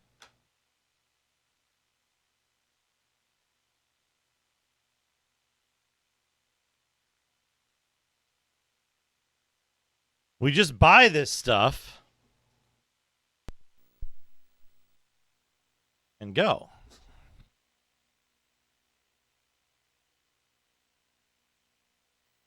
Phantasy Star 3, Generations of Cheats.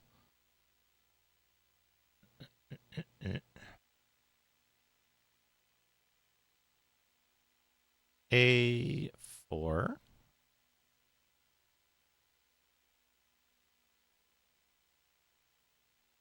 ZT. AA. 7W. Let's see. Buy anything no matter how much money you have.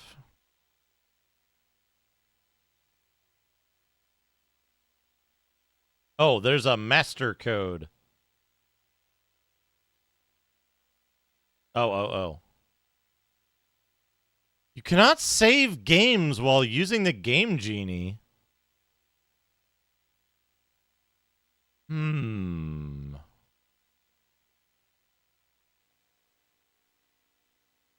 Is there an on-off?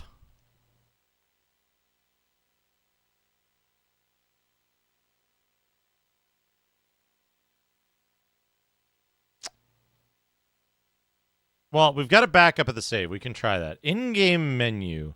How do you access the in-game menu?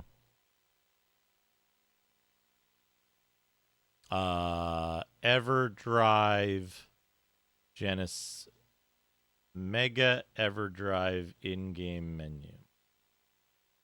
Start and down to bring up the menu. Well, this operating system directly from the micro SD card. Oh, right. You got to do this. This is all weird, right? Select only. Whoop. Right. This one. Select only. A. Cheats. Now we have to re-enter the cheat because clears the cheats when you select something.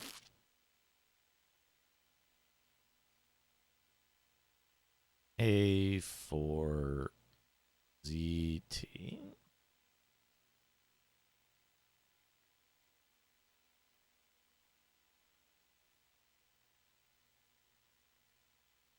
AA22. I put the... Huh? Oh. I put the wrong code in anyway, so good that I checked. Right? A4ZTAA22 on exit start red screen.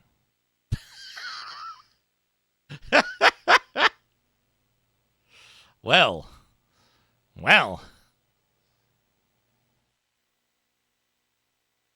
Let's try with the master code. A cheats.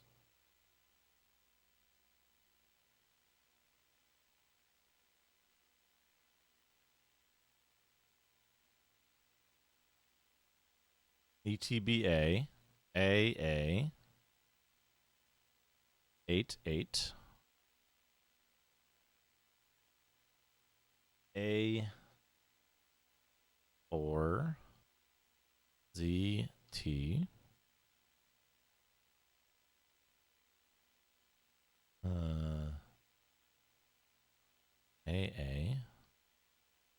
2. Hello, Javelin House. Welcome. In the save file, addresses or values are separated by the value 255, and when changing a known value, I end up with a save game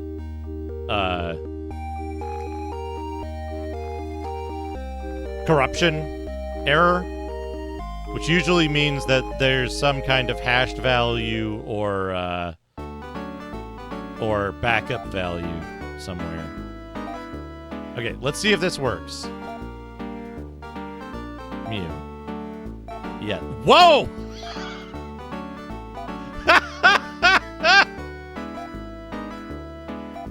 Well, we seem to have fixed it. Now, here's the question.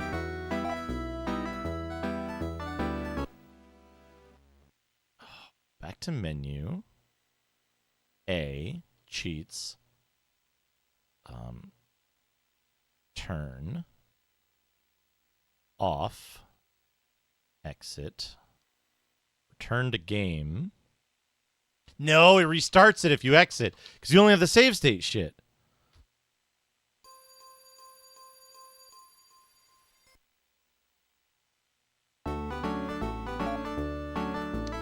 Right, you can't...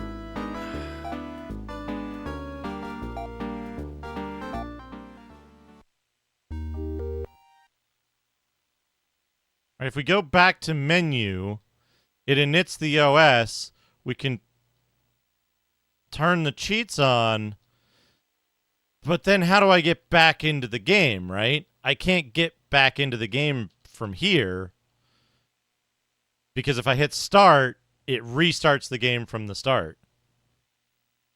So I would have to be able to save the game.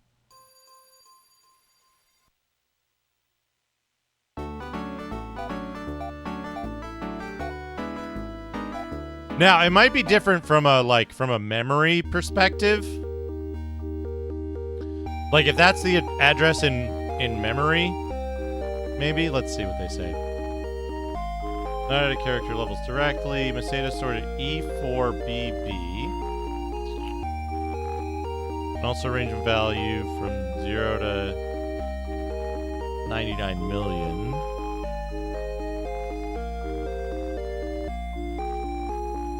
Oh, yeah. That's not correct for this SRAM style or whatever. Okay, so let's see if we buy the claws,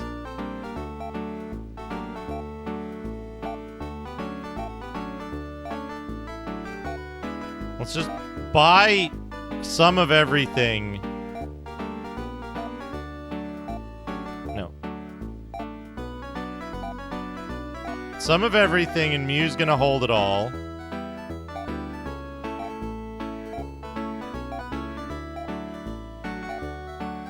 Right? We only need one bow, and there's only one character capable of using a bow and one capable of using a sword at any given time, right?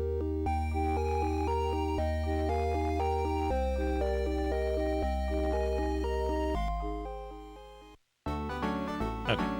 And then here...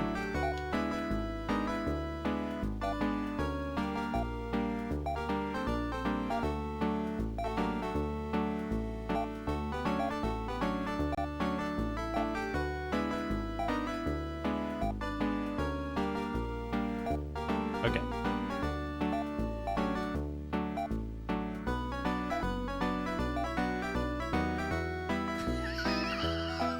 Look at it go.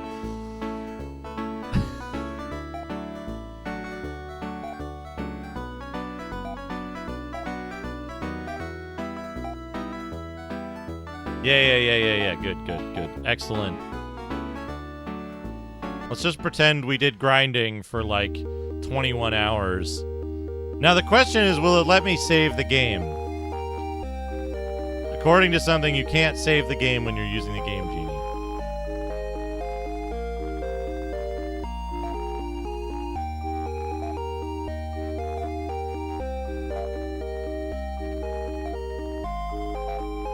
I have a backup save, so... Okay. Back to menu.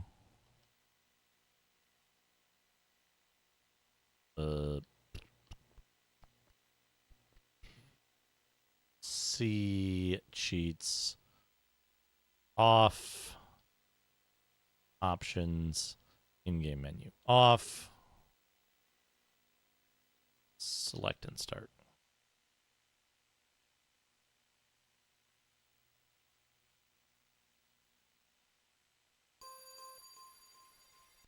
I've crashed their economy. What a shame. Save game 1 is fine.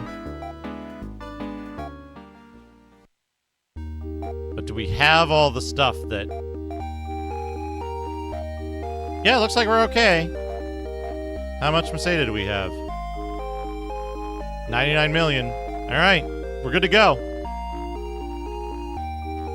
Good to go.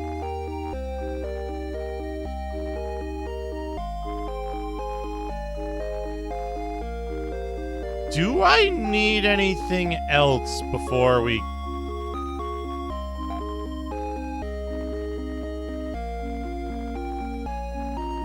Yes. Is this the end of the generation right here?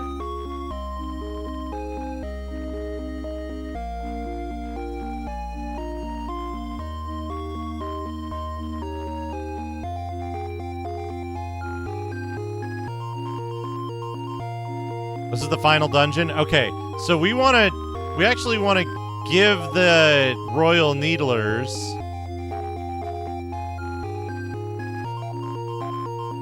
like to Ren.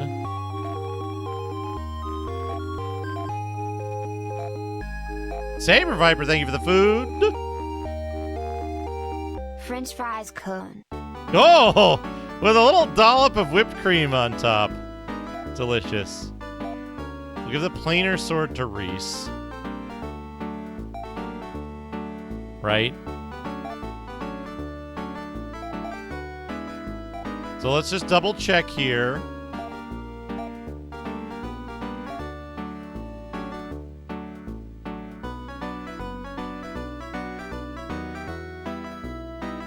That was French fries cone. Right? So let's check our items. Mew has the planar sword, the royal bow, 2 planar slashers. And that's about it. Ren has 2 royal needlers, and whatever doesn't matter beyond that. No worries. Yeah, cone. And it was in a little cone, like a little paper cone with a dollop of whipped cream on top.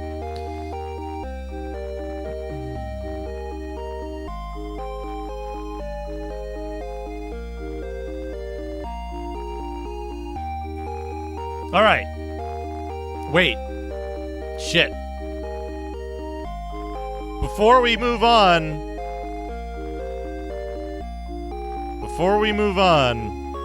important. We need to save our game in both slots.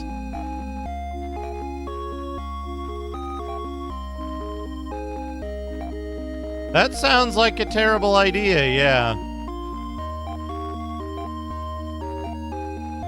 Alright, we have one more thing to do.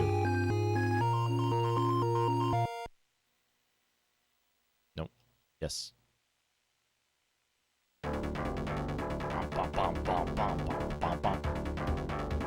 Sorry, that's all you get.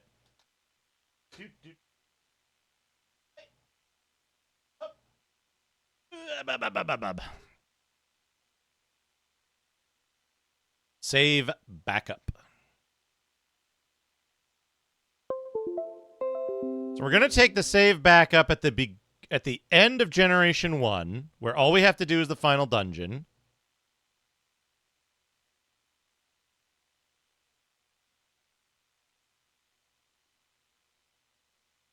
And then we're going to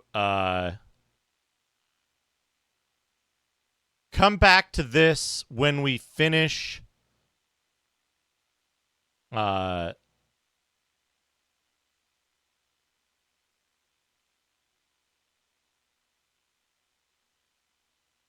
Generation 1. We're going to come back to this when we finish both endings from Generation 2 Path A.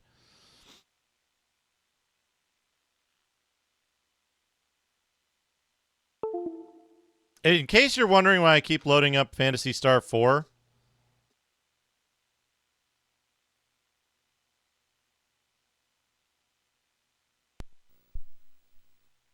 the Mega EverDrive doesn't write SRAM to SD card until you switch games.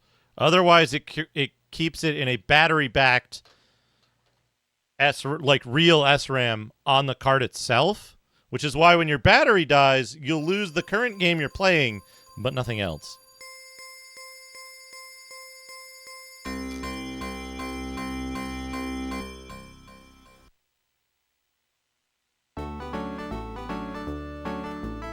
It's only when you switch games.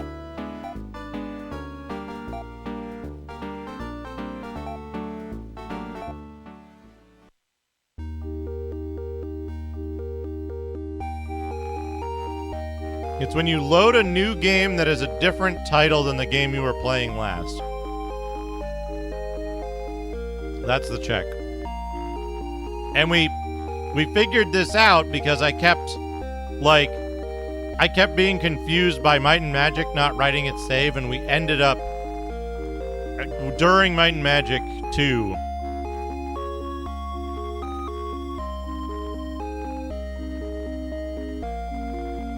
Yeah. Okay. Here we go.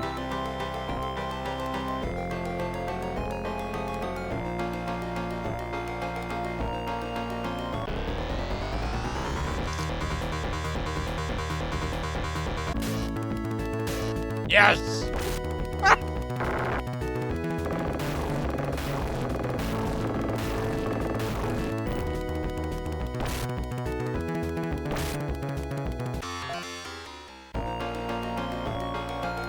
Just a casual 400 damage. It's fine.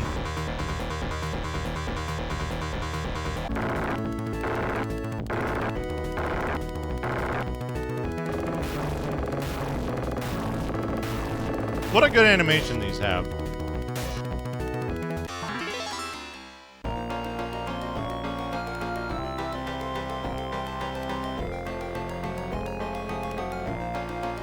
Oh, jeez.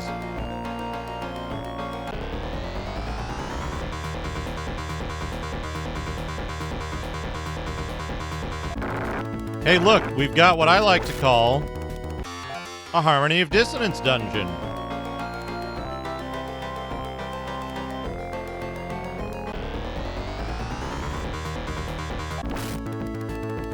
Yeah, kill that fucking Eindon or whatever.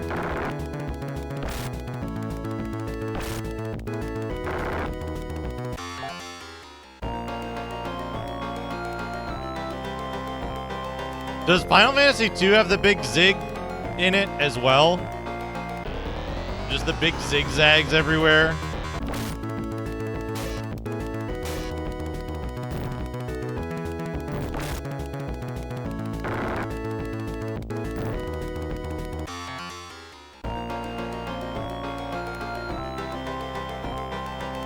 Yeah. Good. Good design. It's good design. It's efficient. It's really efficient.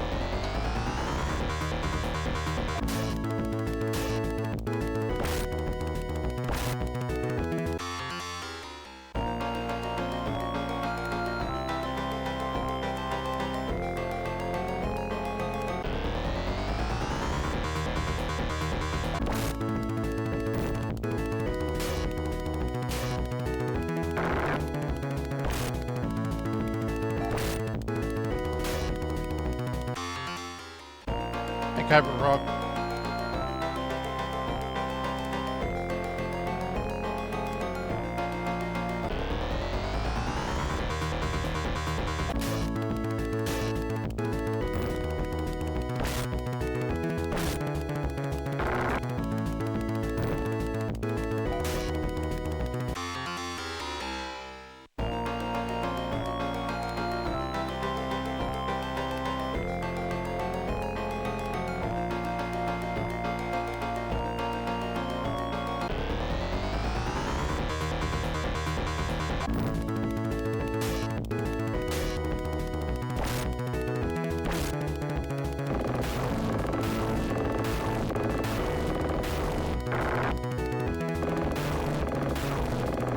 Look at that animation.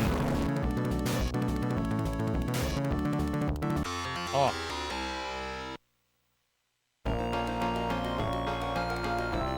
But this looked pretty good. Not gonna lie.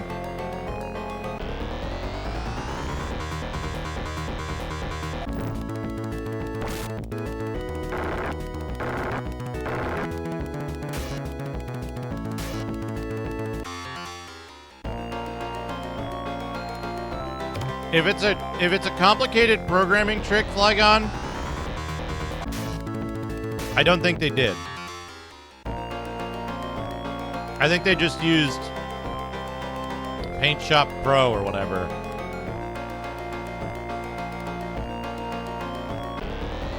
They used the scale tool.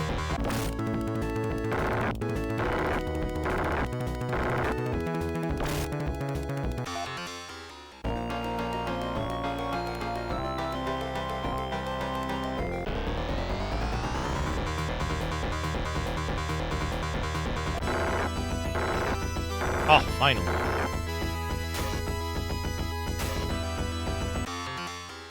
Who knows? Maybe it was AI generated and left in the bank to age.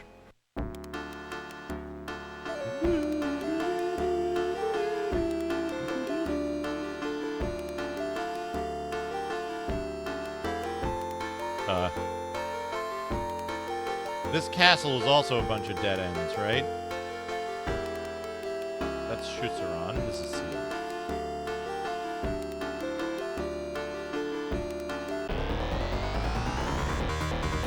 Hell yeah.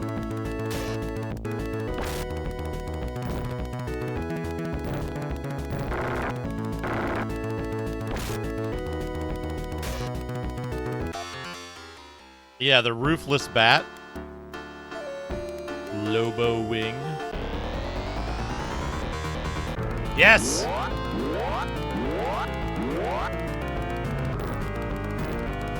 I can almost do it.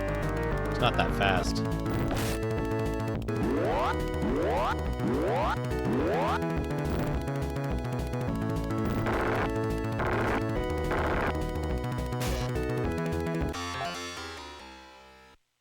Cool ideas for enemies. Animation is like 5 pixels, 2 frames.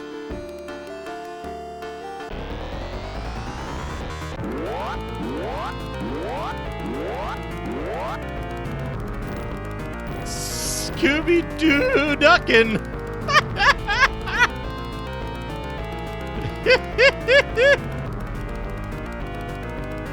Those are very good. Those are very good. Kinda, yeah. Kinda. Bronze capper.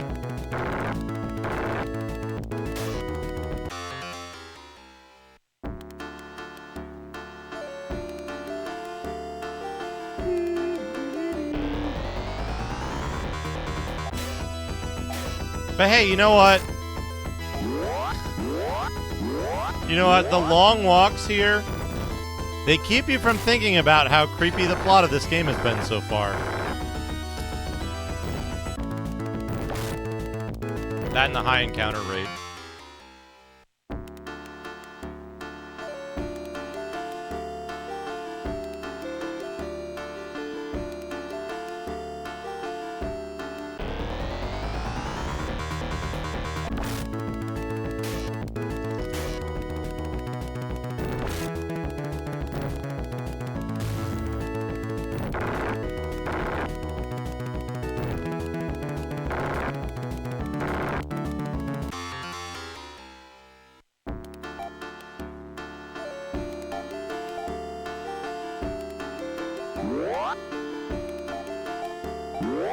To get you caught up, bootblacking.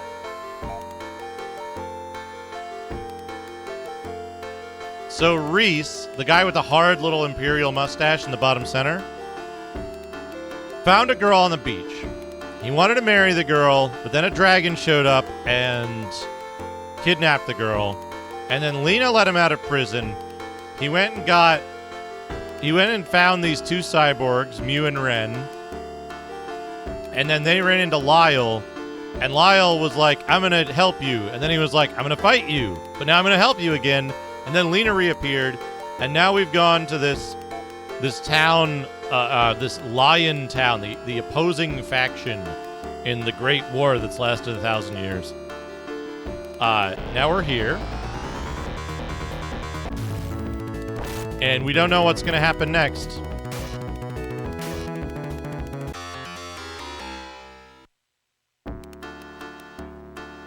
Unidentified creature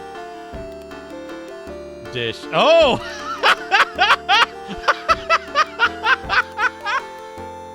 Like...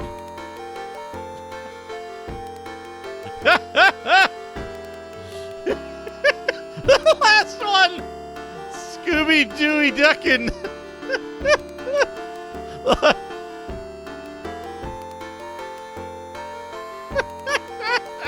Good.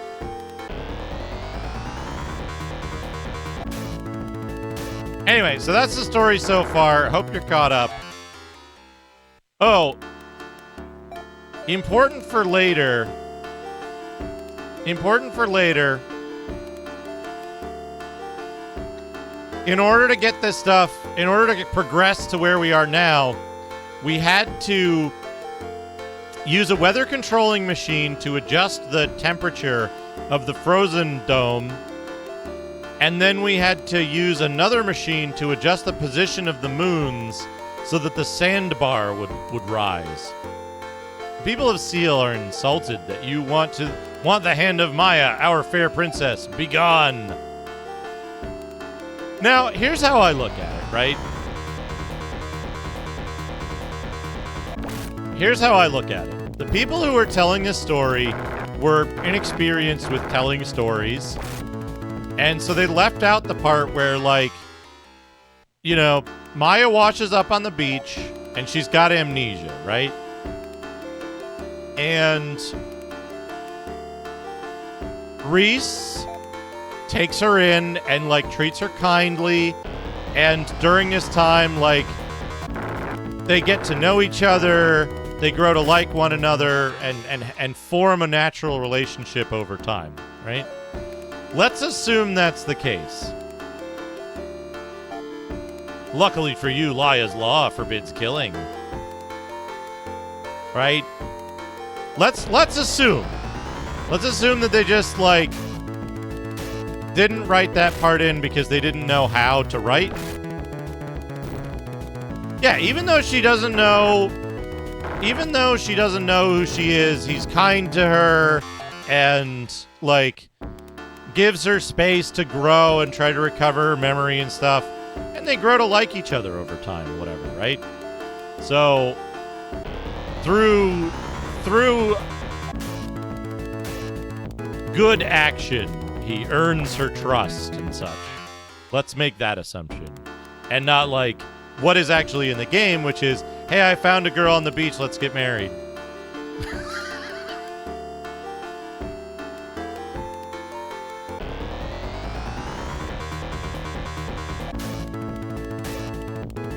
Yeah. You can't open the gate and go back to the town to skip the dungeon, right?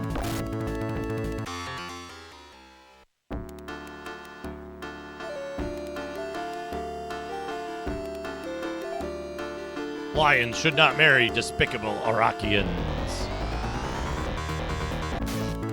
I mean, there's some ethical concerns, right? There's some ethical concerns, but it's also like, it's also along the lines of, like,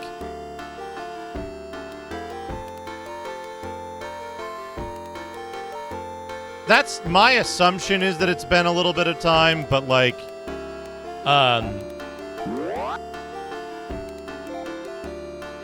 Yeah, like, let's say it's been 2 years, right?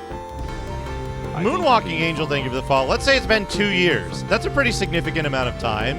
And, like, even though she can't remember her past life, she now has a new set of memories and is integrating into society and all that stuff.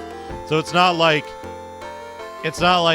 oh, hell yeah, blank brain, let me imprint on you how great I am. Let's just assume that. I'm the King of Seal. I'll show you how we handle Iraqian spies in my country. There he is. You want to attack there. You want to cast...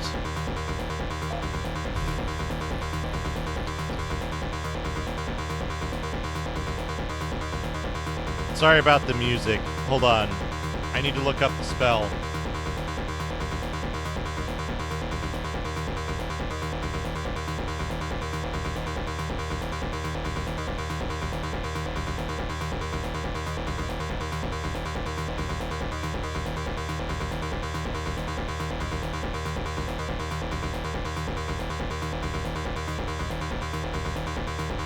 Fanby on Reese.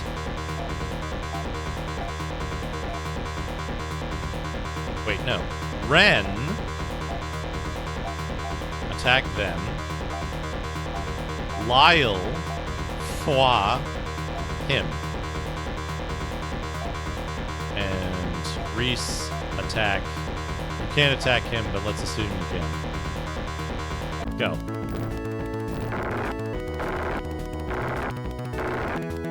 Shit.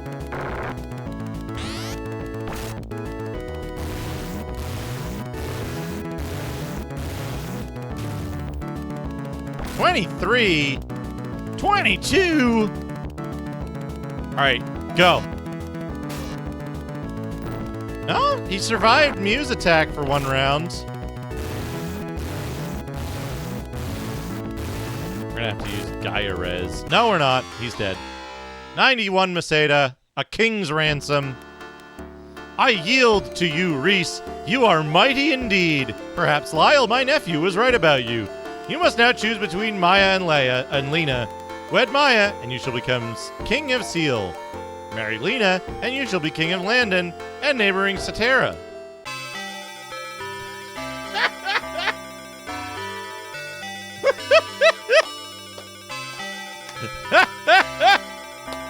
It's so abrupt. It's so abrupt. Like, wow, you're strong. Who are you gonna marry?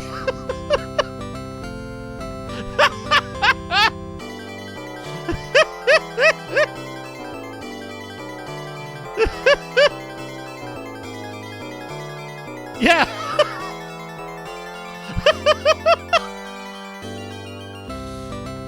Who marry first? Maya. When he was attacked by Gila herself, Lena. judging him the foul killer of Allow innocence. additional votes for 1,000 extra emote slots. We're gonna do a 10-minute poll, and I'm gonna eat snacks. Now, 10 minutes is too long. 5 minutes. We will eventually be doing all of it. We'll eventually be doing all of it. Maya or Lena? Vote. Spend your extra emote slots. Crash Banduken! Everhogue! You and your homies jump to ME. Marie is my daughter or that Orakian Soto. You have brought it you. Now Fanginia. Slash and Thrash and Super Ninja, thank you for 37 months on a 36-month streak. That's 3 years of streaking. Holy shit. Thank you so much. But yeah, vote in the poll. Spend your extra emote slots. It matters not to me. We're going to be doing them all eventually.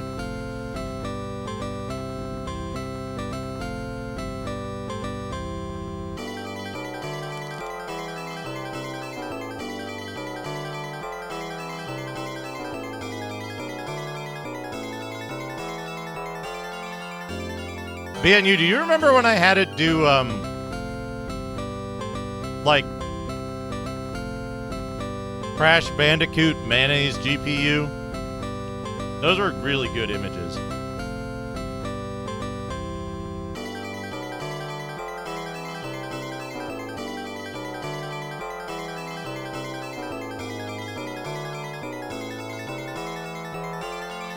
They need not be a loss. Campaign for your favorite. Talk about their great attributes.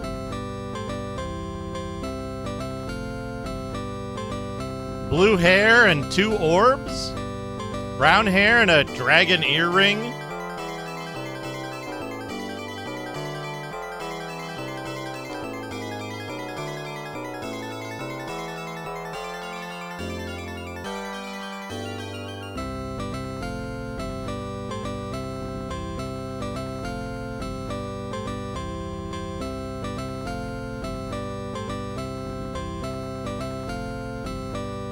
Bandigoop.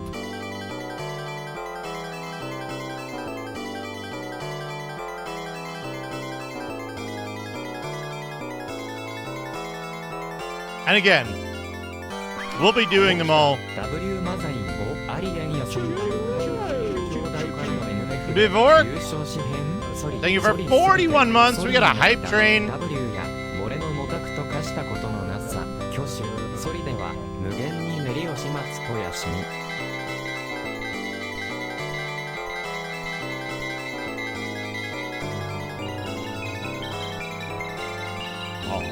Bong, bong. NASA, what? I can't read that.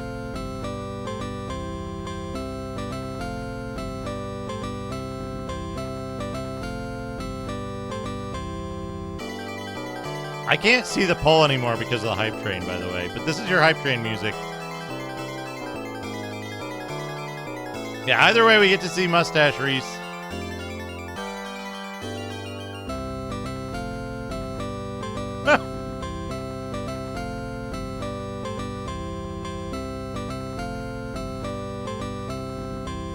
Holy shit!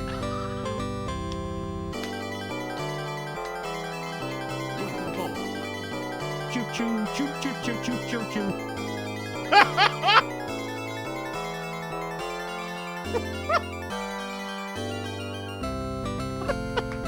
Saber Viper, thank you for the 300 bits.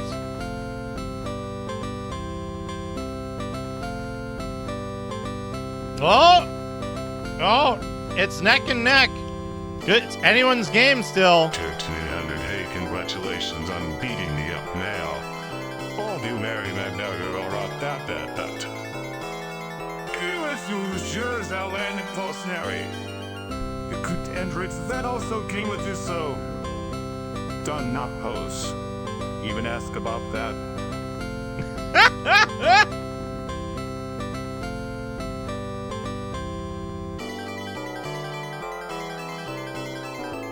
The original Phantasy Star Games had a 50% success rate coming up. Oh, yeah, that's right, huh? Lena wins with 50% of the vote. Holy shit. 430 votes for Lena, 424 votes for Maya. That's 854,000 channel points spent. I will marry Lena. Thank you so much, everybody. Thank you for participating.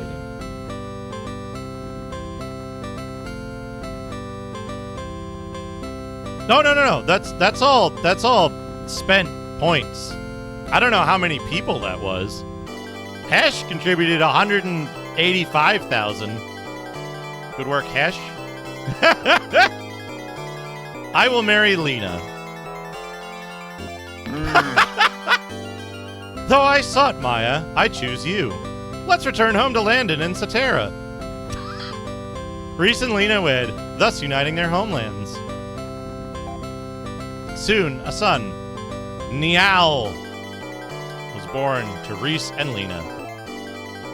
Peace settled over the land as Niall grew up. when the L was 18. Evil once again stirred. Oh, Sever, thank you for gifting a sub to the community. David TKI, enjoy your gift sub. That's Hype Train level 1. Hype Train level 1 accomplished.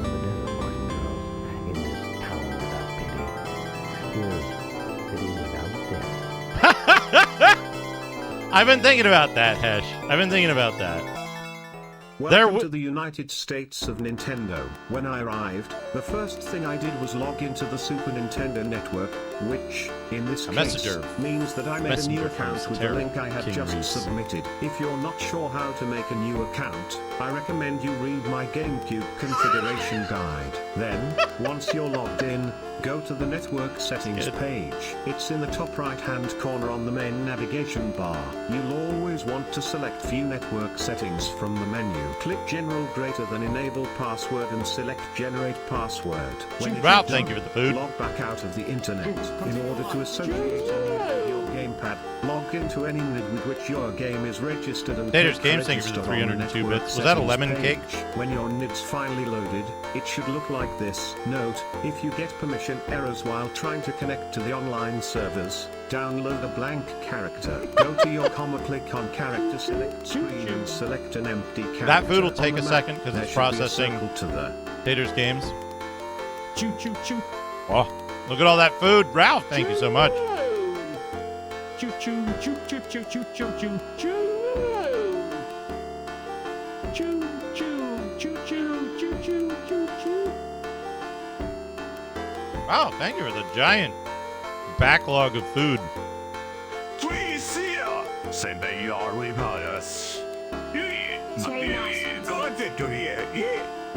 Cherry mashed potatoes.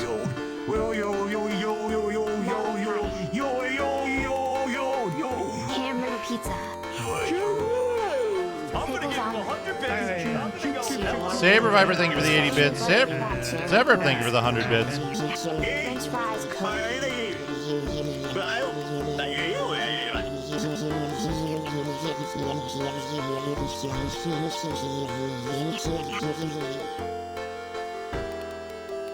Oh man, was that an avocado omelet?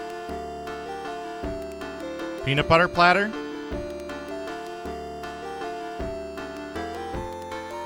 French fries cone again?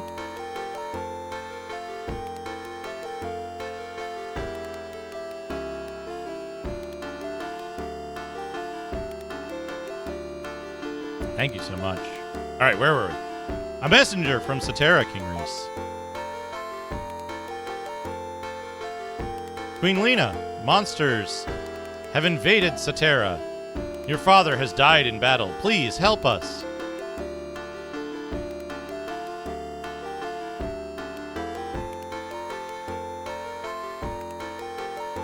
Your mother's land is being overrun, Nile. Journey westward and see who is invading Satera. Take Ren and Mew, but be careful. Same little dipshit beard.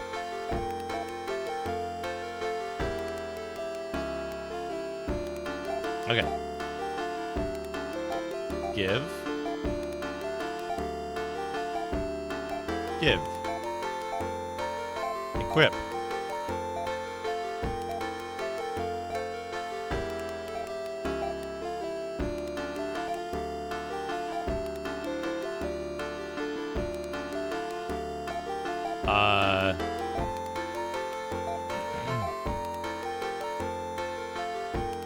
No buckle.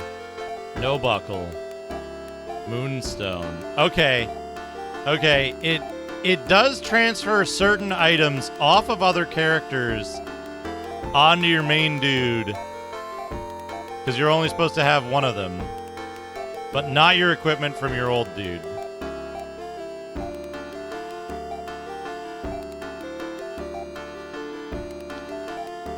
I think it's supposed to be a shadow. I think it's supposed to be a shadow. I like that hamburger creature being you. Yeah, Mustache Reese is good. Don't worry, Nile. I will protect Landon. Scilly and Schusaran are lion lands, of course, but lions can be found elsewhere as well. Hype Train success! Level 2, 3 subs, 1,342 bits, and $0 of hype chat. Thank you so much, everybody. Why as monsters came from the west, they say.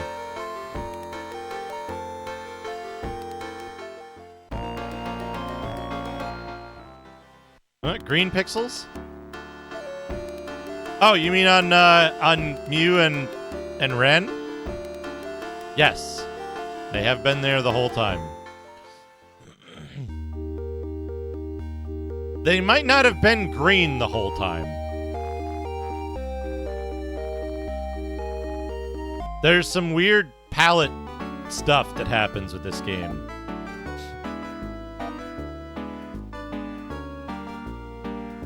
Sure. Hunting helm. Hunting armor.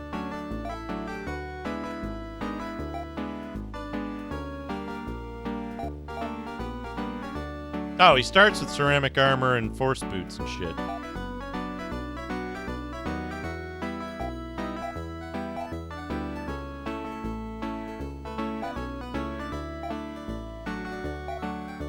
At least that's, you know, that's fair.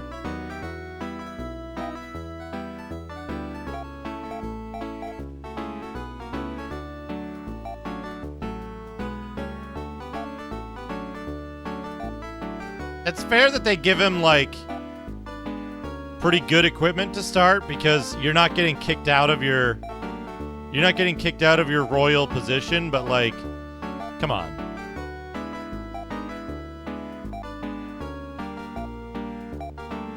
But that's why we saved our generational royal needlers for him.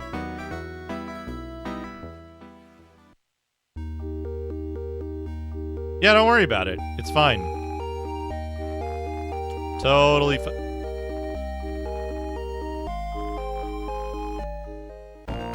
They don't refill the dungeons, right?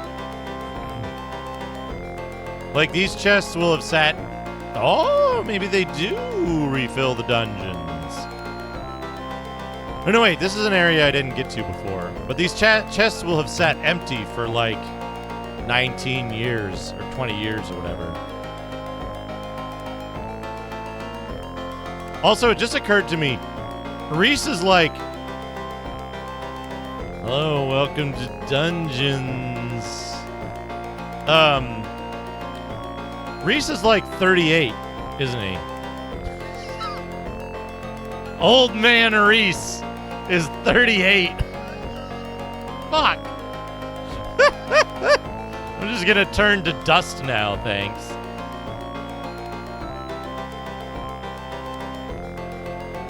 Yeah.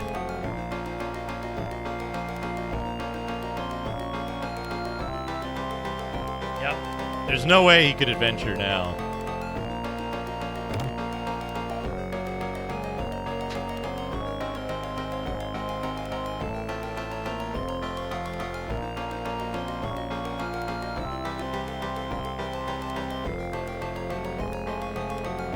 More like old Rockians, am I right? Yeah.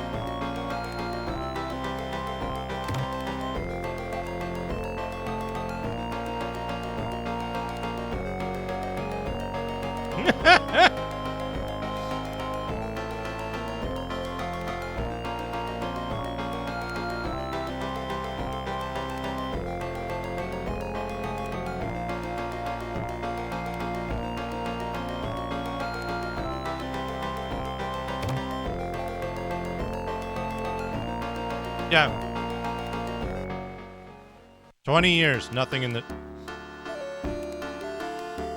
chest.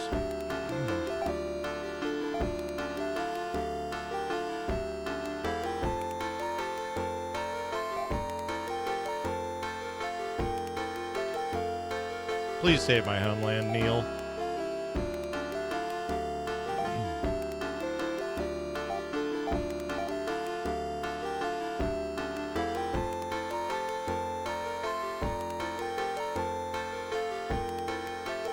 Lena hasn't aged at all.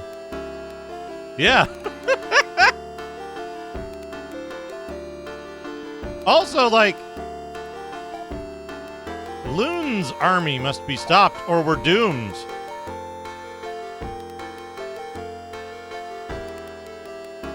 Yeah, she has to stand. This is awful news. Has devastated your mother. Hey guys, check it out. Satara has been wiped out by that vile loon. Check it out. Whiz robes.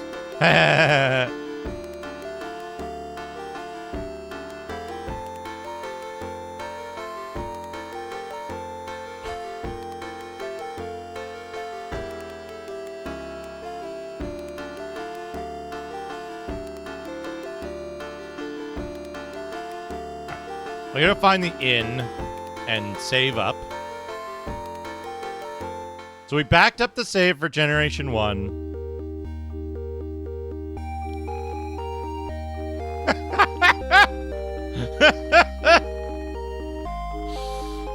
Excellent work, Noru. Excellent work. Tell me my fortune. Oh, shit!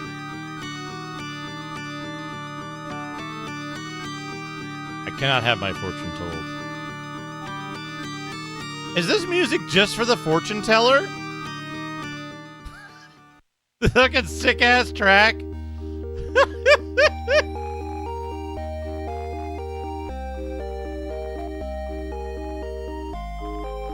Twins Ruby is a key to another world. It lies beyond a cave far to the south.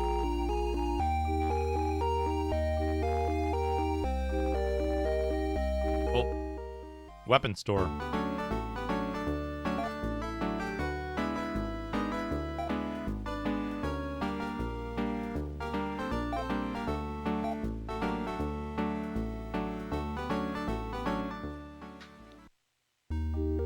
I'm pretty sure, like, store...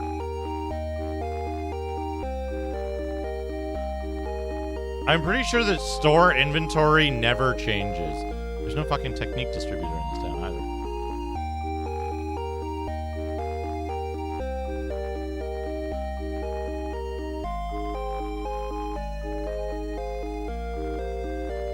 Wait, where's the fucking... There it is.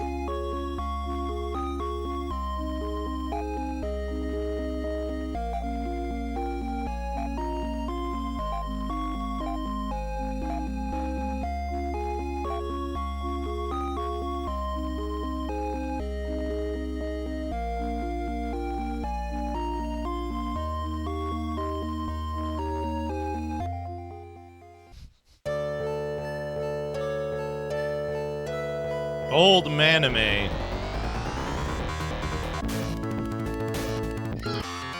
He'll get fucked. He'll get fucked. Fucking garbage dudes. Oh shit. We've got...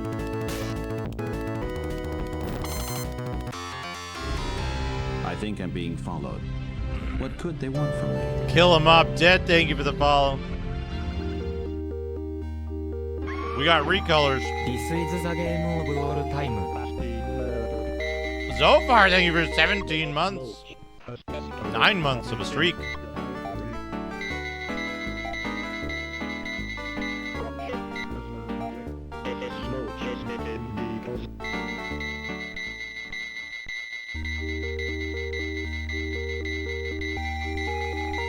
Is this Force Boot Town? Loon's monsters first appeared near our city.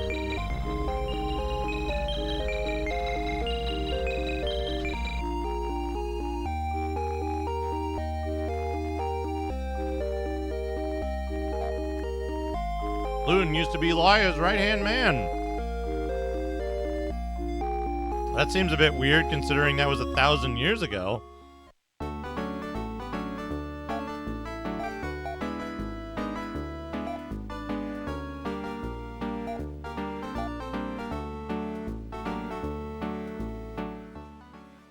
Wait, didn't this town used to sell Force boots?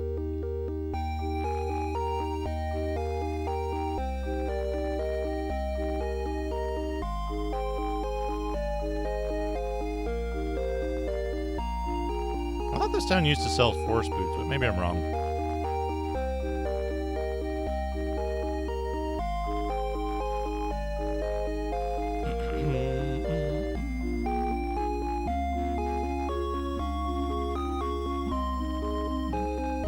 Okay, we gotta go to Cetera.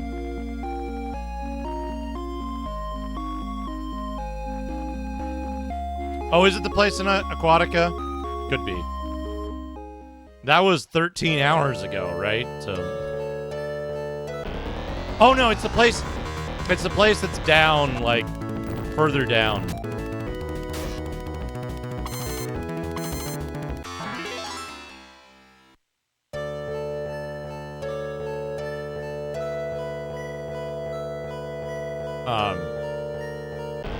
On the lake. Oh, new enemy.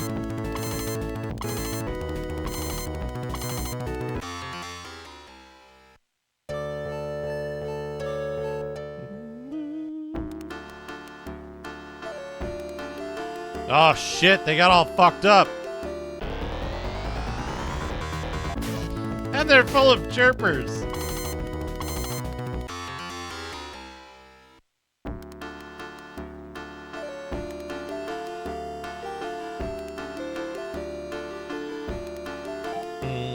Prince Nile! Run before what? Run before Loon's army finds you. Even now, they're pouring out of a southern cave.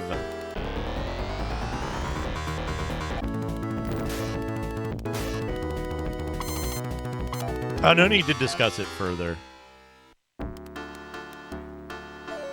No use crying over spilled milk, as they say. Yeah, they just couldn't withstand the level 1 army. Also, Cetera has no town.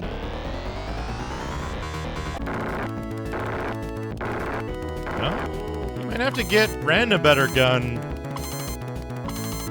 We'll be saving all of our money to get Ren a better gun later. Well, King's dead. Oops.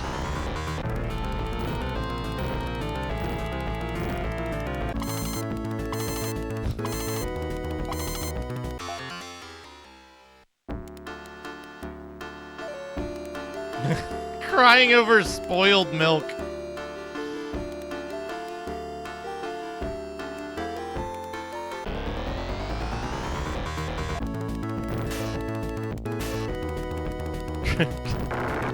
Crying over spurted milk.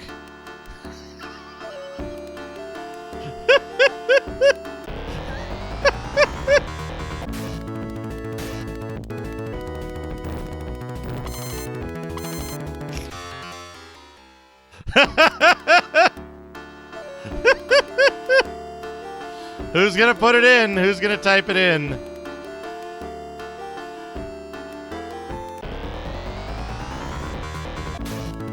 Crying over spurted milk at the Neptunia Center.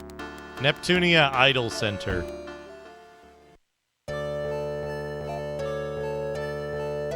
What am I actually supposed to do, though? Whoops. This thing.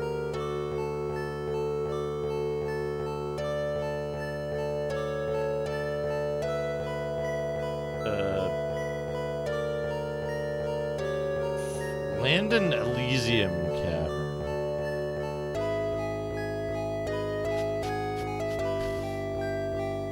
Has attack.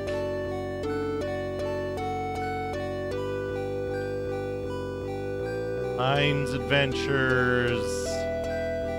Neil's Adventures.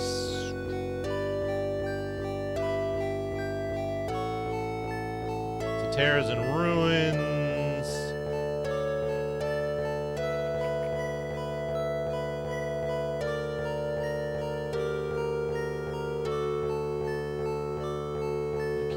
Bottom of this unprovoked invasion.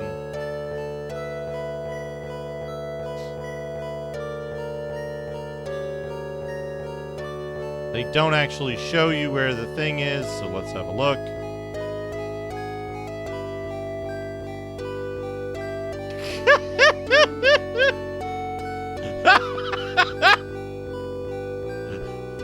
One of them's just grabbing their boobs. Yep.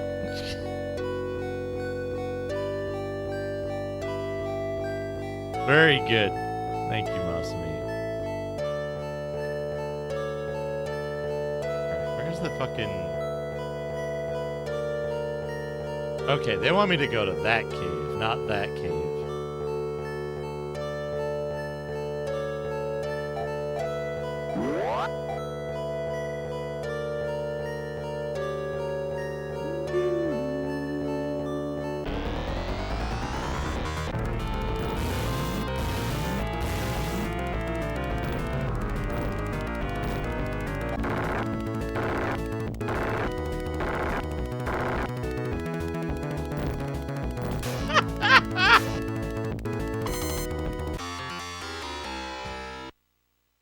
Neptunia. The first one. The giant. I think it's giant. Giant crash face.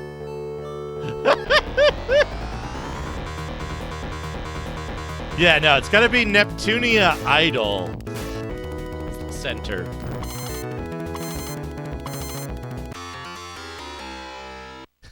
It also will give people musical instruments randomly.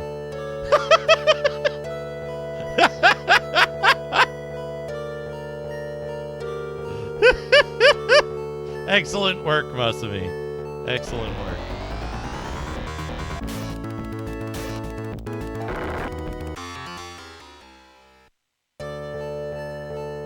I think the music in this game is really good. I think it's a shame that they didn't, like, spend a little more thought on how, like, this, like, combat start music ends up working. But the music in general is quite good.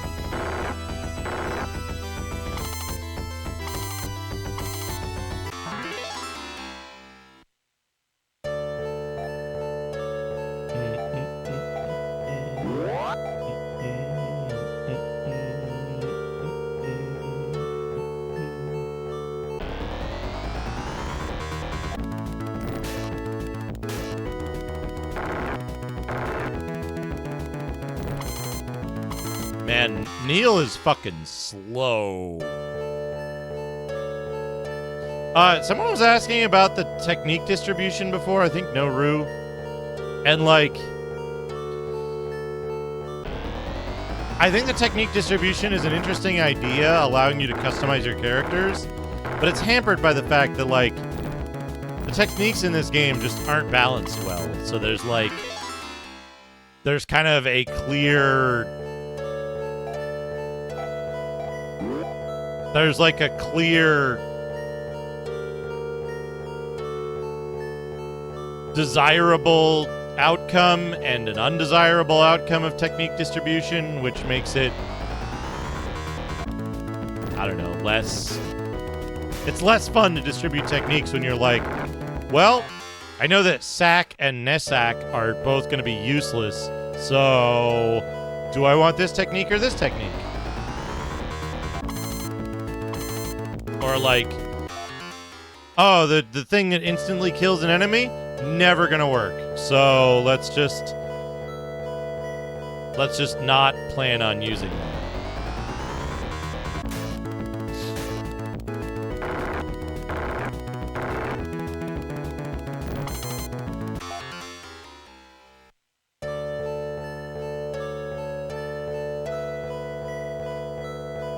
It's not over here.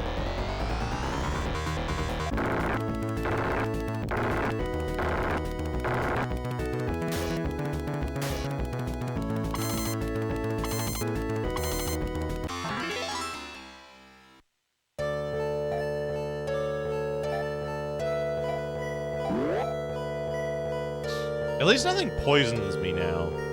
That's good.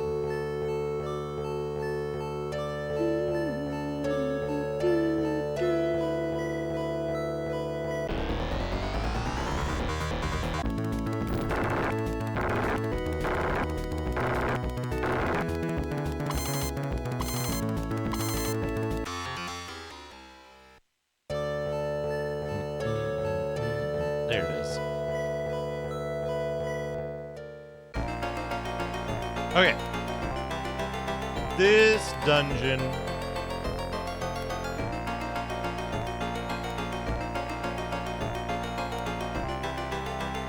is the Landon Elysium dungeon.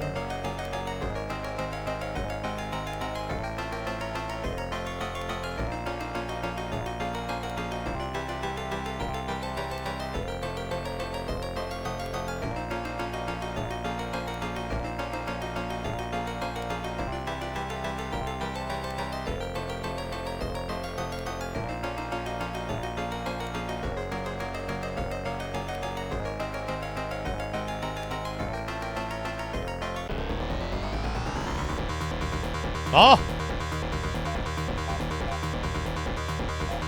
Oh, we only had to see their... Yeah, Drydon. Eindon, Svidon, and Drydon.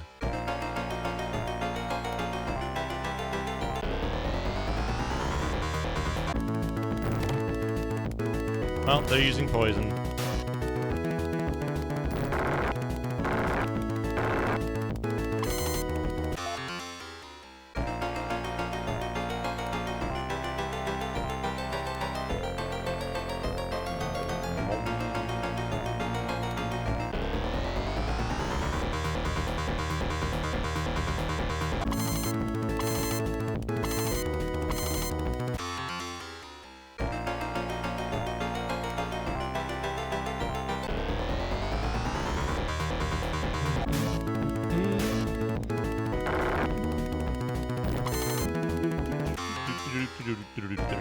Alright.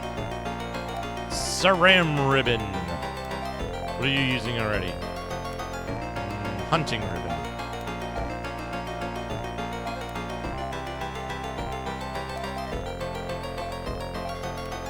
Ceramic ribbon sounds like a terrible idea. I guess like weird future ceramics.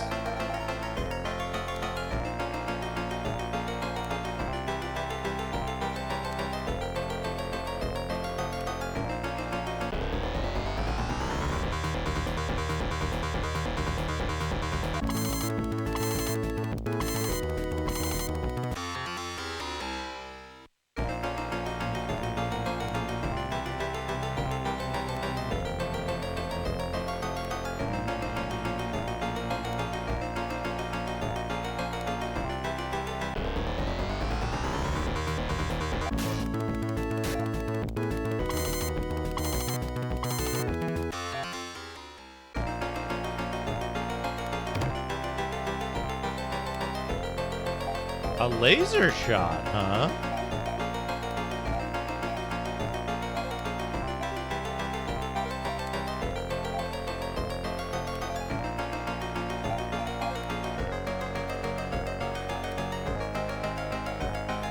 Yeah.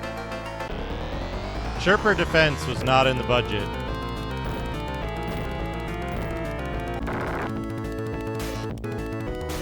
Man, the laser shot doesn't even do anything cool. It just goes like everything else.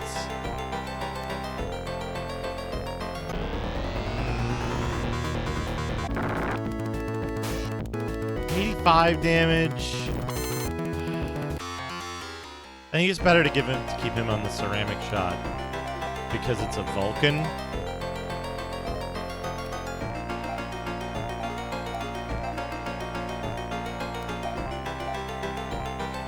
Oh no, all my antidotes.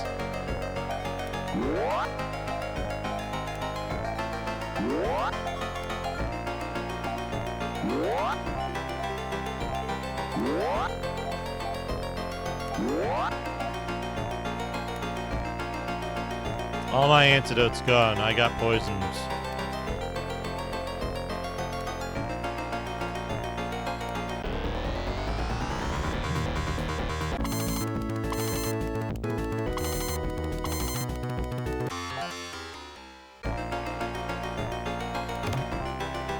I love that. I love that fake Aqua Teen Hunger Force shake. I think it's fake anyway.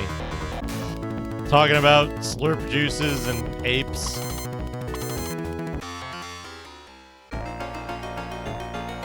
It's really good because, like,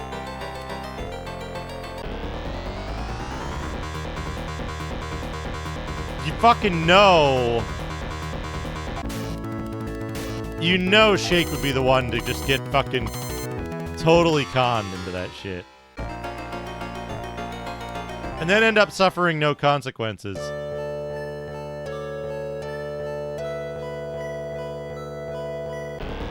Well, this isn't helpful.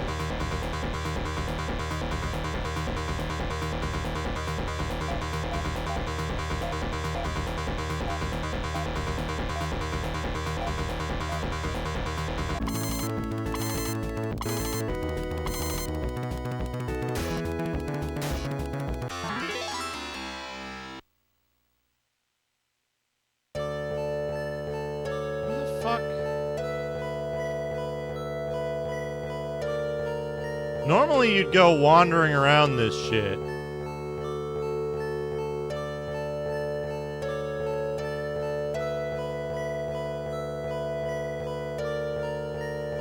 But like, I don't wanna. Landon. Okay, Divisia is west, southwest.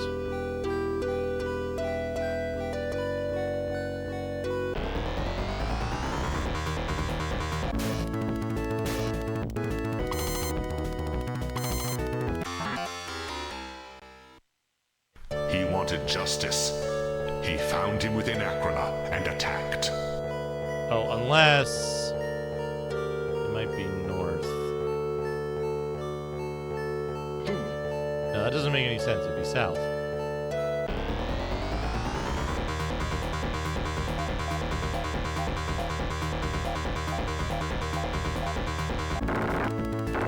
Okay, good. Good.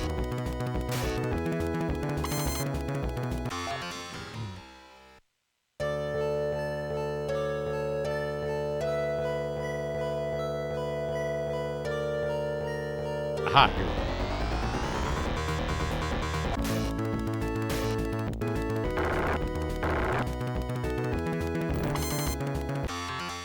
go. Wee-dee-dee-deep.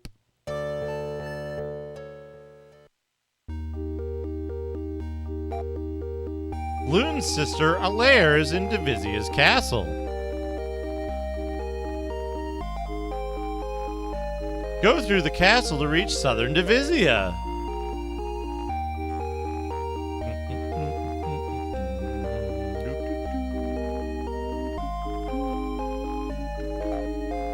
Loon and Alaire were frozen for 1,000 years. I see.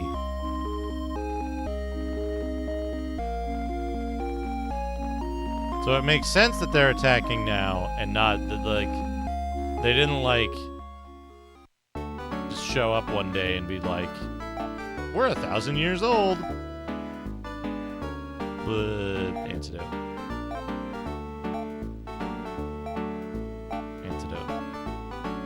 No, nothing else.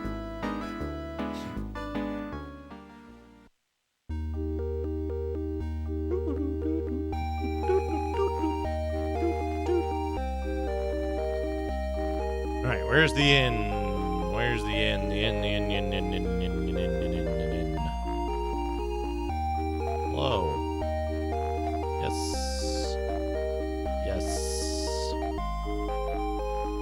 Level 5, Neil. Puerile Linux. It just makes like fart jokes whenever you try to do anything with it.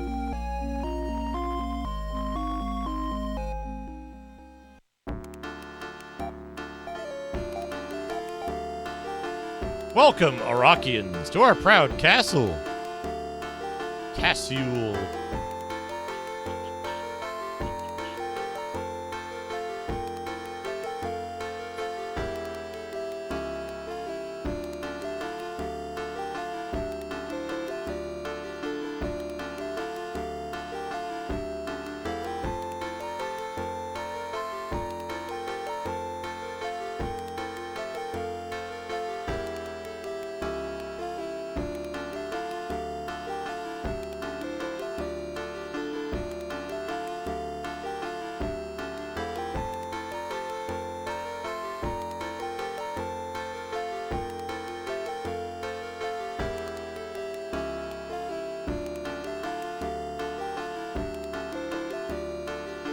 These castles are giant mazes as well. We've kidnapped Luden's sister. Smart move, eh? Doesn't seem like it. Doesn't seem like that smart a move, buddy.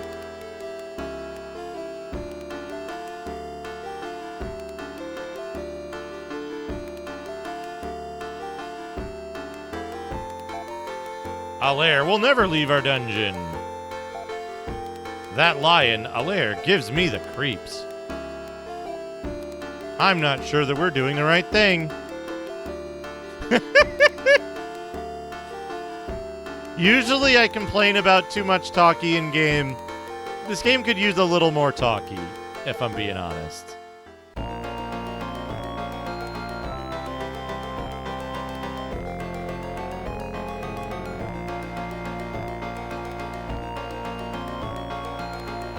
I think they keep monsters in their dungeon.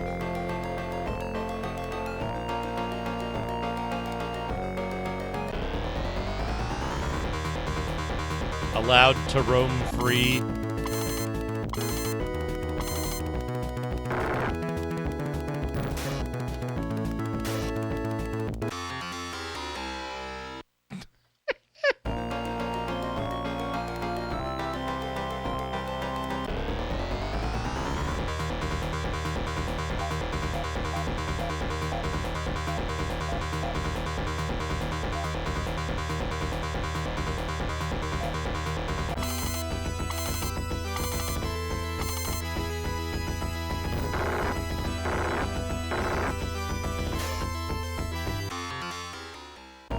Yeah, just the weird ear wiggling.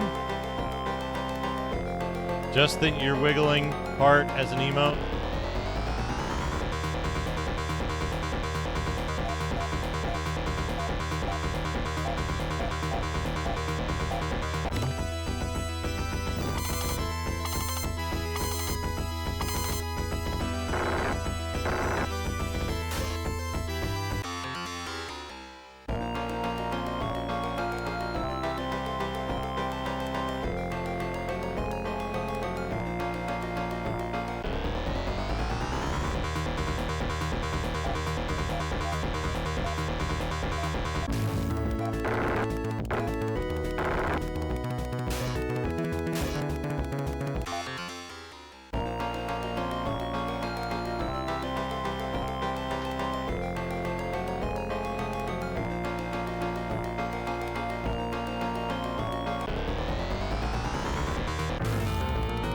I think at this point in the game, because you get a decent amount of experience from these enemies, right?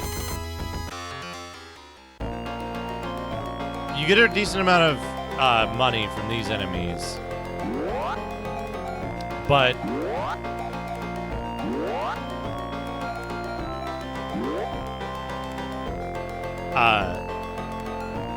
at this point, you can't go back to Seal, right?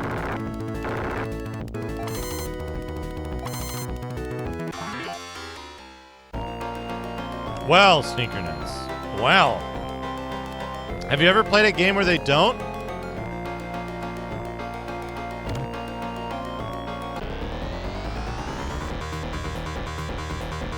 Have you ever played a game where the monsters don't carry currency?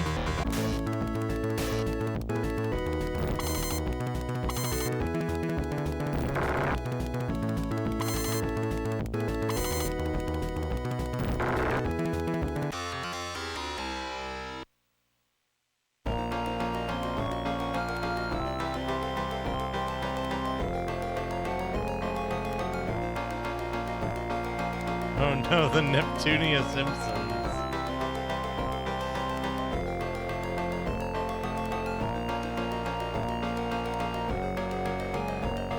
Yeah, there's a handful of games that do it, and it's almost always unnecessary and irritating.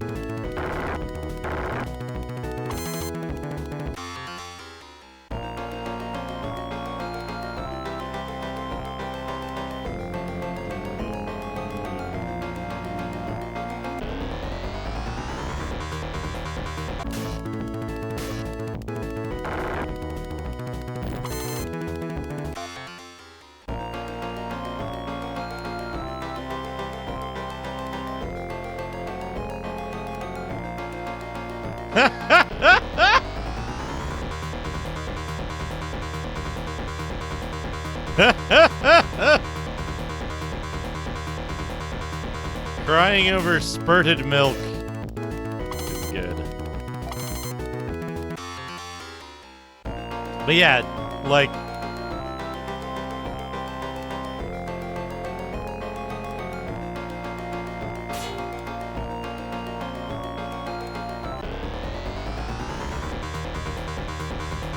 I don't know why you're still in here, lady. The back door was left open.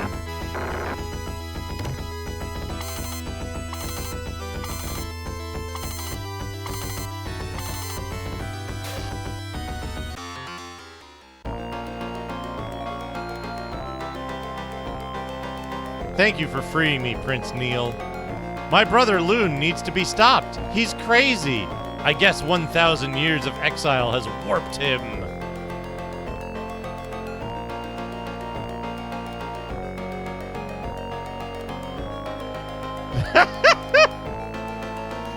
Don't like that. I like how it turned the, like, outer edge to guts somehow. All he wants is to kill Arakians and cyborgs. I'm going back to try to convince him to stop. Cool, what weapon? Wait, where'd you go? Son of a fuck. I thought I was getting a new party member. Now I'm annoyed.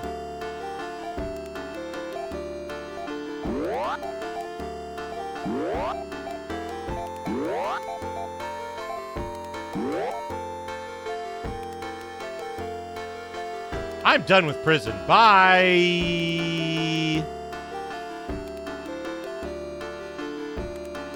Well, here's the south exit to the castle. I think what? Fucking? Are you fuck? God damn it! You fucking one way. You have to go through the dungeon. You have to go through that absolutely insane, like...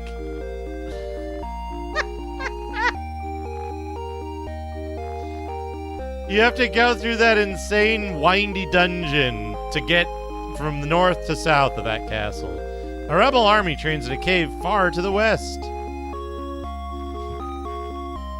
Fart to the west.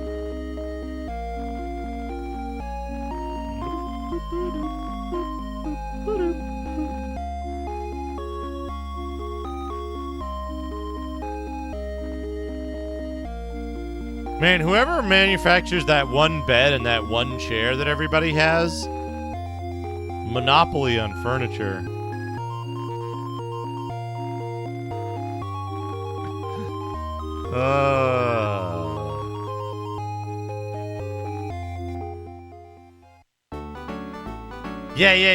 Yeah.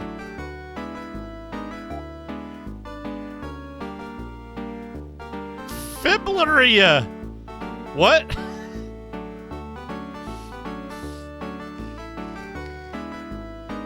I don't know what that is, so we're not going to get it. And maybe it is state issue. Oh.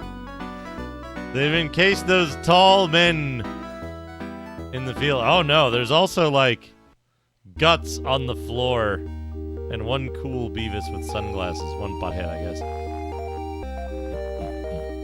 The rebels want to go to the land of Iridia. They must enter the cave southeast of Landon.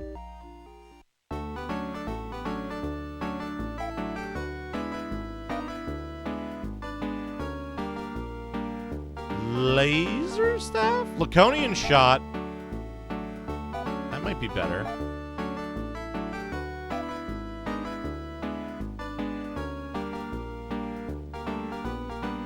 Dumb string. The Mickey Mouse ears. The rebel army lost.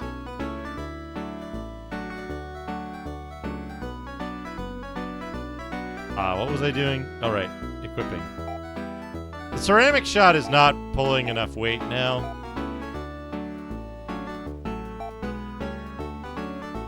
Laconian shot ought to. Enemies are getting too high a resistance. Sell the steel protector.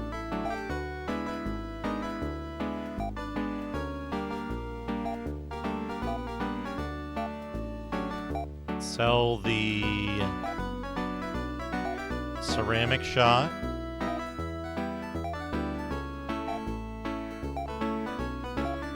Sell the laser shot.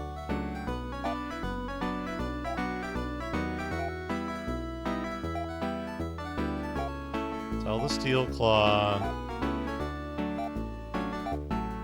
Sell the steel vest. Sell the steel claw. Oops. This menu? Maybe they took it from a poker game they were working on.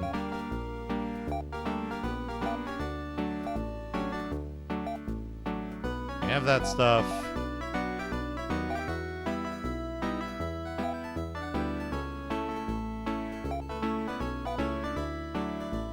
Oh.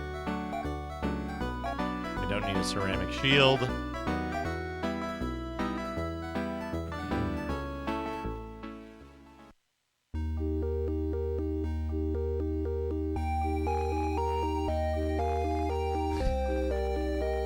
Hey, it might be. Who knows?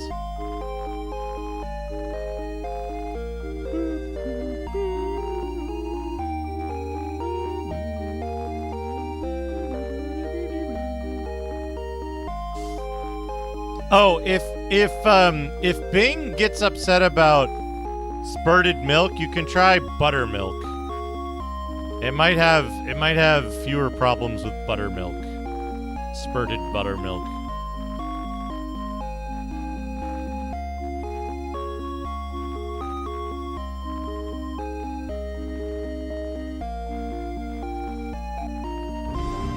I think I'm being followed. Chocobo Quest, thank you for the follow.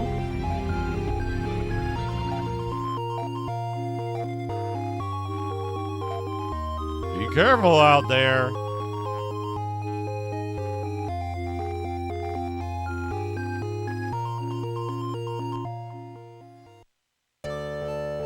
Ha ha.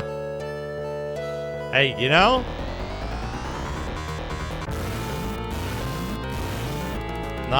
Not a bad way to run a railroad. Now we're gonna get owned. We got it. We got him.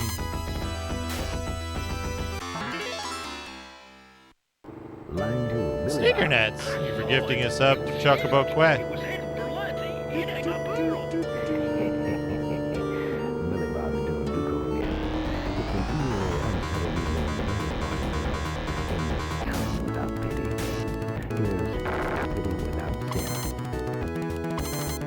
Top 10 tips to succeed on Twitch.tv. Oh. 1. Buy an expensive microphone. Oh, 2. yeah. Sing your song when someone follows. 3. Make sure your stream has a cool image and not people dancing in the background. 4. Fix these things. Get it good. 5.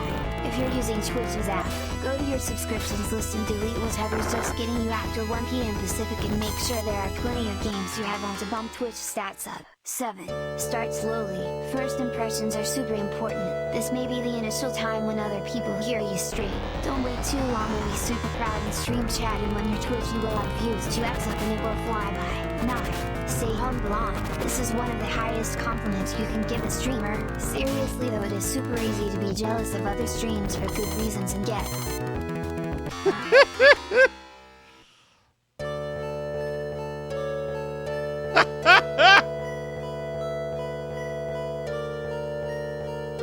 Crying over spilled milk. They spilled milk on their magic cards. Oh no. Also, look at that poster. Not poster. That like giant mural in the back. Look at that giant mural they've got in the back there.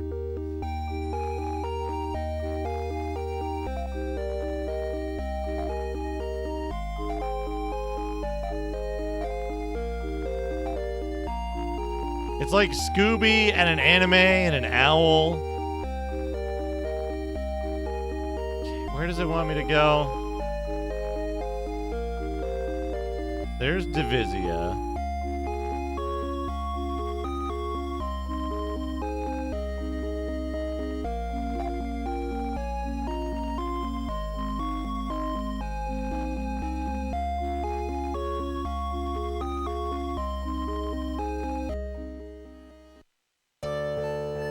You go west and then north.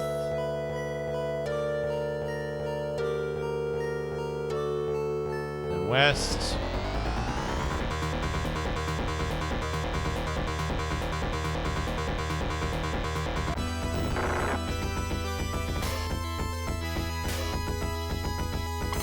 Movie games.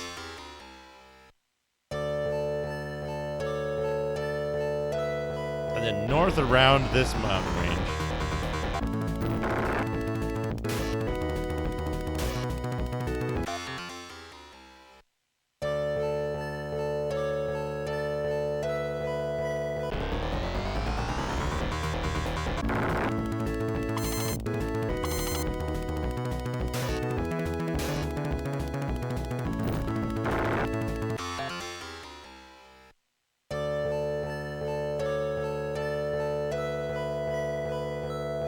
Do you think that Mew and Ren are intended as C-3PO and R2-D2 analogs?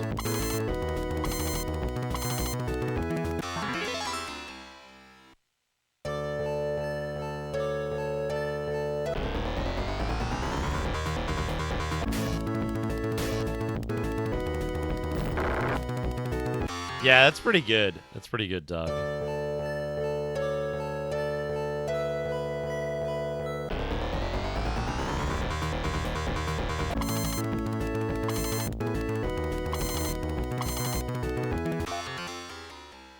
Chicago Rat Hole.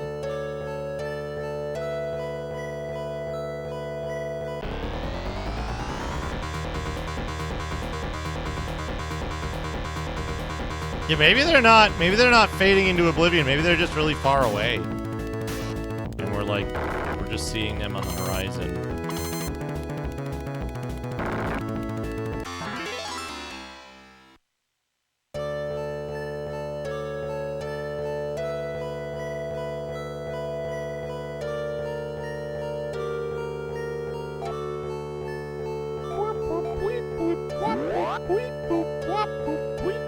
Wait.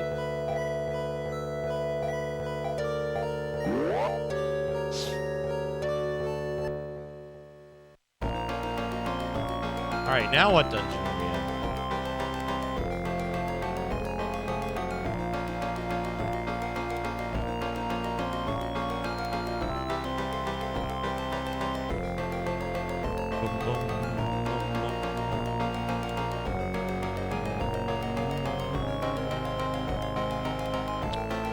Subparts, ceramic gear, hunting bandana, laser sword, force helm, and the laser claw.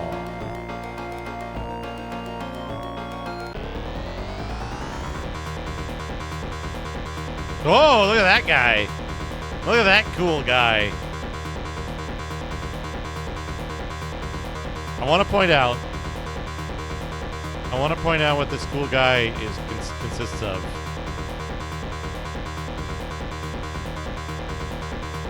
Bust of Caesar, hands added, mirrored, wiggle, filter.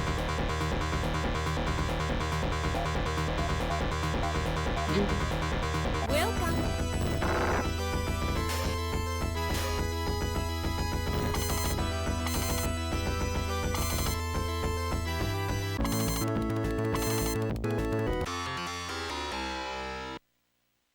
It's not a background element. It's not a background element in like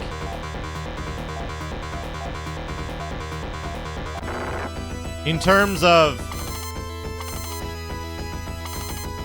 that is not an element that's used elsewhere.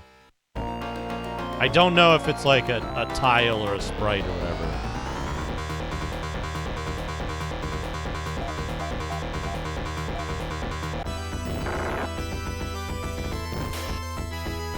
Shit. Hey, look!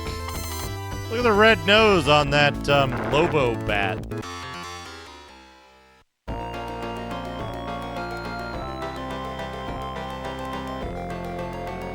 I want to point out the hint book doesn't give you enough information to know if there's like, all opponents of Loon are welcome here. Yeah, the official hint book of the game does not show you what's up there.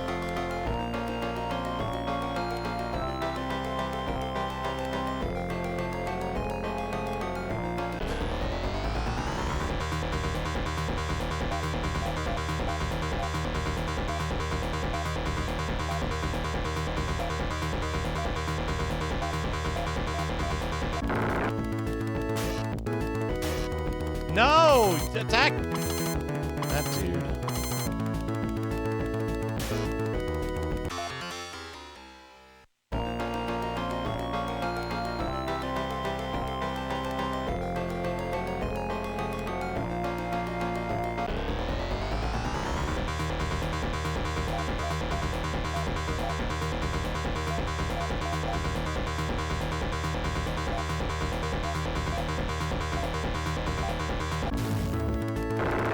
I haven't mentioned this, but in this game,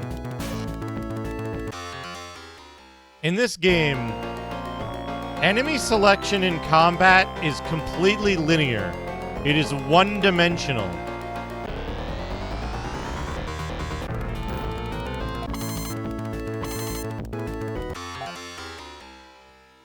There isn't anything more than go to the next enemy.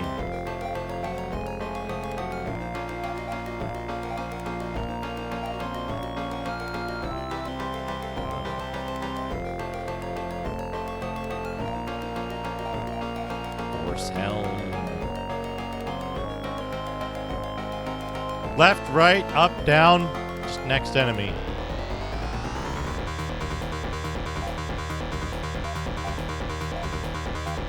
So when you have a case like this, if I press left, it goes right. If I press down, it goes right. If I press up, it goes to the next one.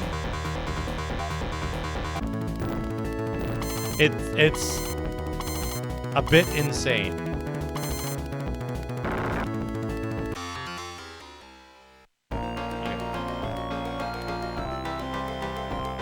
Horse helm was worthwhile. Maybe 2 more chests.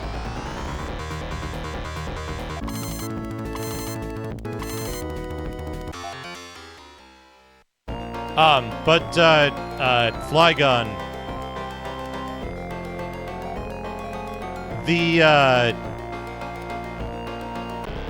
The wiggly enemy is literally just a different enemy's sprite that's been modified.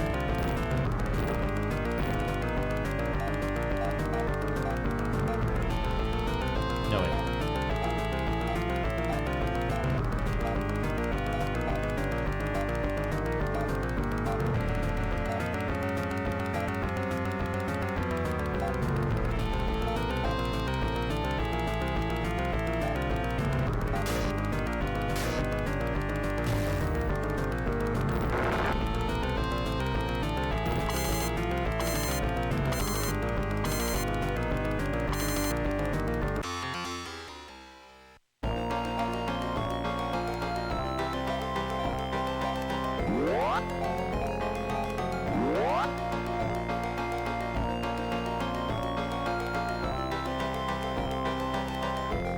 Yeah, like, this game is not particularly well programmed. There's lots of weird, like, edge case bugs and shit. Some of it's interesting, like the save validation stuff, but like this, right? Easily reproducible, high user path, Failure to interact with stuff bug. Hunting band.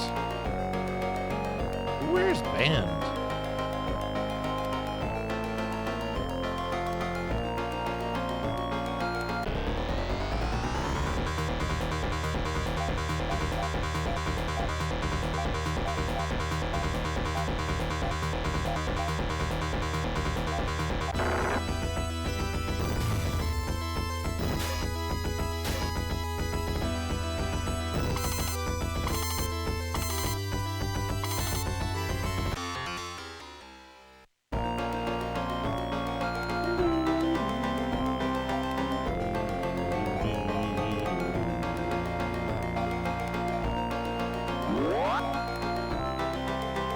For a monorail.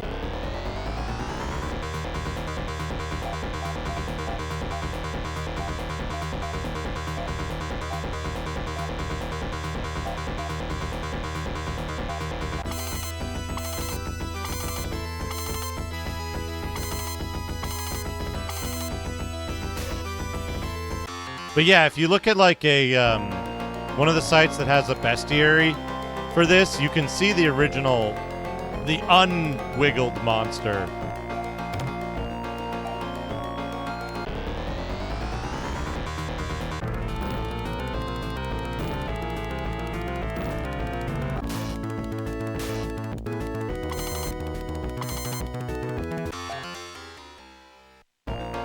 You can see the unwiggled monster, and it is kind of like, oh, I see. They just did some of the simplest things they could do in their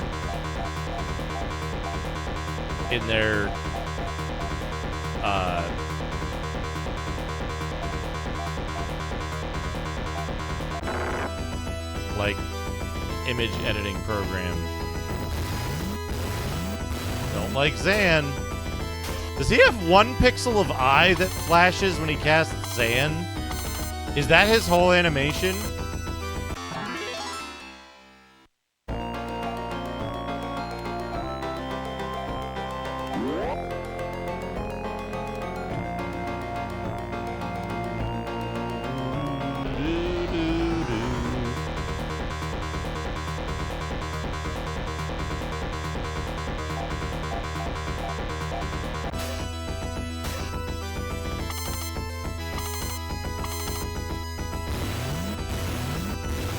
Oh, his mouth moves, I see. That's his attack. Yeah.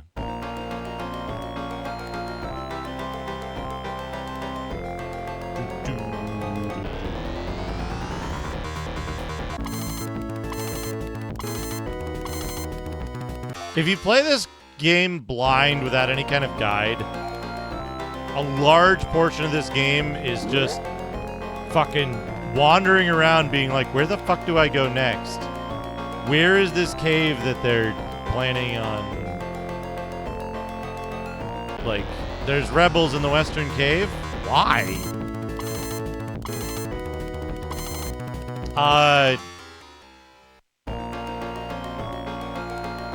Yeah, there should be... Oh, hey, look, it's the rebels. Oh, we got a scene. We got a scene.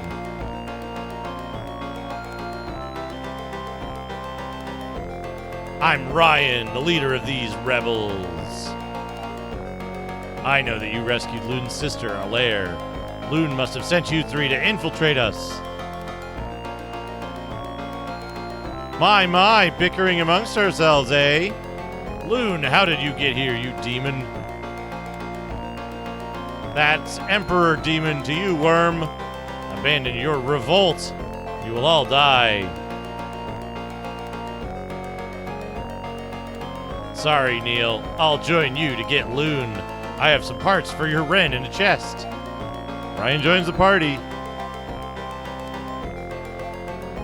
Ryan, what do you use for weapons? Oh, he has the twins, Ruby. He uses staffs.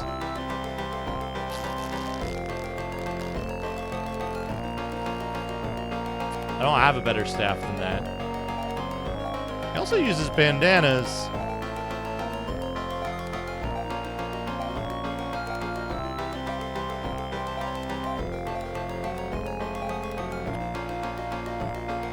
Nur, Rimit, Shiza, and Diban.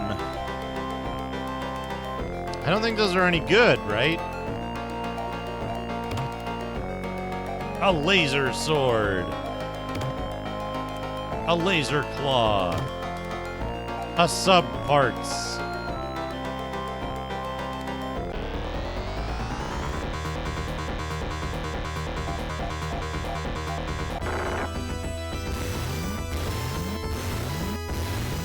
Yeah, pretty much.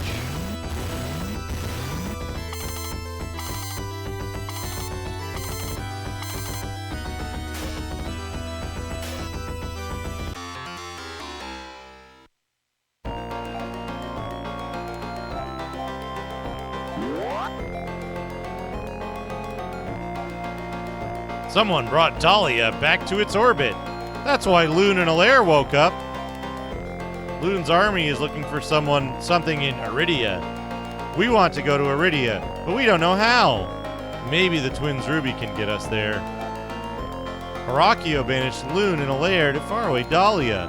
Loon and Alaire dreamed of taking revenge on us, so they froze themselves until the moon returned. Even Horacio had a tough time defeating Loon.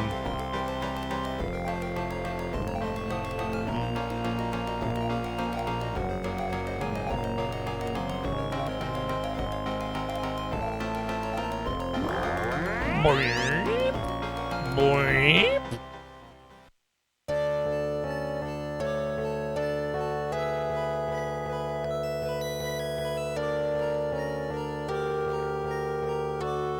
And so this is where it gets weird, right?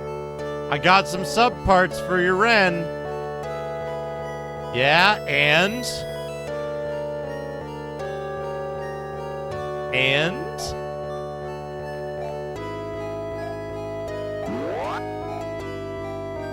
Yeah, those won't be used until the end of the game.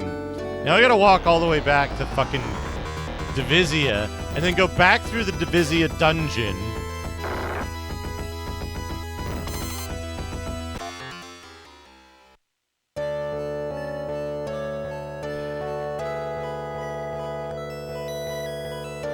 Because they didn't give your fucking character return in this.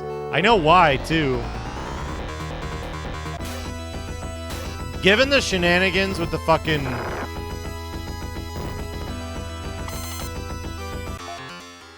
Given the shenanigans with the fucking, like, escapipe in the first dungeon, I'm almost certain they didn't give you a return spell because using a return spell would have, like, carried over from one generation to the next and soft-locked you in incredible ways, so they just removed it. Almost guaranteed that's why.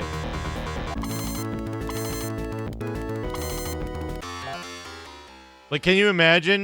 You go to Seal, you save there, and then you use a telepipe to return to Seal after you start as Neil.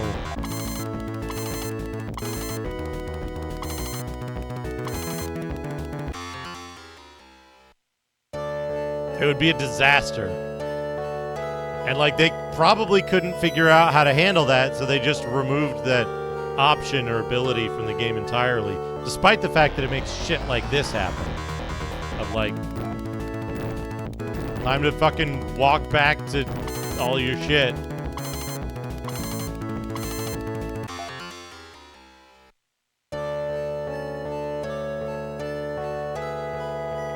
Oh, if you escapipe after the generation change? Yeah, I guess that makes it. I guess that makes sense.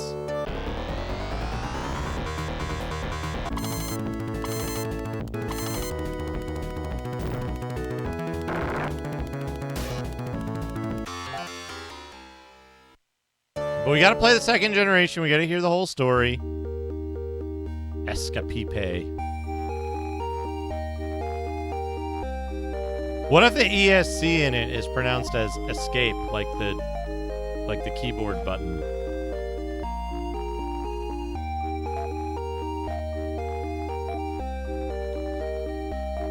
All right. 6 hours of stream. 6 hours of stream.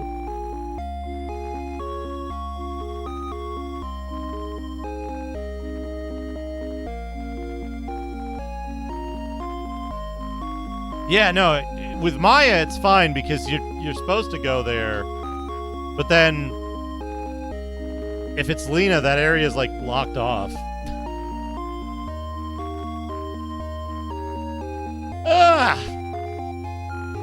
Let's wrap up. Tomorrow, by the way, Chubo, you might be interested in this. I know you like grotty old fucked up games that don't work right.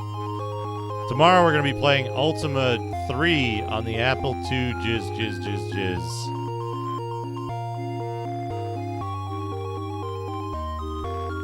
Which is going to be... That's going to be interesting because I don't think anyone has ever played that version of the game.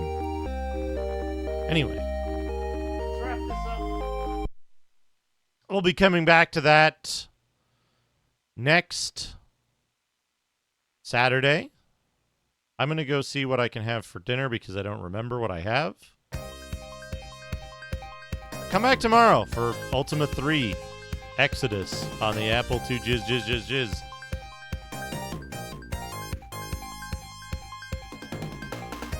Who's streaming? Who streams? Fractal Mind Mike is doing a dev stream. Antoine's Arcade Gaming. Delta Force 2 with Artium Havoc. Oh, Wild Arms. Perfect. Doc is probably finishing up Wild Arms, hopefully. Dr. CDCS. He might be ending soon, huh? Whatever. Raid Dr. CDCS. He'll take us somewhere good if he's ending. He's doing JRPG Saturday as well. So that'll be fun. So take care, everybody. Come back tomorrow for fun. And have fun yourselves. Don't cry over spilled milk at the Neptunia Idol Center. Don't cry over spurted milk. I'll see you all again very soon. Take care, everybody.